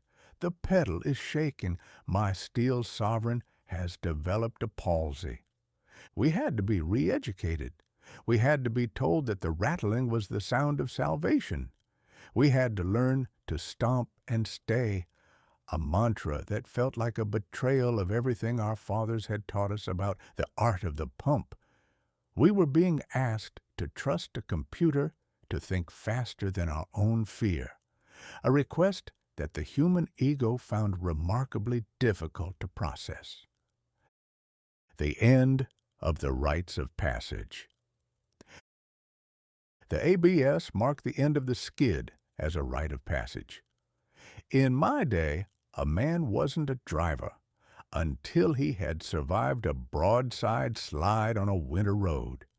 It was a character-building experience that left you with a profound respect for gravity and a new appreciation for the stability of a stationary porch. But with ABS, the drama was removed. You hit the brakes, the computer chattered, the tires stayed in contact with the earth, and you steered around the obstacle with the nonchalance of a man avoiding a puddle. It was a triumph of logic over lizard brain. Of course, the Liberty to Die lobby, Chapter 19, argued that ABS would make drivers reckless. They claimed that if people knew they could stop on a dime, they would drive like they were on a nickel. And to some extent, they were right. Man will always use a safety feature as an excuse to increase his speed. The speed as a virtue problem of Chapter 5. But even a reckless man is better off with a computer that can pump the brakes 20 times a second than a nerves of steel enthusiast who can only lock them once. The moral of the pulse. The story of ABS is the story of humanity admitting that its own reflexes are a humbug. We spent 70 years pretending we were pilots and masters, when in reality, we were just frightened animals with a heavy right foot. We taught the car to think because we finally realized that in a crisis, we stopped thinking altogether. We gave up the glory of the manual skid for the safety of the electronic pulse. And while it may have made the act of driving a little less spirited and a little more mechanical, it has ensured that many more of us are around to complain about the loss of our command. Today, you can't buy a car without ABS. It is a silent electronic guardian that sits in the dark, waiting for that 1/10 of a second when your brain shuts down and your foot takes over. It is the end of the Brakeless Wonder, Chapter 2, and the final victory of the science of impact. I suppose a real man might still miss the thrill of a four-wheel slide, but as for me, I'll take the chatter of the silicon chip over the silence of the cemetery any day of the week. To err is human. To pump the brakes 20 times a second while hurtling toward a hay wagon is divine. The trouble with the human race is that we spent 60 years trying to do with our legs what a $5 chip can do with its eyes closed. Mark Twain. Chapter 25. Side Impact Blues. Realizing that danger doesn't always come from the front. It is a curious and enduring vanity of the human species that we believe ourselves to be most vulnerable in the direction we are currently looking. We face our creditors with a stoic chin. We march into battle with our chests puffed out like a powder pigeon, and we drive our motor cars with our eyes fixed on the horizon, convinced that as long as we don't run into anything head first, we are essentially under the protection of a divine and impenetrable shield. For 70 years, the science of impact was a purely frontal affair. We worried about the steering column spear, Chapter 4, and the glass guillotine, Chapter 3, because those were the instruments of destruction we could see through our goggles. But the universe, as it turns out, is not a polite duelist. It does not always approach from the front to slap you with a glove before the engagement begins. Sometimes the universe decides to enter your life through the side window without so much as a "how do you do." We call this the T-bone, a culinary term for a mechanical catastrophe that occurs when one steel sovereign, Chapter 11, decides to intersect with another at a 90-degree angle. And in the 1970s and 80s, we made a startling and rather uncomfortable discovery. While the front of our cars had become a sophisticated sacrificial accordion, Chapter 18, the side of our cars was about as structurally robust as a wet cracker. The screen door philosophy of design. To understand the side impact blues, one must examine the anatomy of a car door from the era of lethal elegance, Chapter 12. While the front end of a vehicle possessed 3 feet of engine, radiator, and heavy iron axle to act as a buffer, the side of the vehicle offered the passenger exactly 3 inches of protection.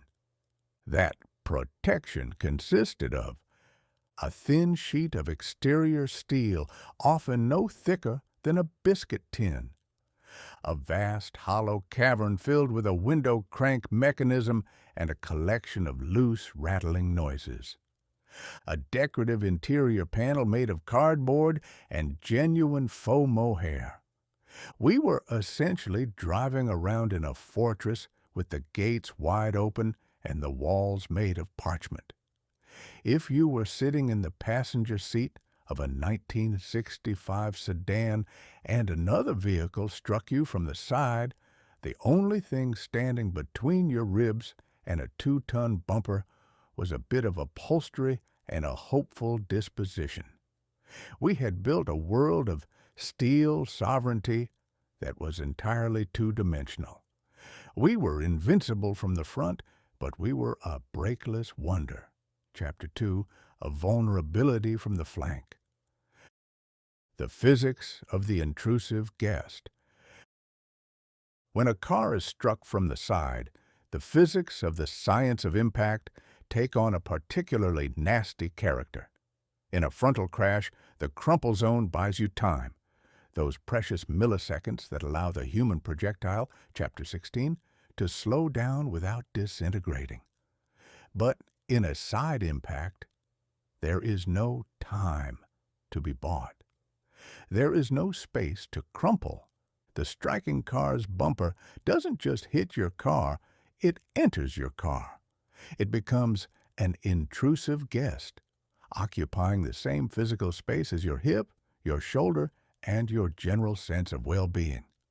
This is what the engineers call intrusion, a polite word for the car folding around you like a discarded candy wrapper. In the 1970s, as the era of the dummy, Part 4, began to record the data, we realized that the T-bone was the most lethal of all accidents. A person could survive a 50-mile-an-hour head-on collision thanks to the explosive pillow, Chapter 23, and the seat belt, only to be liquidated in a 20-mile-an-hour sideswipe because the door simply ceased to exist upon contact.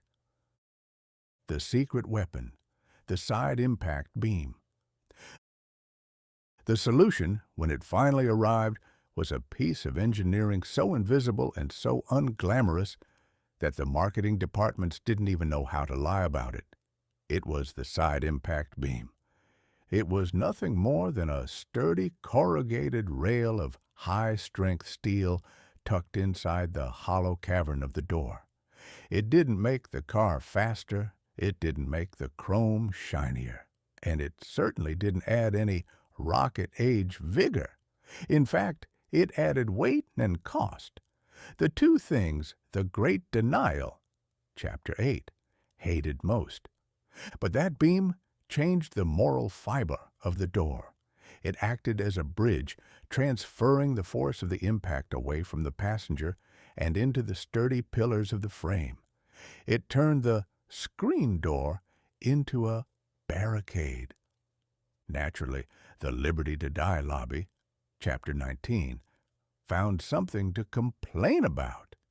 They argued that these beams made the doors too heavy and clunky to close. They missed the thunk of the old days, failing to realize that the new thunk was the sound of a steel beam that might keep their pelvis from being relocated to the glove compartment. The birth of SID, the specialized martyr. As we grew more obsessed with these lateral leaps in safety, we realized that our old friend, Hybrid 3, Chapter 22, was not entirely suited for the task. He was a frontal impact aristocrat. His ribs were designed to be compressed from the front, and his neck was calibrated for the snap. Chapter 20. When hit from the side, he tended to be a bit stiff and uncooperative. And so, we created a specialized martyr, SID, Side Impact Dummy. SID was a man of very specific talents. He didn't care about the steering column spear. He lived only for the T-bone. He was equipped with a chest full of sensors designed to measure the lateral acceleration of his organs. He was the one who taught us that the human liver and spleen are not fond of sudden, high-speed shifts to the left. Through SID, we learned that it wasn't enough to just strengthen the door. We needed to protect the head from the window frame. We needed the side curtain airbag, a device that would eventually turn the interior of the car into a localized, inflatable bouncy castle during a rollover. But in the 1980s, we were still just trying to keep the other fellow's bumper on his side of the glass. The social hierarchy of the intersection. There was a distinct flavor of social commentary in the side impact blues. Because the side of a car is so vulnerable, the T-bone accident became the ultimate test of the big car versus small car hierarchy. A man in a steel Sovereign Cadillac felt remarkably safe when he was the one doing the striking. His massive front end was his shield, but when he was the one being struck, when a smaller, nimbler Mechanical Upstart hit his broad, unyielding side, he discovered that all his weight and all his chrome were of very little use. The heavy car, Chapter 11, was just a larger target for the laws of physics. We realized that safety was not an individual virtue, but a collective responsibility. If everyone was driving a steel fortress, the resulting collisions were merely a series of unyielding objects meeting other unyielding objects, with the human beings inside acting as the only soft parts left in the equation. The moral of the flank. The story of the side impact blues is the story of humanity finally admitting that we have no blind side when it comes to physics. We had spent a century looking forward, only to realize that the danger had been hovering at our shoulder all along. We learned to reinforce our doors, to pad our pillars, and to trust in the secret weapon hidden in the upholstery. We accepted that the lethal elegance of a thin, graceful door was a humbug that we could no longer afford. Today, we sit in our safety cells, surrounded by beams, bags, and reinforced glass, feeling as secure as a turtle in a tank. We have forgotten the screen door era. when a simple trip to the market involved exposing our most vital organs to the whims of every distracted driver in the county.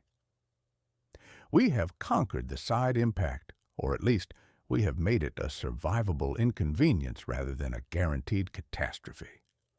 But I cannot help but wonder if, by making ourselves so solid on all sides, we haven't lost a bit of the vigilance that the early motorist possessed. When you know you are surrounded by a fortress, you tend to drive like a man who is already home. We have traded the blues for a buffer, and while the cost in chrome and weight has been high, the savings in human anatomy has been a triumph of science over vanity. A man who builds a house with a stone front and paper walls should not be surprised when the wind comes in through the side. We spent 70 years admiring the front door while the rest of the car was an open invitation to the grave. Mark Twain. Chapter 26. The SUV Paradox. The Return of the Big Car and the New Laws of Kinetic Energy. It is an enduring truth of the human character, and one that would make a weather-vane blush with envy, that we are perpetually engaged in a circular dance with our own anxieties. We spend one decade fleeing from a terror, only to spend the next decade sprinting back toward it under a different name and a shinier coat of paint. In the 1970s, spurred by the unsafe at any speed scandal and a sudden painful realization that gasoline was not, in fact, as plentiful as the air we breathe, we retreated into the small car. We drove mechanical upstarts that resembled motorized roller skates, convinced that agility and economy were the new virtues of the age. But by the late 1980s and early 90s, the American spirit began to feel a bit cramped. We grew tired of economy. We grew tired of being sensible. Most importantly, we grew tired of looking our neighbors in the eye from across a four-cylinder engine. We felt a deep ancestral yearning for the steel sovereignty of our grandfathers. We wanted to be heftier. We wanted to be higher. We wanted, in short, to be the biggest, most uncompromising bully on the block. And so we birthed the Sport Utility Vehicle, or the SUV. It was a masterpiece of linguistic thievery. By calling it a utility vehicle, we suggested that the driver was a rugged pioneer, a man likely to be found fording a river or hauling a cord of wood through a blizzard. In reality, the most utility these vehicles ever saw was the successful navigation of a suburban speed bump on the way to a boutique coffee shop. But the name provided the necessary humbug to justify the return of the 3-ton tank. The theology of the high ground. The primary allure of the SUV was not its ability to climb a mountain, but its ability to provide the driver with a sense of moral superiority through altitude. By sitting 3 feet higher than the standard motorist, the SUV driver achieved a perspective that was both literal and psychological. He could see over the traffic, he could see into the future, and most importantly, he could see exactly how small and insignificant everyone else looked. "I feel safer in a big car" became the new national anthem. It was a sentiment spoken with the absolute, unshakable conviction of a man who has never consulted a physics textbook. We believed that by surrounding ourselves with an acre of sheet metal and sitting atop tires the size of millstones, we had somehow purchased an exemption from the laws of nature. However, this safety was built upon a profound and rather selfish paradox. It was the paradox of the arms race. If I am in a 3-ton Suburban and you are in a 1-ton Honda Civic, I am indeed safer in a collision, but I am only safer because I am the one bringing the most kinetic energy to the party. I am safer because I am more likely to liquidate you than you are to dent me. The physics of the bully. To understand the SUV paradox, one must return to our old friend, Sir Isaac Newton, and his favorite equation, kinetic energy equals 1/2 mass times volume squared. In the science of impact, we learned that mass m is a critical factor. When two objects collide, the one with the greater mass, ρ, and the greater velocity, v, possesses a staggering advantage in the energy exchange. In the 1990s, the American highway became a laboratory for this equation. The SUV brought a new problem to the table: compatibility, or more accurately, the total lack of it. Because these vehicles were built on truck frames, their bumpers were often 18 inches higher than those of a standard car.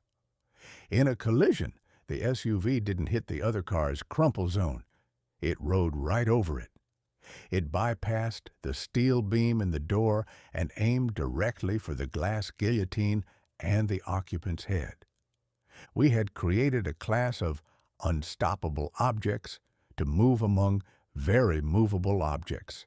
We called it safety, but for the other fellow, it was an act of mechanical aggression. We were making ourselves safer by making the rest of the world significantly more squashable. The pedestrian's new nightmare. But if the SUV was a bully to other cars, it was a veritable executioner to the humble pedestrian. In the old days, back when cars were low and rakish, a pedestrian who had the misfortune of being struck by a motorist would typically be hit in the legs. While this is a disagreeable experience that rarely improves one's afternoon, it had a certain anatomical mercy. The victim would be vaulted upward, rolling over the hood and away from the grinding machinery of the undercarriage. The SUV, however, is designed with the aesthetic of a brick wall. Its hood line is not a gentle slope, but a towering, blunt precipice. When an SUV strikes a human being, it does not aim for the shins. It aims for the chest and the head. Instead of being thrown over the vehicle, the pedestrian is struck with a force that sends them directly into the pavement, where they are then efficiently pulled under the wheels. We had taken the devil wagon and given it a height advantage that ensured any encounter with a walker would be a terminal one. We saw a sudden, ghastly spike in pedestrian fatalities, a blood tax paid by the sidewalk dwellers so that the suburban explorer could feel a bit more commanding on his way to the haberdashery. It is a triumph of vanity that we consider our own security worth the life of anyone who chooses to travel on foot. The irony of the rollover. While the SUV driver felt like the king of the castle when looking forward, he was blissfully unaware that his castle was built on a very narrow and very unstable foundation. The same high ground that gave him such a grand view also gave him a high center of gravity. Nature, as it turns out, does not like top-heavy objects moving at 70 miles an hour. In our pursuit of steel sovereignty, we had created a machine that was remarkably prone to the rollover. If an SUV driver had to perform a sudden, panicked foot maneuver to avoid an obstacle, the vehicle's weight would shift with the enthusiasm of a drunken elephant. The grip would turn into a trip, and the steel fortress would begin a spectacular and catastrophic series of somersaults. This was the SUV paradox at its most cruel. The vehicle that made you feel most secure in a T-bone was the most likely to kill you by simply falling over its own feet. We had traded the frontal impact for the centrifugal somersault. We were safer from our neighbors, but we were in mortal danger from the very air we were moving through. The liberty to be large. The industry, realizing that the big car was a profit-making miracle, leaned into the humbug with everything they had. They didn't market the SUV as a top-heavy truck with bumper compatibility issues. They marketed it as a shield for your family. They showed ads of mothers in pristine white SUVs looking serene and in command while a blizzard raged outside. They suggested that if you truly loved your children, you would buy them a vehicle that could withstand a nuclear blast. They ignored the fact that these shields were often harder to stop, harder to steer, and more likely to flip than the sissy station wagons they replaced. The Liberty to Die lobby was also invigorated. They viewed the SUV as the ultimate expression of American freedom. "I have the right to drive the biggest car I can afford," they would shout. And they were right. But in a crowded society, the liberty to be large eventually becomes the obligation of everyone else to get out of the way. The moral of the momentum. The SUV paradox is the final triumph of the aesthetic over the anatomical. We chose a vehicle because of how it made us feel, powerful, tall, and invulnerable, rather than how it actually performed in a crisis.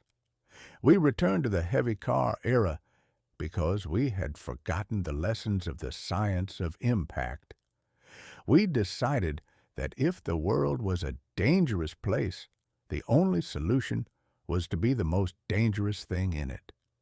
By the late 1990s, the highway had become a theater of kinetic inequality. We had dummies of all sizes being pulverized in compatibility tests, showing that a small car didn't stand a chance against the steel sovereignty of the new millennium. We had achieved a state of safety that was entirely dependent on our ability to win a weight class argument. Today, the SUV has become the standard. The standard car is a vanishing species, a relic of an era when we were willing to live on the same level as our fellow man. We have all moved to the high ground, which means that nobody has the high ground anymore. We are all driving tanks, we are all top-heavy, and we are all carrying enough kinetic energy to level a small village. I suppose it is a comfort to some that they are surrounded by so much metal. But I cannot help but notice that as our cars have grown larger, our vigilance has grown smaller. We trust in the mass to save us from the mistake. We have come full circle from the Brakeless Wonder to the bloated fortress, and we still haven't learned that the most important safety feature is the one that sits between the driver's ears, a feature that unfortunately doesn't come in a deluxe or extra-large model. To build a car so big that it protects you from everyone else is a triumph of self-preservation. To build a car so big that it endangers everyone else is a triumph of the ego. We have spent a century trying to make the car a fortress, only to find that a fortress is a very poor place to be when you realize you've accidentally run over the local parson because his head was below your hood line. Mark Twain. Part 5. The Digital Guardian. The 2000s to Today. Chapter 27. The Computer Takes the Wheel. When the car began to nag the driver about his own incompetence, it is a melancholy and somewhat humiliating truth that the history of human progress is merely a long, expensive record of our own surrender. We began our journey as the undisputed masters of the earth, creatures of fire, flint, and a certain wild independence, only to spend the next several millennia inventing devices specifically designed to relieve us of the burden of having to use our own brains. We invented the plow so we wouldn't have to dig.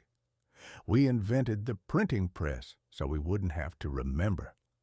And now, in the early years of the 21st century, we have finally achieved the ultimate triumph.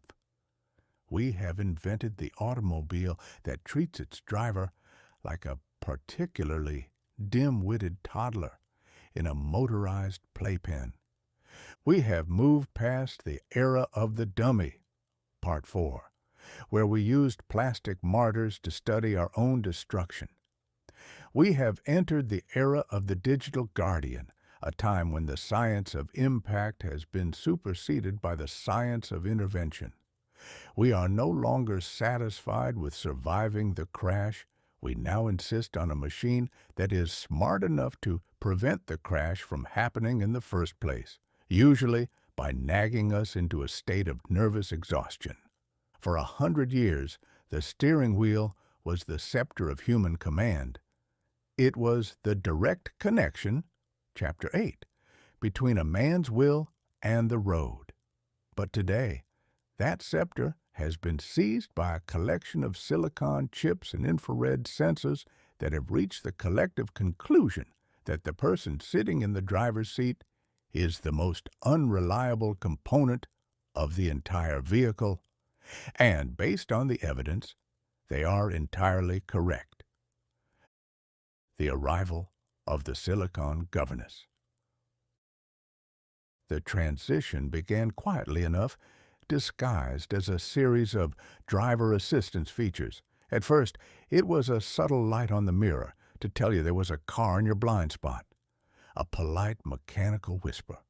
But as the technology matured, the whisper turned into a shout, and the shout turned into a physical intervention. The most prominent of these new guardians is the lane departure warning. In the old days, if a man drifted across the yellow line, it was because he was tired, distracted, or perhaps had partaken too deeply of the perfume of panic. Chapter 2. His only correction was the sudden jarring vibration of a rumble strip or the screech of tires as he veered back into his own lane. Today, however, the car is equipped with a silicon governess that monitors the road with the unblinking gaze of a school marm. The moment the tire touches a painted line without the proper permission, in the form of a turn signal, the car erupts in a cacophony of beeps, bongs, and chirps. In some models, the steering wheel itself will vibrate with a frantic buzzing energy, as if the car is currently possessed by a swarm of angry hornets. This is the nag. It is a mechanical judgment upon your character. It says, "I see you, Samuel. I see you reaching for that ham sandwich, and I see you drifting toward the ditch. Put down the mustard and pay attention." It is a profound blow to the masculine ego. We used to be pilots of the asphalt. Now we are merely the monitored occupants of a machine that clearly thinks it can do a better job without us. The physics of the ghost steer. But the governess does not stop at nagging. We have entered the age of lane keep assist, where the car no longer waits for your permission to steer. If you ignore the beeps and the buzzes, the computer simply takes the wheel. It uses a camera, a digital eye mounted behind the rearview mirror, to track the contrast between the asphalt and the painted lines. It calculates your position with the precision of a surveyor. If you stray, it sends a command to the electronic power steering motor to exert a gentle, ghostly torque on the wheel. It accounts for where your car is currently, where the computer believes you should be. It is a mathematical correction of human error. You feel the wheel move under your hands, a silent, invisible force that guides you back into the center of the lane. It is a miracle of engineering, certainly, but it is also a terrifying admission that we have lost the moral fiber, Chapter 1 of the road. We are no longer steering. We are being steered. We are the cargo in our own driver's seat. The car has become a digital guardian that views its owner as a liability to be managed, a problem to be solved, and a potential catastrophe to be mitigated. The death of the nerves of steel. In the era of speed as the only virtue, Chapter 5, a man's worth was measured by his nerves of steel. He navigated the devil wagons, Chapter 6, through mud and dust with nothing but his own reflexes to save him. If he succeeded, he was a hero. If he failed, he was a jaywalker, Chapter 6. But in the digital age, nerves of steel have been replaced by redundant sensors. We have adaptive cruise control, which uses radar to latch onto the car in front of us, maintaining a safe distance like a mechanical remora attached to a shark. Automatic emergency braking, which can sense an impending T-bone, Chapter 25, before the human eye can even register the color of the other car's bumper. Electronic stability control, the silent ghost that prevents the spin by braking individual wheels, effectively outthinking the panicked foot. Chapter 24, in a tenth of a second. We are being protected by a web of invisible light and silent calculations. We have traded the thrill of the command for the peace of the passenger. We drive with a sense of invulnerability that would make the steel sovereignty era, Chapter 11, look like a model of caution. And why? Because we are busier than ever. We are no longer looking at the road. We are looking at a glowing glass rectangle in our hands. We have outsourced our vigilance to the machine so that we can focus on the truly important things, like seeing what a stranger in another state had for breakfast. The digital guardian is a necessity because the human element has finally checked out of the building. The moral of the beep. The story of the computer taking the wheel is the story of humanity finally admitting that it is not fit for the world it has built.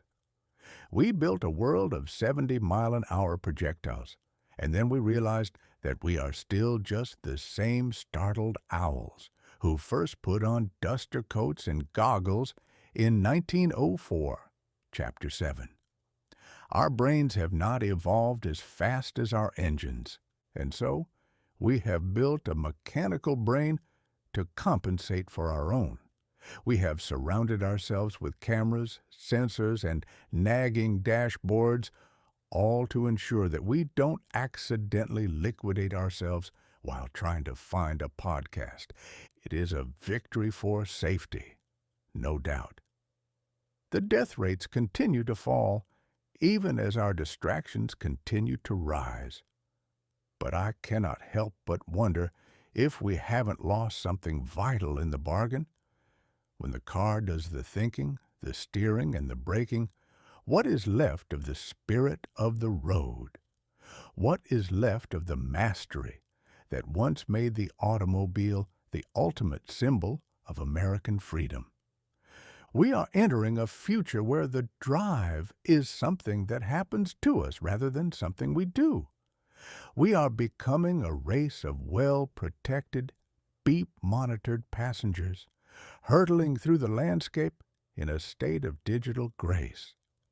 I suppose it is a comfort to know that if I drift, the governess will pull me back. But every now and then, I miss the time when the only virtue was my own ability to stay between the lines without a piece of silicon telling me I'm a fool. A car that steers itself is a triumph of science. A man who needs a car to steer him is a triumph of apathy.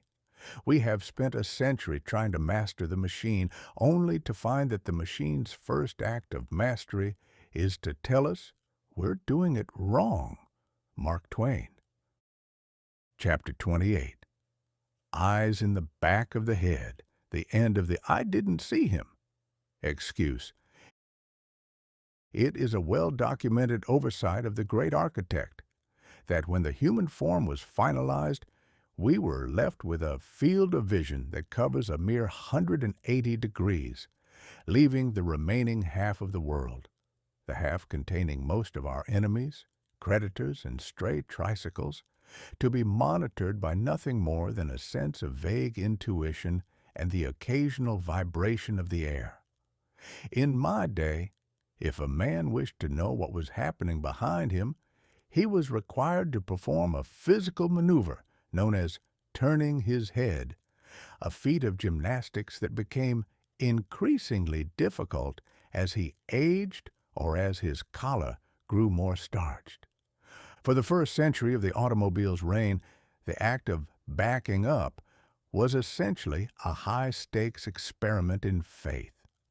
A man would climb into his Brakeless Wonder, Chapter 2, peer into a tiny vibrating sliver of glass called a rearview mirror, and then proceed to travel in reverse while praying that the local geography hadn't shifted since he last looked at it.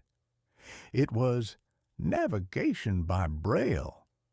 You backed up until you heard the crunch of a neighbor's picket fence or the thud of a discarded milk can, at which point you knew you had arrived.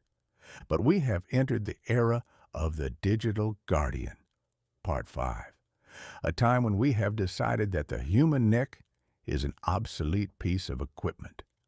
We have equipped our steel sovereigns, Chapter 11, with a collection of digital eyes and electronic ears, turning every driver into a multi-eyed Argos of the asphalt. We have achieved the eyes in the back of the head, and in doing so, we have finally, mercifully, brought an end to the most popular legal defense in the history of the Republic, the "I didn't see him" excuse. The swivel neck versus the screen stare. To understand the magnitude of this revolution, one must recall the classic reverse. In the middle years of the century, to back out of a driveway was to engage in a ritual of profound physical exertion. You would drape your right arm over the back of the passenger seat, twist your torso until your spine groaned like a rusty gate, and peer through the rear window with the intensity of a navigator looking for land in a fog. It was a noble human effort. It required vigilance. It required judgment. It also required you to ignore the fact that the bottom 4 feet of the world, the part containing the family dog and the neighbor's toddler, was entirely invisible to you, hidden behind the tombstone headrests, Chapter 20, and the towering deck lid of your trunk. Today, however, the swivel neck is as extinct as the dodo. The modern motorist puts his car in reverse and immediately drops his gaze to a glowing television screen in the center of his dashboard. He no longer looks at the world. He looks at a digital representation of the world. He watches a silent film of his own driveway, complete with colorful superimposed lines that tell him exactly where his wheels will go, provided he doesn't lose his nerve. It is a miracle of CMOS and CCD technology, a wide-angle lens that can see things the human eye cannot, such as the exact distance between your bumper and a fire hydrant, measured in centimeters. But it has also turned us into a race of screen starers. We have traded the 3-dimensional reality of the street for the 2-dimensional comfort of the LCD. We are navigating the world through a peephole, and we have the audacity to call it enhanced visibility. The beep beep chorus, the rise of the electronic ear. But a camera is merely the beginning. The digital guardian also possesses ears, specifically ultrasonic parking sensors. These are small circular sensors embedded in the bumper that emit high-frequency sound waves, much like a bat searching for a moth in a dark cavern. When these waves hit an object, a wall, a parked car, or a particularly stationary pedestrian, they bounce back, and the car's computer calculates the distance based on the time of flight. This is the beep-beep chorus, the slow pulse. You are approaching an obstacle. There is still time to reconsider your life choices. The rapid pulse. Panic is setting in. The obstacle is now closer than it appears in the lethal elegance, Chapter 12, of your reflection. The constant tone. The flat line of physics. You have made contact. These sensors have turned the act of parking into a psychological thriller. You sit in your safety cell, Chapter 18, listening to the car scream at you, wondering if the beep is for a concrete pillar or a blade of grass. It is a system designed to compensate for our total loss of spatial awareness. We have become so insulated by our steel sovereignty that we can no longer tell where our car ends and the world begins without a silicon chip giving us an audible warning. The end of the "I didn't see him" excuse. The most profound impact of the backup camera is not mechanical, but moral. For 100 years, the phrase, "I didn't see him," was the universal get-out-of-jail-free card for the distracted driver. It was an admission of a failure of the human element, a tragedy of optics that everyone could understand. The trunk was too high, we would say. The pillars were too wide. The sun was in my eyes. But with the arrival of the federal mandate of 2018, which required every new car to be equipped with a backup camera, the excuse has been rendered null and void. The camera sees everything. It sees the ball rolling into the street. It sees the cat under the bumper.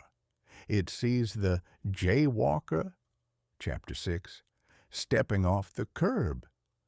To say "I didn't see him today" is to admit that you weren't looking at the screen, and to not look at the screen is viewed by the law as a form of willful blindness. We have moved from a world of accidents to a world of data points. The camera is the silent witness, the judge, and the jury. It records our incompetence with the cold, unblinking eye of a machine that has no feelings and no loyalty to its owner. The paradox of the blind spot. There is, of course, a paradox in all this seeing. By giving us eyes in the back of our head, the industry has inadvertently made us even more blind to what is happening right beside us. We have become so reliant on the screen that we have stopped looking out the windows. We trust the blind spot monitor, that little orange light on the mirror, more than we trust our own peripheral vision.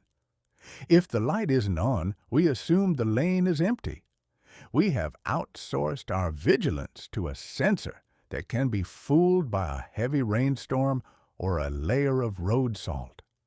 We are a race of people who are now capable of seeing a ladybug on our rear bumper, but are perfectly capable of sideswiping a city bus because the beep didn't go off.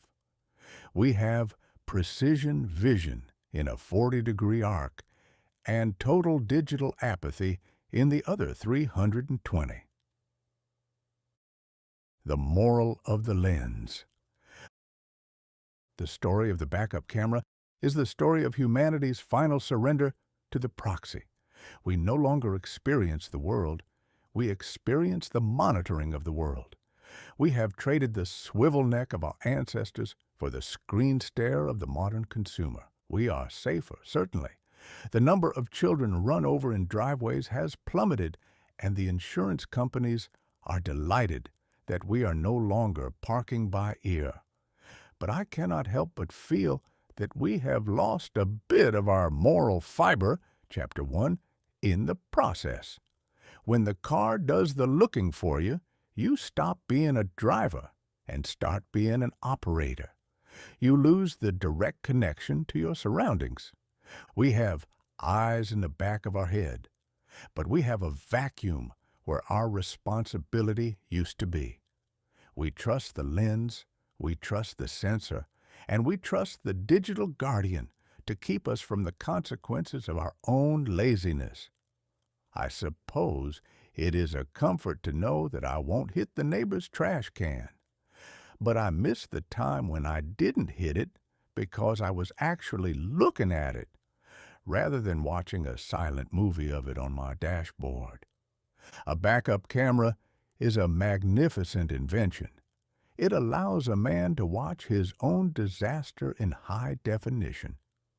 The trouble with the human race is that we have spent billions of dollars on the eyes, and not a single cent on the brain that is supposed to interpret what the eyes are seeing. Mark Twain. Chapter 29. The Autopilot Myth. The dangerous transition where we trust the machine more than our own eyes. I have spent a long and rather colorful life observing the many ways a man can find to avoid the labor for which he was supposedly designed. I have seen men invent machines to harvest their wheat, machines to stitch their trousers, and machines to calculate their taxes, all in the noble pursuit of achieving a state of total, blissful lethality through idleness. But we have finally reached the summit of human laziness. We have arrived at the era of the autopilot, a piece of mechanical humbug so profound that it would make a Mississippi riverboat gambler weep with envy. In my younger days, a pilot was a man of extraordinary character and even more extraordinary memory. A pilot on the great river had to know every snag, every sandbar, and every shifting current in 1,200 miles of treacherous water. He had to be able to read the face of the river in the dark of a moonless night, and he understood that if he closed his eyes for a single minute, he and his passengers would likely be introduced to the great beyond via a shattered boiler.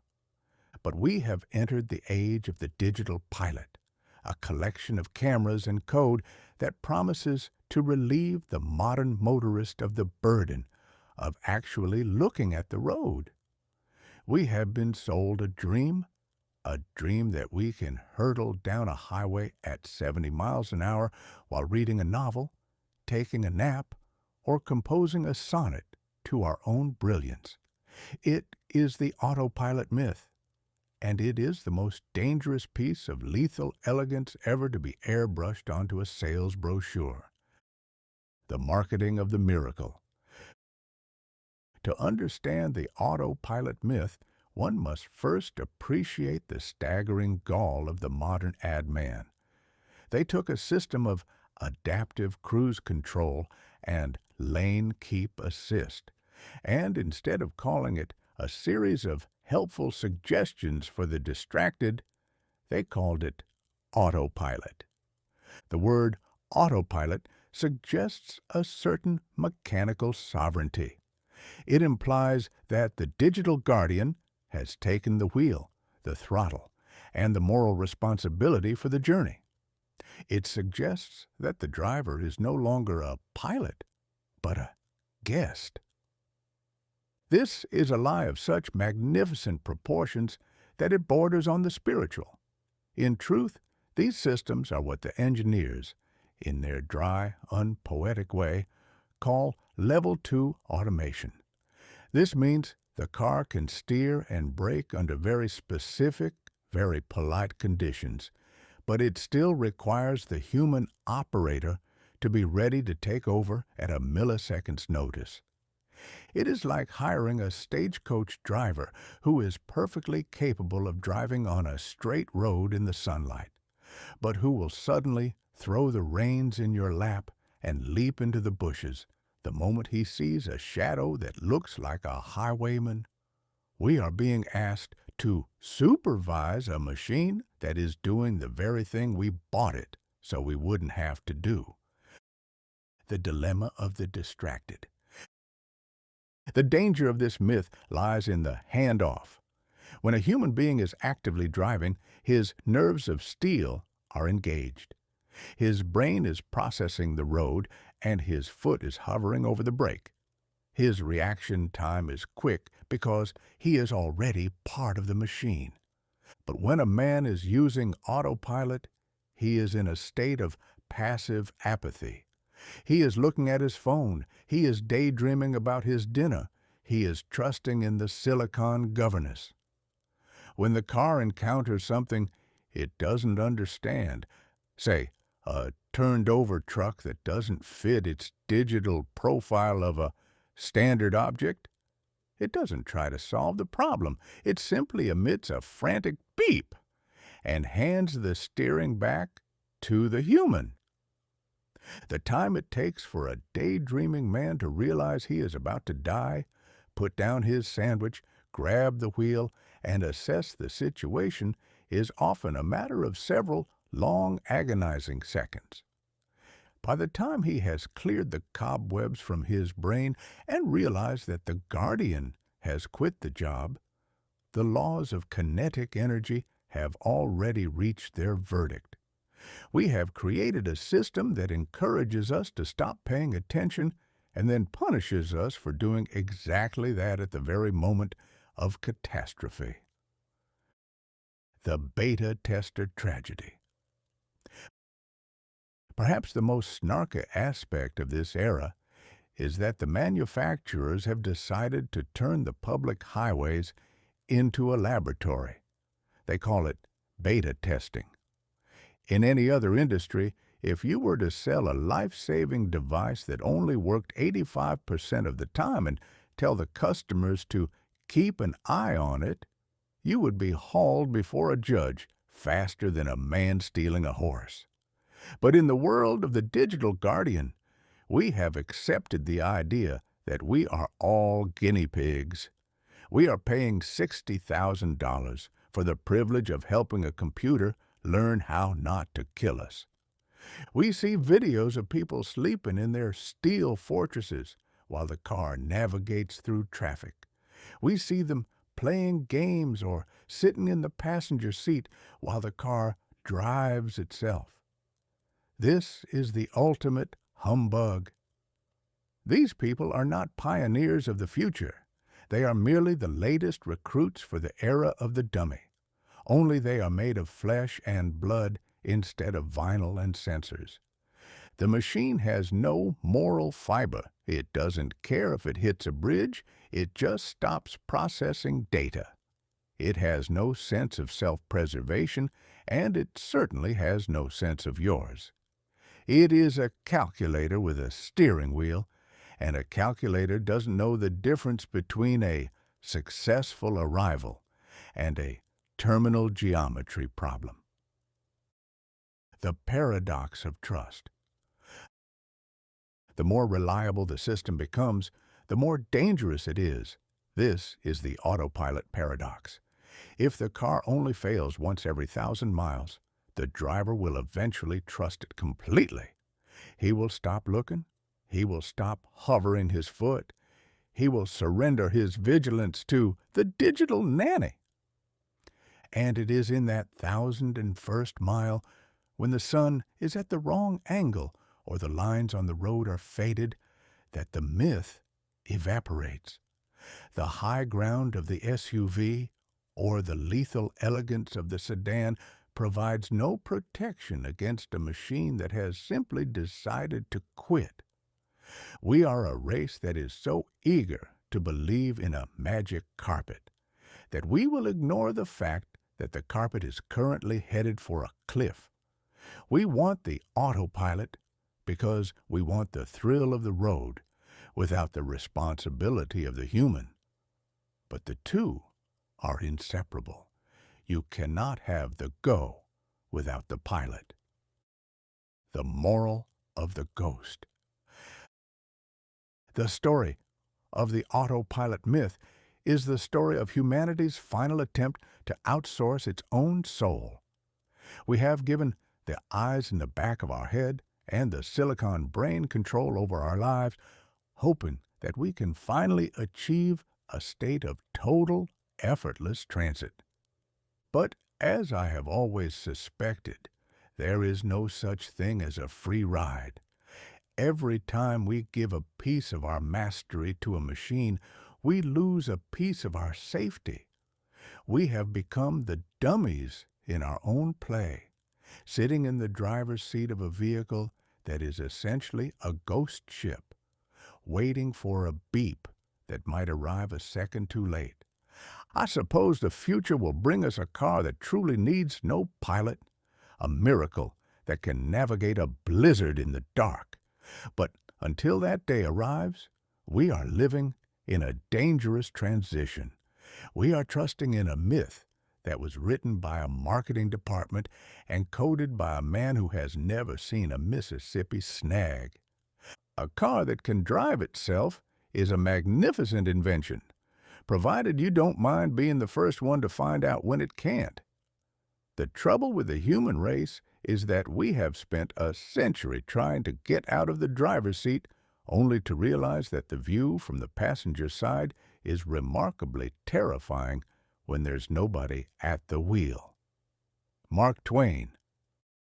Chapter 30. The Final Irony. A look at a future where safety is absolute and the thrill of the road is extinct. We have at last arrived at the end of our 30-chapter odyssey of mechanical mayhem, having traced the human character from its initial state of unbridled optimism, Chapter 1, to its current condition of digital paralysis.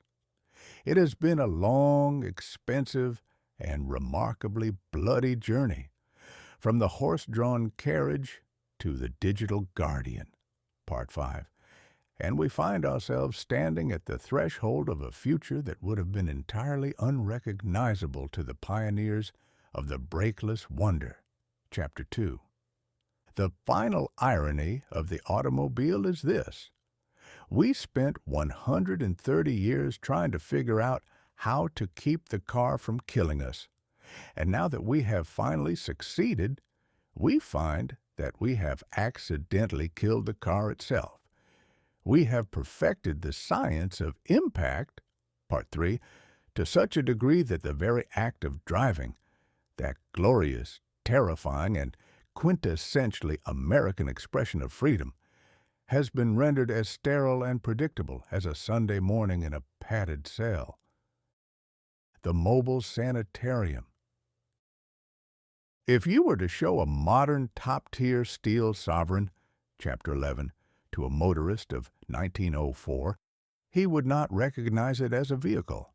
He would likely assume it was a piece of specialized medical equipment designed for the transportation of a very delicate and very high-ranking nervous patient. The modern interior is no longer a parlor of sharp edges, Chapter 9. It is a mobile sanitarium. We are swaddled in soft-touch polymers, cradled by active head restraints, Chapter 20, and surrounded by a silent army of explosive pillows, Chapter 23, that wait with the patience of a spider to smother us in a cloud of nitrogen the moment a sensor detects a deviation from the plan. We have achieved a state of absolute safety, and it is, quite frankly, a prodigious bore. The steering. It is no longer a direct connection, Chapter 8, to the road, but a digital suggestion filtered through a computer. The speed. It is monitored by a silicon governess, Chapter 27, that knows the legal limit in every zip code and will nag you into submission if you attempt to find the speed as a virtue, Chapter 5, of your ancestors. The View. It is no longer a panorama of the world, but a series of high-definition proxy views provided by cameras and sensors. Chapter 28. We are perfectly protected, perfectly monitored, and perfectly disconnected. We have built a cage so safe that the bird has forgotten how to fly, and more importantly, it has lost the desire to try. The extinction of the adventure. In the age of unbridled optimism, every trip to the next county was an adventure. To drive a car was to engage in a struggle with the elements, the geography, and the laws of physics. It required vigilance, courage, and a certain reckless disregard for the integrity of one's own skeleton. But in the era of the autopilot myth, Chapter 29, adventure has been replaced by observation. We are no longer pilots of the asphalt. We are supervisors of the software. We don't drive to the grocery store. We are transported there by a system of algorithms and infrared beams. The thrill of the road was always tied to the danger of the road. You cannot have one without the other. When you remove the possibility of the skid, Chapter 24, the T-bone, Chapter 25, and the glass guillotine, Chapter 3, you also remove the sense of mastery that comes from avoiding them. We have traded the high-stakes gamble for a guaranteed arrival, and we are surprised to find that the journey has lost its flavor. We have become a race of people who are bored to death because we are no longer allowed to be crashed to death. The safety sells humbug. For decades, the industry lived by the mantra that safety doesn't sell. They believed that the public wanted lethal elegance, Chapter 12, and chrome over common sense, Chapter 9. They were right, for a time. We were a vain and foolish species that preferred a shiny radiator cap to a padded dashboard. But the final irony is that safety finally did sell, and it sold so well that it eventually consumed the entire industry. Today, a car is not marketed on its rocket-age vigor or its spirited performance. It is marketed on its safety rating. We buy cars based on how many stars they received from the dummies. Chapter 22. We have become so obsessed with our own preservation that we will pay a king's ransom for a vehicle that promises to take all the fun out of driving, provided it also takes out all the funeral. We have achieved the ultimate humbug. We have convinced ourselves that a car that refuses to let us drive it is the pinnacle of automotive achievement. We have won the war against the devil wagon, but we have lost the very thing that made us want to master it in the first place. The final irony of the human character. As I look back on these 30 chapters of mechanical folly, I am struck by the incredible ingenuity we have displayed in our attempt to survive ourselves. We are a species that will invent a spear and then spend 100 years inventing a shield to protect us from the spear, only to realize that we are now carrying so much weight that we can no longer move. We have reached the end of the era of the automobile. The future belongs to the pod, the shuttle, and the autonomous living room. The car as we knew it, the Brakeless Wonder, the Steel Sovereign, the Sport Utility Bully, is headed for the museum, where it will be looked upon with the same mixture of awe and horror that we reserve for the rack and the thumbscrew. I suppose there is a certain mercy in it. We are too distracted, too hurried, and too digital to be trusted with a 2-ton iron projectile. The digital guardian was an inevitable necessity, but as for me, I cannot help but feel a flicker of nostalgia for the days of the mechanical upstart. I miss the smell of kerosene, the grit of the dust in my teeth, and the knowledge that my survival depended on my own moral fiber rather than a silicon chip in the glove box.